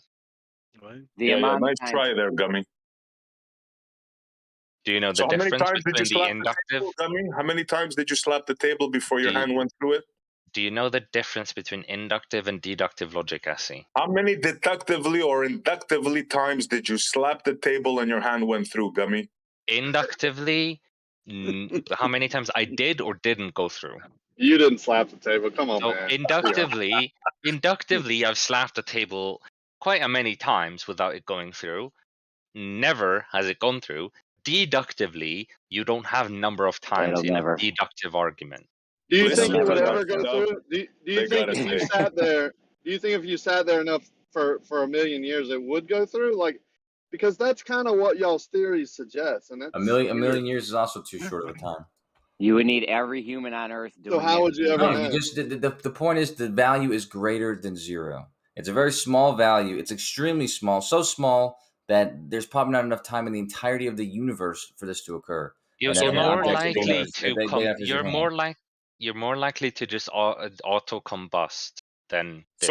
So not likely then. So it's not reality. No, it's greater than zero, but extremely small. So small that it's probably unlikely to ever occur in the entirety of the universe. So why bring it up then? Why would you even use it in your theory? You're the one who brought it up. No one uses it in a theory. People use it as a little funny hey, if I hit this table, it might go through by the theory. Yeah, but they're deducing that from the way your physics works. I mean, it's a true statement. It's a true statement, but it's an irrelevant statement also. It's a true statement, but you can never prove it. But it's true. It's a No, true you know, theory. this is shown. You can see this in many tests. You can see this mess up many tests. You use quantum tunneling, truly, the effect of it in many experiments and things that we do Where in do you science. use reality? That's what I want to know. Where do you use reality? When you get to finish a statement, that's usually. We get past it. Could we past I it? think Terry wants to say something. Let's see what Terry wants to say. Was that Terry? No, I want to say something, if that's okay. Oh, yeah, okay, yeah. So I studied science for a bit, and I've done engineering and some other things. Now, the highest form of science that I know, and this place is in Switzerland, and the application of true science is natural science, called natural science. You have to be able to do the experiment here. If you cannot do the experiment more than one time and get the same result, it's not science. I don't care what formulas you come up with and whatever. You have to be able to do an experiment. No experiment, it's not science. We've just They've really moved into theoretical nonsense. Is what I call it. So the experiment, an experiment.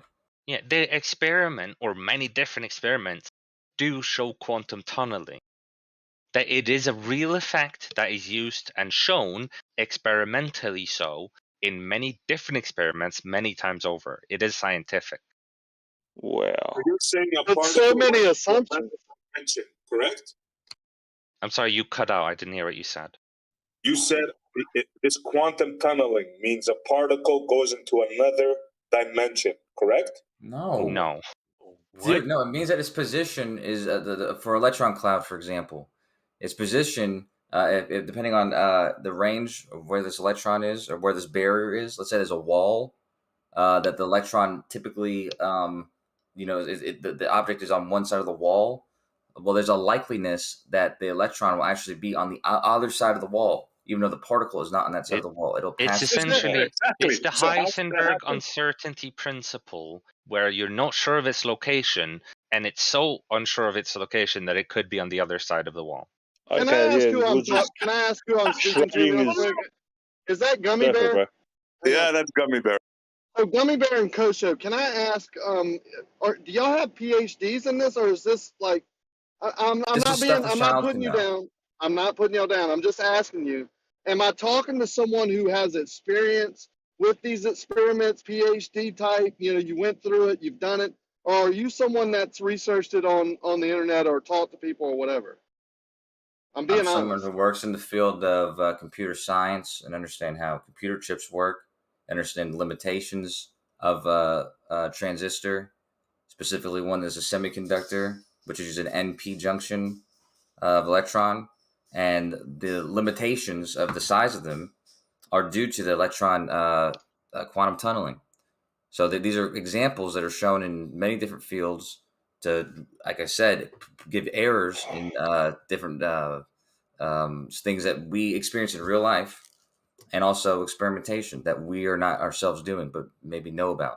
But these are things that, many people who don't need to have PhDs can easily understand and observe to be true. No, I didn't say you needed a PhD. I was just wondering if where you were coming from.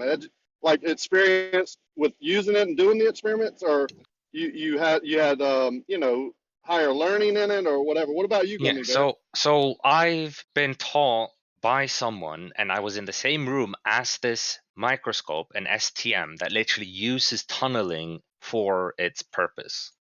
And the person that was that did the teaching essentially has used this microscope many times for his work. I got you. That's cool. Yeah, that's cool. Tunneling through what? May I ask? What is he tunneling through? Through a barrier. I don't know the full way that it works, but it's called an STM, scanning tunneling microscope. Or you can use an And electron what were you tunnel tunneling microscope, through? but basically it tunnels through a barrier. A simple example to give you is, that like charges can't touch each other, right? So a positive charge cannot touch a positive charge; they repel. There's this barrier defined by Coulomb's law. The idea is that through quantum tunneling, these quantum particles can tunnel through that barrier. That's the simplest way to give it to you. Okay, yeah, I get that. I'm going to pose a question now. How do you know that just you call it tunneling, but I can just say there's another particle on the other side? You're not tunneling nothing. Right. There's just another particle on the other side. You haven't tunneled shit. So in like, so when you say that if we fire a beam of electrons at an object, and then we get that same amount of electrons streaming on the bottom of something, are you saying that they just happen to be there coincidentally? Yes. I'm just saying that that stuff is everywhere. You're just using whatever instrument to, like, I don't know, like a laser beam, whatever. So you're just saying that that instrument propels whatever photons or whatever you want to call them, and there's no photons anywhere else except when you use the machine. That is the most ridiculous thing ever that I've ever heard. No, we're not saying that there are no other electrons anywhere. So then you're not tunneling. Then you're not tunneling. You're just observing that there's another But don't you electron think on the other there side. are steps we would take before we start the observations? Maybe we're just not going into great but no, details so- of what the steps are, man. You know. So Come on. we would measure and see that, okay, we have an equal amount on the top and the bottom of this thing, and now we send electrons at the top of it, and now we're seeing an increase of electrons in the bottom of it. And the only way they could have gotten there was by going through the material, quantum tunneling. How else are you explaining the fact that all of a sudden there are now more electrons on the bottom? Or if you're closing a circuit, like for a transistor, for example, and the barrier is too short, that the even though you've closed the circuit, it's still able to transfer and read as a circuit is not closed. That's due to the fact that the electron has actually had a probability of actually jumping across that barrier. All you've done is made a device that's more powerful. That's all it is. Like, it's very simple to me. Like calling it quantum this and blah blah this and blah blah that. It's like making a stronger. I don't know. But magnet. you're taking something that is more complicated and you're explaining it in simple terms and saying it's not more complicated than this. If it was as simple as you say, then it would have been easy to use, but it's no. The people that study this and use this, they don't go around stating that it's simple. It's only you who don't know as much about it that says it's simple. That's a definition of Dunning-Kruger, where you think something is more simple than it actually is. So it's like a computer, like the old computers. Yeah, you have these massive fucking things, and then people, discovered how to make the things smaller and pack more output in there, and that's all it is. Don't give me this like nonsense, man. Come on. All I'm hearing is incredulity. Like, I'm not insulting you or anything. Bro. But all I'm hearing from you is, I don't believe that it's this complicated. Bro, yeah. Where's the computer guy? I'm not trying to put anybody. I'm just trying to make people think a bit more simple, because somebody invents a word or somebody says something and everybody takes it and runs with it. So where's the computer guy? He can't remember who his name was. Sorry. Kosho is the expert. Kosho. Yeah. So with the computers, bro. With the computers, am I right that before they had bigger blocks of whatever you want to call it, circuit boards? You know the correct terminology. I don't need to tell you it. And all they've done is made it smaller. So the fuck, I'm losing words now. It's fucking early in the morning here. So the whatever you're putting in the computer is now more compact and can output more. Is that what happens? In the transistor? Yeah, all the parts in the computer, whether it's the microprocessor or the other chips, like you know what But you have more components. bits. You have more bits. Yeah. Yep, and they're stronger now than they were before, so you don't need like a big ass, chip. You need a smaller one, and all the other transistors can output more and be smaller. Correct? The strength aside, you have more information. You have more bits. So you have which equals more information. Yep. Stronger is irrelevant. Yeah. Yeah. I have a question for you guys. Go for it, bro. Sorry. The shortest distance between 2 points, Kosho. Straight line. Yeah. Can we travel it in a shorter distance using quantum tunneling? What are you talking about? Simple question, yes or no? What is the shortest distance between 2 points? Yeah, the shortest distance between 2 points. Can it be traveled in a shorter distance using quantum tunneling? Because somebody brought this up once, and I want your take on it. I'm just not really sure that question makes much sense, but quantum tunneling is only going to be, like I said, like Gummy said, in relationship to the probability cloud of the electron cloud, right? So it's not going to be on the scale of a whole human being. Yeah, it's not going to. I don't know why. I don't understand why you're saying anything to do with the shortest distance between 2 points. And I'll explain you why. Because somebody once told me that it can be done using quantum tunneling, and I can't remember who it was though. Yeah, you're hitting on the same It could have point been as Bob, I the am, bro. science guy. Could have been. I'm not saying for sure. Yeah, I don't know anything about that. Yeah, Montreal. You have to go back and ask that person, then, man. Yeah, Montreal. Yeah, I think we're trying to hit on the same point. I'm saying it in a different way, so it's kind of yeah. Got to follow. Yeah, they think that something small can travel. It's like almost like another dimension, the way they explain it. No, it's not. It's more like superposition. Meaning you're not really quite sure where it is. There's probability it could be here, or somewhere a little bit further away than there, which is why it's represented as a probability cloud.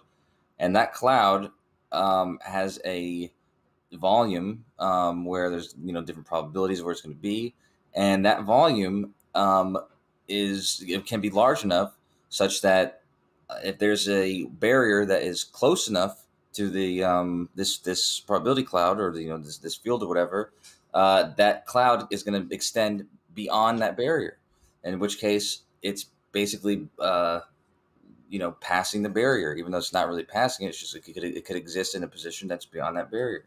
So I don't you're know. saying the electron can pass the probability cloud, which used to be not pass the orbital.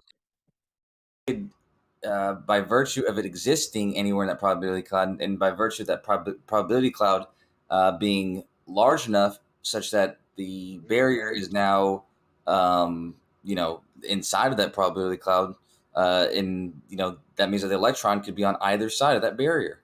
The probability superposition you're talking about. That it could be there. So this is ridiculous. First of all, let's explain to everybody what superposition is. I'm sure most people know, but just to make it clear, superposition is the state that something could be both.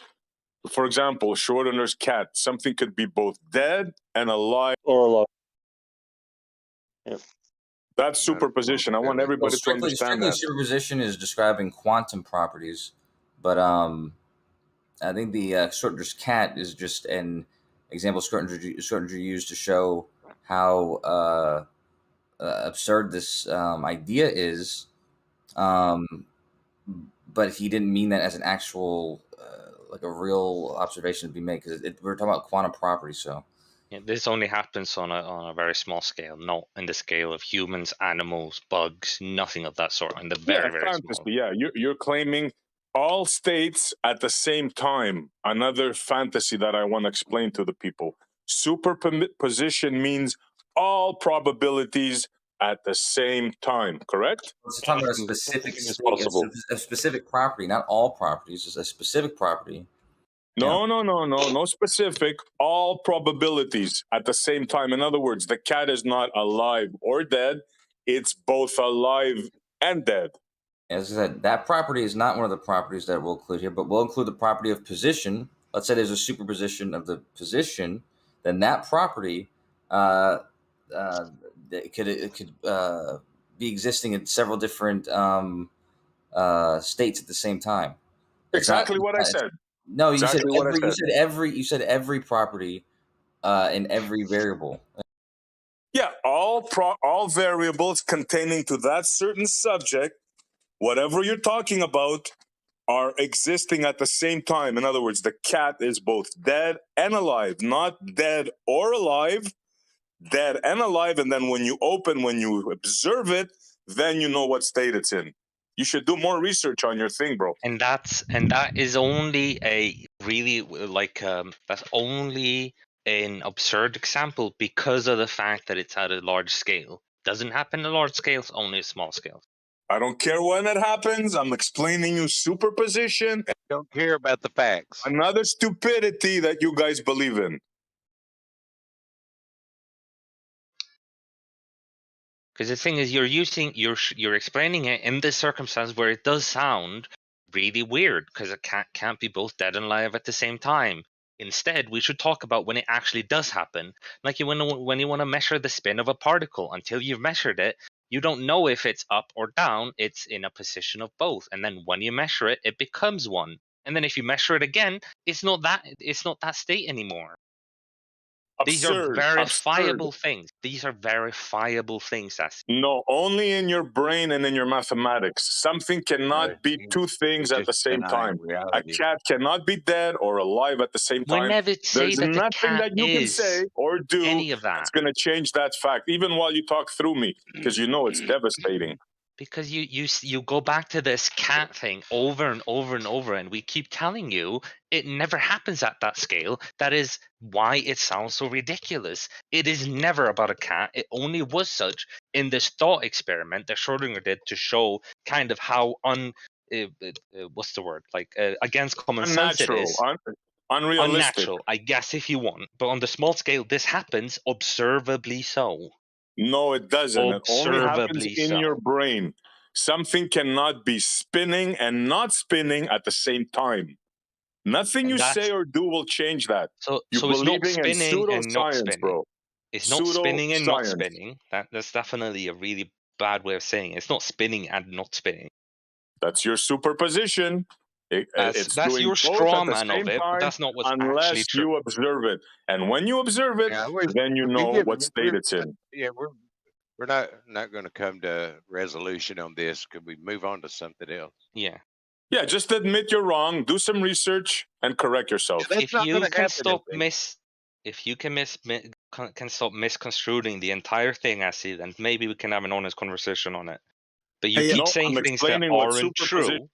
No, you keep saying what you think it is, and when you're No, corrected, I'm explaining you don't you listen the to it. exact thing of what your thing says, both Is what you alive think and it dead. says, so let's You don't move have on. to like it, sweetheart. That's what it is. Misunderstanding, is he?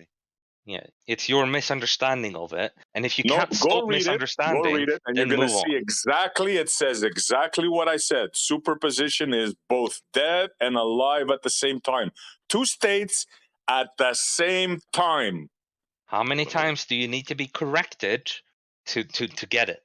Yeah, go do some research and find out. Show me some literature where I'm wrong on that. Go ahead. I dare you, Gummy. Go ahead. I was going to ask a question. Just hey, Gummy, do you agree that maybe the Earth could be flat and spherical? No. To some extent, like let's say, observably so. Like let's say, in one paradigm it is and flat, in one paradigm it's a sphere. Like, could you expand on, let's say, Schrodinger's idea? Schrodinger's flat Earth? Yeah, yeah. Schrodinger's flat Earth cat. You know what I mean? Like, could the Earth be like flat for some as they see it, and then spherical for others as they see it? I wonder. You know, I just thought. No. So I wouldn't say that it is spherical for some and flat for some, but I would say that because of our subjective experience, it appears to be flat for some and spherical for some. That's only a subjective thing, not an objective thing. I'll take that. Sure.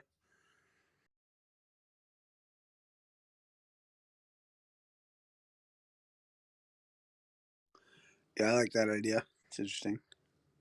Yeah. Like, so, like, it makes, like, neither side wrong. You know what I Yeah. mean? It's like neither Well, side is Are wrong. you trying to say I the will Earth is in usually fetal say, position? I will usually say that I'm not saying that like flat earthers are like wrong in this in that sense. I would say that they have a different subjective experience, but I would of course claim that they have the wrong objective experience. Right, but that's only because it's counter to your subjective experience, which just makes this so interesting to me. You know. Yeah, sure. But I mean, But it's like Issa, I wouldn't are deny you? that someone who claims they saw a ghost, I wouldn't say no, they didn't see a ghost. I would say that they thought they saw a ghost. Like there's a difference between denying Right, their and I would say, experience. someone who said they saw the curvature, I would think that they said I would think that they thought they Yeah. saw the curvature. You know what I mean? And that's fine. I'm just saying that Right. there's a difference between discounting that they even saw it or that what it is what they saw is actually what they saw. Like I'll never say that someone who claims they saw a ghost that oh no, you didn't see anything, you're just imagining it. No, I would say that what you Right. think you saw might not be what actually happened, but you still saw it. I see that. All right, I agree on that. Are you trying to say that the Earth might be in superposition, Issa? What was that? Are you trying to say the Earth might be in like a superposition or something? Well, I'm saying it could be in regards to your experience of it. You know, like in that, like, and I think that like quantum mechanics, if accepted on the micro scale, I think if we, you know, if we abandon any third party information from like the space agencies, it could be maybe a part of the macro scale. But that wouldn't explain. So if it's true that on a macro scale it's different, then what do we say when we use objective like what's it called? Like tools and stuff. Well, that's what I mean about the whole. Well, it depends what tools and what agencies. What I mean is like the idea that, you know, if you will, I would imagine you would have to, in a certain way, take any other third party data out of the equation. Do you know what I'm saying? And like in order to accept this. But you know, because I understand you're reliant on the data that you get from these trusted institutions when it comes to this stuff. I'm just curious if there isn't, let's say, a superimposition happening amongst the people who even observe the macro scale with their instruments, other than the. Well, You but know, the I thing is, don't know. on some scales, we observe the same thing but think different things of it. Like for example, I would say personally that a proof of flat, sorry, not a proof of flat, a proof that the Earth isn't flat is looking at the star and seeing the 69 miles per degree thing. And a flat earther would also see 69 miles per degree. So we see the same thing, but they would say that that's not proof that it's not flat. So Well, that's we would why say we it's have the evident, same objective experience. We have a different subjective and we would interpretation of it. exactly, and that's I agree 100% because I would say it's perspective. You would say it's curvature.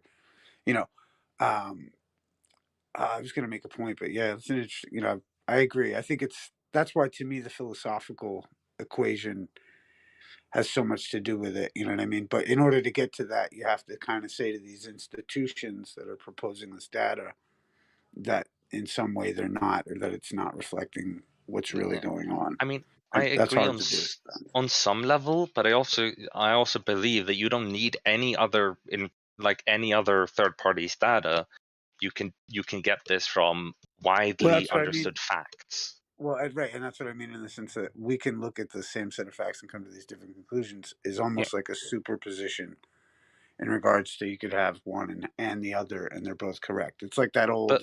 But wouldn't meme. you agree that reality seems like only one is correct? It doesn't seem like Well, if you're both are going to the correct in different ways. right, but if you're going to the quantum level, doesn't it seem like atoms are not bouncing off each other when you look at like a wall?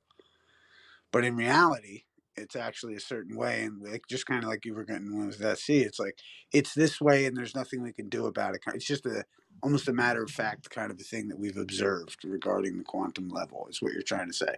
And so, what I'm proposing is the idea that what if that were at play in the macro level, and we're being, let's say, one of those things is being confirmed, maybe for political ends or otherwise. I mean, even Edwin Hubble said, we avoid the horror of a fixed position.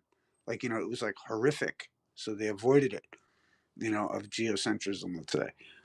And I think, like, if you're down to somebody's, like, base opinion about the way that they look, like, why would it be a horror if it's just the truth? You know what I mean? And, I just think, like, on the macro level, maybe it's the same kind of superimposition thing. Like, you experience curvature. I would say that I haven't, Yeah, but it's more, what I'm trying to say is our experiences of the world are identical in the sense, or like our objective experience, like what we see. We both see the 69 I miles per agree. degree. I'm just saying that the only difference comes in our thoughts and what we interpret it as. And I don't believe that, like, if it is, so let's say for a second that what you're saying is true, that somehow reality has this superposition, well, wouldn't that mean that we would observe different things? But in this scenario, in reality, we observe the same thing but have different ideas. Well, how of would you know? How would you know? In a certain sense, in one kind of solipsistic sense, but in another sense, like, if the objective reality is so that it's on the quantum level, as complicated as that is, how, then, the experience is like, you're looking at it one way, seeing a wave. I'm looking at the results and seeing a particle. You know what I mean? Like, I just think, like, we're both not wrong. There's the potential for that on a macro level, which actually I've really never thought about. And it's really cool. Like, that's pretty cool. Because I see it as, you're right, like, there's one definitive solution. To me, it's like a Zen koan, though. It's like a little more complicated as opposed to the standard model. But, I think, perspective suffices. Perspective suffices as regards to the 69 miles to 1 degree. And I think that that's just a misnomer when people say it's evidence of curvature. But at the same time, I would say that perspective does not suffice in explaining that. Well, my thing is that, like, I have the example of, like, a lamppost, and that to me is a big example in the sense that, like, I know how many feet I've moved away from a lamppost, or could determine how many feet I've moved away based on the elevation of the top of the lamppost. And that's got nothing to do with curvature. Yeah. But But like you can do that. So you can do that with the lamppost, but if you try and do that with anything else, like in the sky, like a star, or the sun, and the moon, it doesn't work. Right. So I have evidence of something that works on Earth, and you guys don't, which is even more surprising to me because What do you mean? We both agree that you can use perspective to, for example, find your distance or find the height of a building, things like that. But what we're saying is, if you want to equate that to a larger scale, like if we try and do it with the star, sun, or moon, it doesn't work out. And the reason it doesn't work out is because what we're on is actually spherical. And I mean, I understand why you think that. What I'm proposing is that there is potentially, like, a superposition in regards to the information that we're observing. Because whereas I have a lamppost and, like, can measure shit, the proposal that the star represents curvature is nonsensical and a non sequitur almost, because it's untestable. We don't know its distance. We don't know its we can assume those things, but those aren't me pulling out a tape measure or a walk, you know what I mean, a yard fucking roller or whatever, you know what I mean? Like, it's like, I just think that that's the distinction. That's where it's like, that's where, in my opinion, the argument for the sphere falls flat, pardon the pun, because we have examples, and whereas everything else is reliant and incumbent upon, inferred propositions Okay. from the sphere. So would you say then that both flat and sphere are equally probable? Yes. Okay. Sure. I'll give you that, because I don't know. You know what I'm saying? And if, like, let's say a superposition exists in one level, then who's to say it doesn't exist on the other level outside of certain agencies that would have me believe certain things? Okay. Not that I can't understand that paradigm. It's just I don't know if it's acceptable to the core of my belief system, especially as regards to cosmology and philosophy. Yeah, well, all I could say is that to me it doesn't make sense, but I can't say that it doesn't for you, because of course that would be me Fair trying enough. to speak for you. So Likewise, brother. You know what I mean? Like, that's why I say it's like, I respect your opinion, because I can't, you know what I mean? In a certain way, I have to. You know what I mean? You're the testimony of your experience, right? So I can't judge that. Who am I to do that? But in the same sense, we can debate each other's points. You know what I mean? Like, you know, be like, well, you're stupid because of this. Yeah. I mean, like, But it's like I that's why I usually say that or clarify that I don't deny people's experiences. I just I would usually debate people's interpretation of their experiences. That's the part that I would talk well said. about. Yeah, it's interesting. I mean, it's like we feel the same way.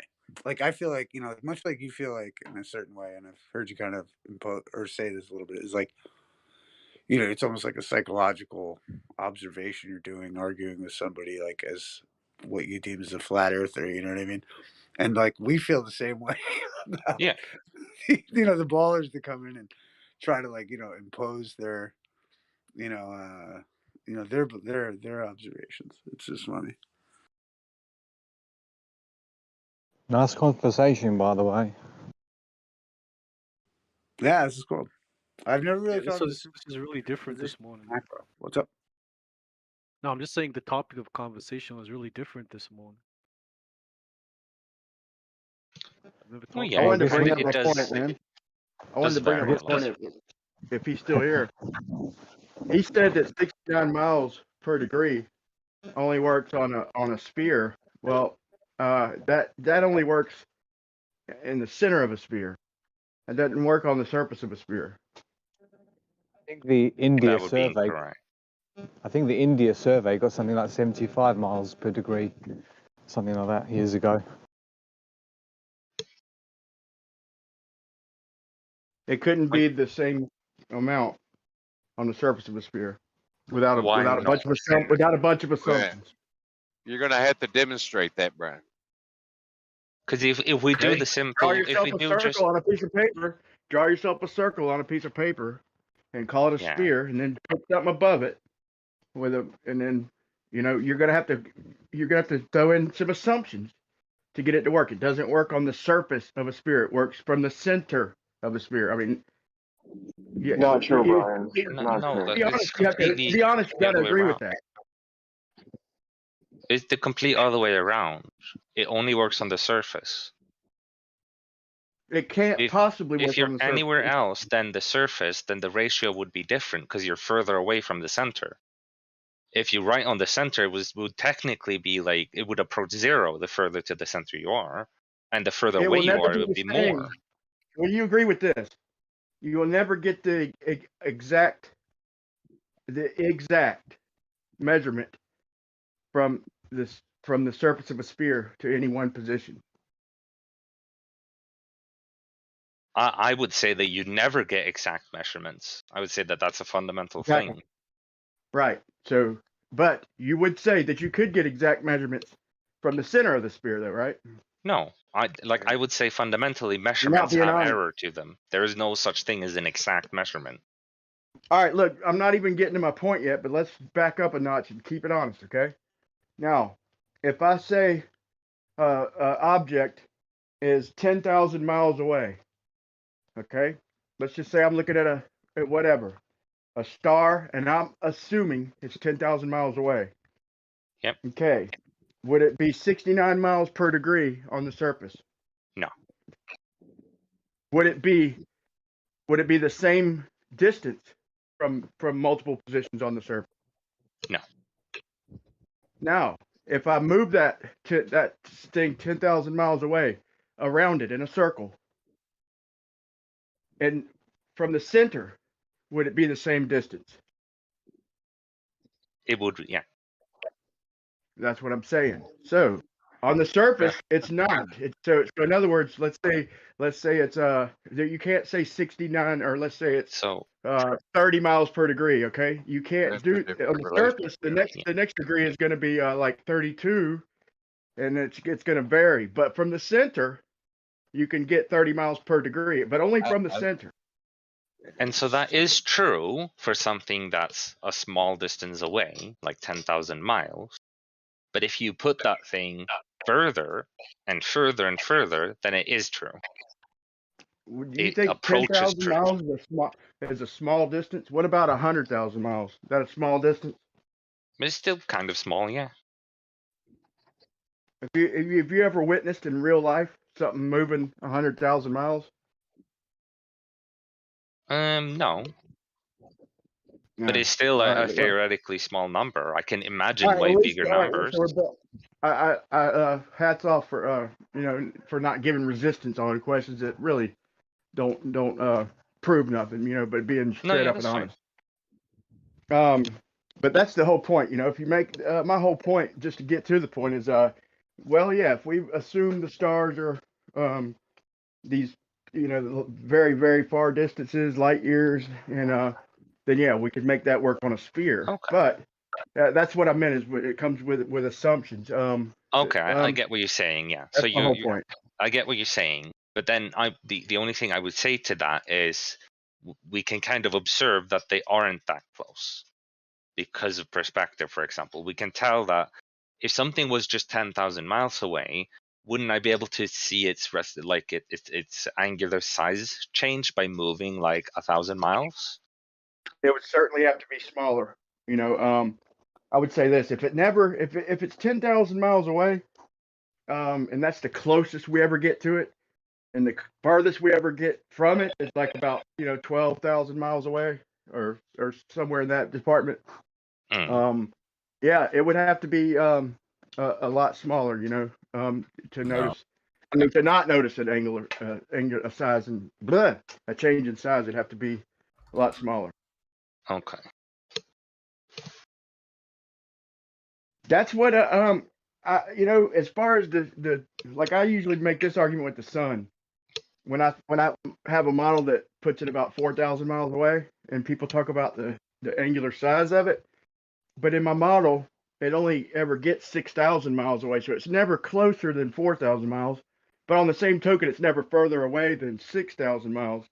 And But would you agree that that's still 50%? I'm almost done. Yes, Almost done. Something farther away doesn't degrade the same way something close up does, and that could be demonstrated with like the angular size of a light from an airplane, or even a street light. That's true. I'm just thinking like 4,000 and 6,000. That's still 50% more. Like that's a half of it added on top. That seems like quite a big change.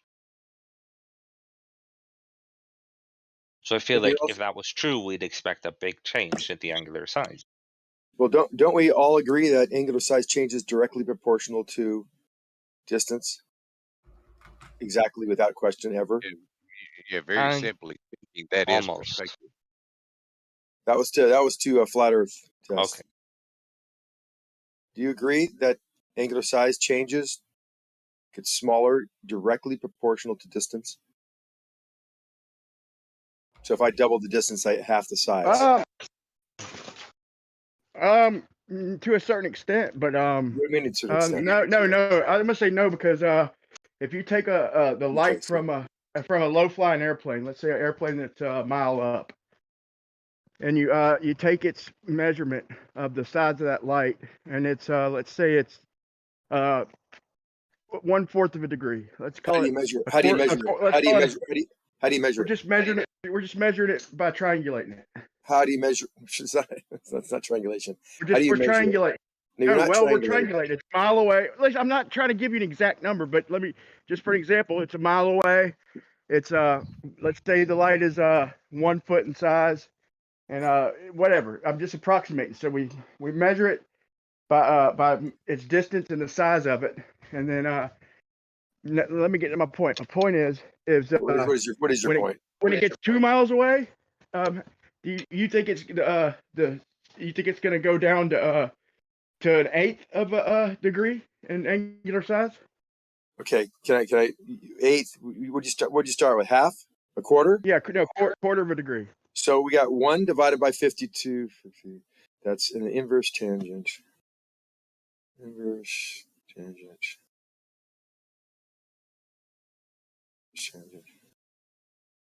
I'm really not trying to quiz you on math. I know you can do the math. I'm just saying. Yeah, and the reason that this thing, I'm just trying to give you a perspective of how small this angle is going to be of that object, and then just let me go through it. Okay, 52, 50, inverse tangent. My Okay, whole so point of this hold on. hold Here I got the answer. Yeah, So so we have a 0.01 degree of that 1 foot light. If it's like a foot light, that's like that's a huge spotlight, even bigger than the camping ones, right? And at a mile away, it's a large bulb. It's it's one of them flashers, and it's about a foot in diameter. It's got to be a foot. Where do you have flashers that are a foot in diameter? A street light, maybe. It's hypothetical, man. Yeah, you're picking. That's what I mean. You're following me down the rat hole of particulars and semantics. No, so we got a footlight, and it's gonna be 0.01 degrees. So you wouldn't be able to see it. It's beyond your angular size limitation of your eye. So why do we see it? That's the part I think you have a problem with. Why do we see something that we should? Hold on, I let you finish. Remember, why do we see something that we shouldn't see because it's beyond human perception? And I know the answer. I want to see if you know the answer. No, well, I'll give you an answer, but hold on, let me say that wasn't my point. No, why can't you just answer the question? This is what the problem with flat you're going to say ask questions and no one answers the questions. No, the question is, you know the answer, and instead of explaining it to the audience, because he'll learn this way. This is how I teach people. All right, he's going to claim it's a point. He's going to claim it's a point source. Oh, good. And okay, that good. the photons are, they're going to travel forever, minus turbidity. I mean, that's not the whole point of all of this. Turbidity, but this wasn't the point. My point is you start having to use explanation instead of mathematics. Don't hold true without explanation. I can give both. I can both your explanation. You know intuitively, if I have a flashlight across the street, it's a headlight coming in a distance. You can't tell whether that headlight is a mile away or 2 miles away, because it's just the way. Because it's a bright light, and the light diverges from the headlight, and it gets distorted. You're stealing the whole conversation, Janet. What? You're stealing the conversation, man. No, but I mean, it's fundamentally flawed because lights are not the same thing as objects. Would you agree with at least this? Okay, let's see if we can keep this honest. Would you at least agree with this?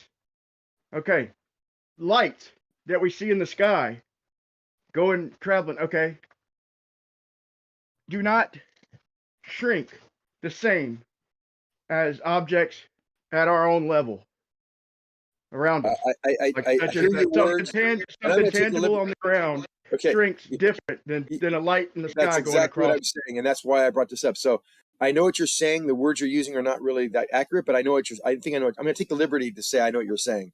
And yes, you are absolutely right. A light in the sky has no relationship, very little, if any, to objects you will see that are not point source lights.